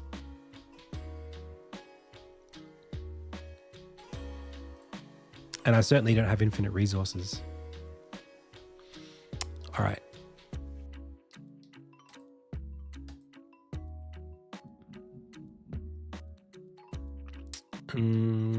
Okay, so when we return from the end sign,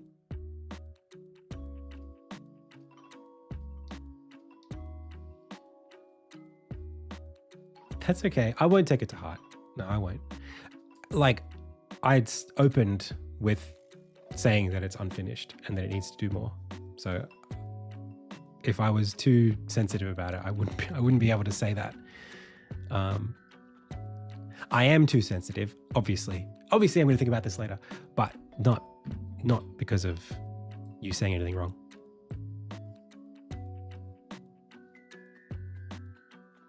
Oh, that's very kind, Robbie. No, I mean, I do. Look, I've done a lot of work on it. I have a very, I guess we won't do any more work today. I have a very strong sense that the things about the game, I said it before, but I really, really feel very confidently that the game, if I'm doing the right things as a developer, the game will become easier to market the more it's finished. Because marketing is a promise, right? The more I make the game, I mean, this isn't going to work for everybody, but for me, very specifically, I think when I make my game, I'm making it to be marketable. That's my point. That's like the whole purpose of it. Like, if I look at this screen and I think, oh, there should be some more bushes here, it's because it doesn't work as a screenshot without more bushes or whatever. Or if I think, oh, I need to see a little bit more personality in the way these trees are rendered, like it's because the screenshot doesn't work, not because of some other mechanical reason. When I design the character or I do an animation, I finish animating when it looks cool, So for me, the game being cool and looking cool and being a game that I want to play and that I hope other people want to play, that's what I'm making. I'm making it for that purpose. So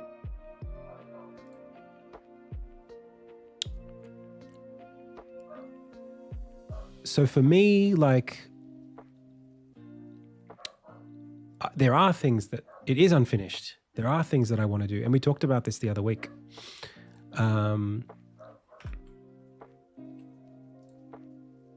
Here, right? We talked about scene detail. We talked about the significant objects in scenes. Like, how do I max out the amount of architecture in the level so that the game is less generic on average when taking screenshots? That's my philosophy. That's like the whole thing we've been talking about. For me, significance is important. And having the screenshots tell a story speaks to, I mean, it's good production design, but it comes back to marketability, which to me, it's all story. It's all storytelling. Whether it's storytelling from a game perspective or storytelling from a marketing perspective, those things should be aligned. You shouldn't have to tell a marketing story that's different from the game, right? Like, what you promise should be what you've made, at least from my perspective. So, like, this is a good screenshot in general because it's like, it tells you that you can play this instrument in the game just by looking at it. It's like, oh, I can play this. This game has a playable instrument. Whereas, like, some of these screenshots probably, like this one, it's really hard to explain this in a, like, there are special abilities that you use to platform. It's sort of, it's a very big screenshot. There's a lot of area that's sort of like not very specific. So, like, this is pretty good. It's just about specifics. It's just about specifics. And that's the same thing I would say about the poster. I think that as a capsule, I actually quite like this one. It's not perfect. It can be better, but it specifically doesn't have that many elements because at this screen size, at this scale, you can only fit like two things. You can fit like a character and a title. So I'm okay with certain aspects being a little less polished because you're only able to recognize what the things are from this distance. Like character with sword, cool hair, title, nice pictures, nice colors. Like that's all you get, you know? But as a poster, yeah, you would do more.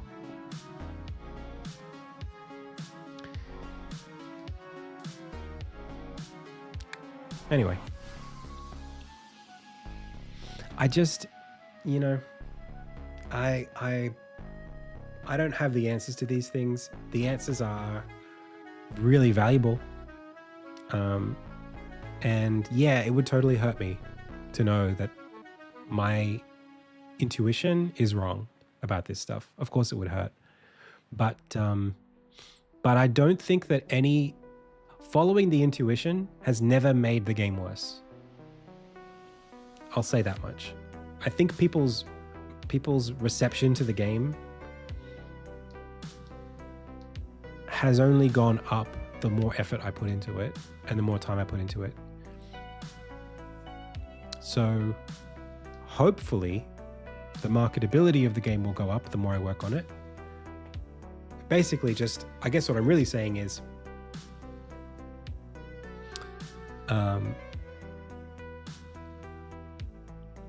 I believe in my sense of direction, even if I'm not executing it perfectly. I believe that I'm heading in the right direction.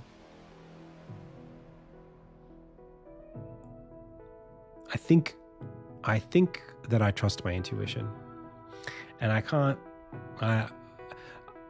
think a lot about like whether or not my intuition is something that I should be sharing with an audience. Like, I don't make YouTube videos about this topic, you know. because I just don't think it's nice to be talking about your own opinions as if they're facts. So I hope I've been clear that I don't think it's fact. I just think it's my opinion. But I hope that my opinion aligns with reality.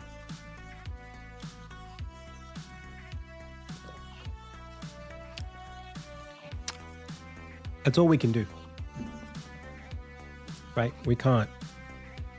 None of us have the exact answers. I mean, you can use them, Booyah. Trust me, bro. Trust me, it'll all work out. But, yeah. Some games are easier to market than others.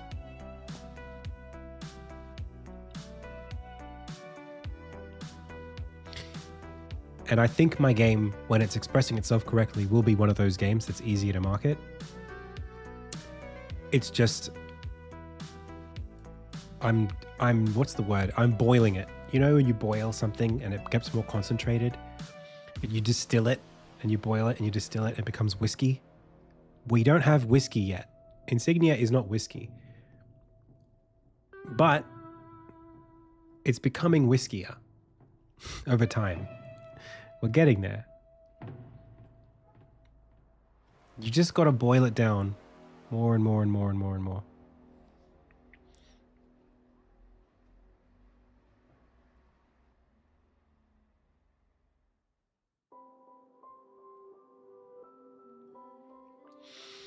Yeah, I mean, I've taken it to conventions. It's been a long time. Like, so everybody knows, like, the last time I took Insignia to a public convention on my own volition, not by invitation, just strictly like take money out of my pocket, pay for people to see the game, was 2018. So I actually am 3 publishers right now message me, the same 3, where I'm like, every month, I'm like, sorry, not yet. Because I don't have enough faith in where it's at just yet to be worth those conversations. So like, it doesn't meet my standard yet. I don't want to be engaging in selling the game to anybody, whether it's equity or actual, like a Kickstarter or on Steam as early access. I don't think it's there yet. So rest assured, like, we're not going to be doing that until it's time, or unless the opportunity forces me to do it, which, like, I didn't have a Steam page in March, and I went to LA with Prime and TJ, and they were like, hey, Adam, show us your game. And there were like, however many, 20,000 people watching, and I couldn't say go to the Steam page because there wasn't one. So that's a symbol. That's a force it's a little message that tells me I should have a Steam page. And that's why I have a Steam page this year. There wasn't a Steam page prior to this year because I care that much about getting it right that I don't want to sell people something that's not what it needs to be to make money. I'm just not going to do that. So unless the forces of the world are compelling me to market the game because there's already more demand than I can ask for, yeah, you're going to get, like, I have a trailer that you haven't seen. I commissioned a trailer. It's got gameplay. It's got 2D animation in it. It's not released because it's not ready. Isn't this perfectionism? It is. It is.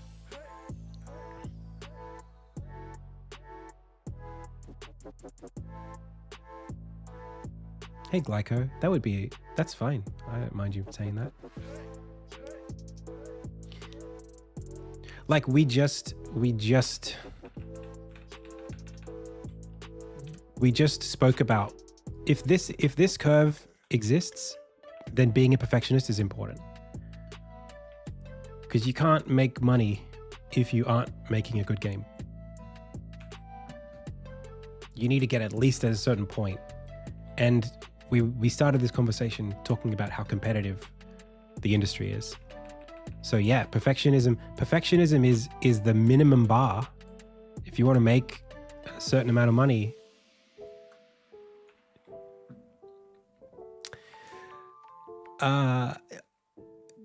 perfectionism is two things, right? There's a colloquial definition of perfectionism, and there's like my definition. When I say I'm a perfectionist, what I mean is that I orient towards perfect. I don't mean that I won't release it unless it's perfect. It will never be perfect, and I'm not under any illusions that it will be. But having high standards and sacrificing opportunity in order to meet the standards for better opportunity later is not irrational. And I don't perfectionism as like almost like an epithet, like just saying like you're being a perfectionist, you're overthinking it. Like who is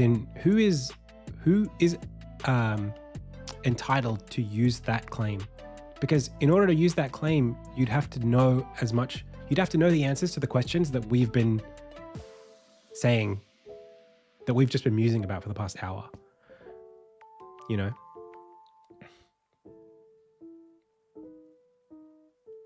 Like, nobody knows how polished a game has to be to succeed, but we know that it's very. So to say that someone's being a perfectionist is almost the same as saying, I know that this game will be successful and you should have stopped already. But how can you say that if you don't know how much investment's gone into it, what the expectations for sales are? Like the ROI curve is like money over time, right? The suggestion is that you're putting in more time and money than you need to. You should have stopped, like say here, because there's a return on it. There's a diminishing returns where if you would have stopped here, you would have made money. But since you've put in this much investment, you're going to lose opportunity. How do you know where that curve is?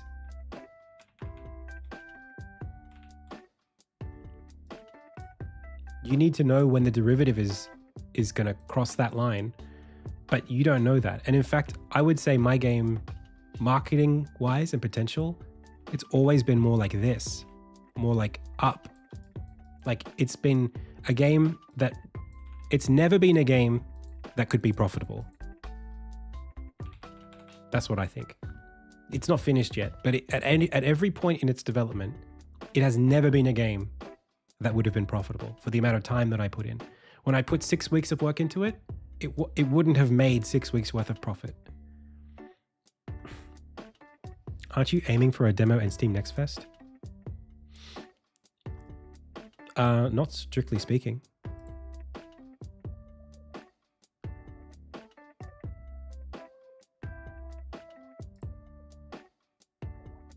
We are gathering wish lists. I mean, I would say you have to do that within a year of release, right? You can't be in Next Fest more than once. So I'm not releasing within a year, which means I shouldn't be going into Next Fest until I've got less than 12 months. The content's not finished yet. Yeah. So that's where we're at. Thanks everybody. I gotta go. I really have to run. This was a great conversation, but I'm actually late to meet with my wife. So we're gonna raid Jitspo. I have to go help her pick out some shoes for a wedding that we're going to over the weekend. This was really cool. I know I got a little heated, but I hope that just registered as passion. And I hope I brought it down in time for us to all be feeling good. This is a really important conversation for me, and I'm really, really happy to have it on stream, especially with people who are knowledgeable and more knowledgeable than me. But sorry if I ever abuse the fact that I have the mic. All right, everyone. Thank you so much. I'll see you tomorrow. Oh, no, I won't. I'll see you next Monday. More archaeology dev, I think. That's the stream. As always, I've been Adam. You've been the Pixel Pals. This has been the Indie Tales Game Dev live stream wishlist insignia. Until next time.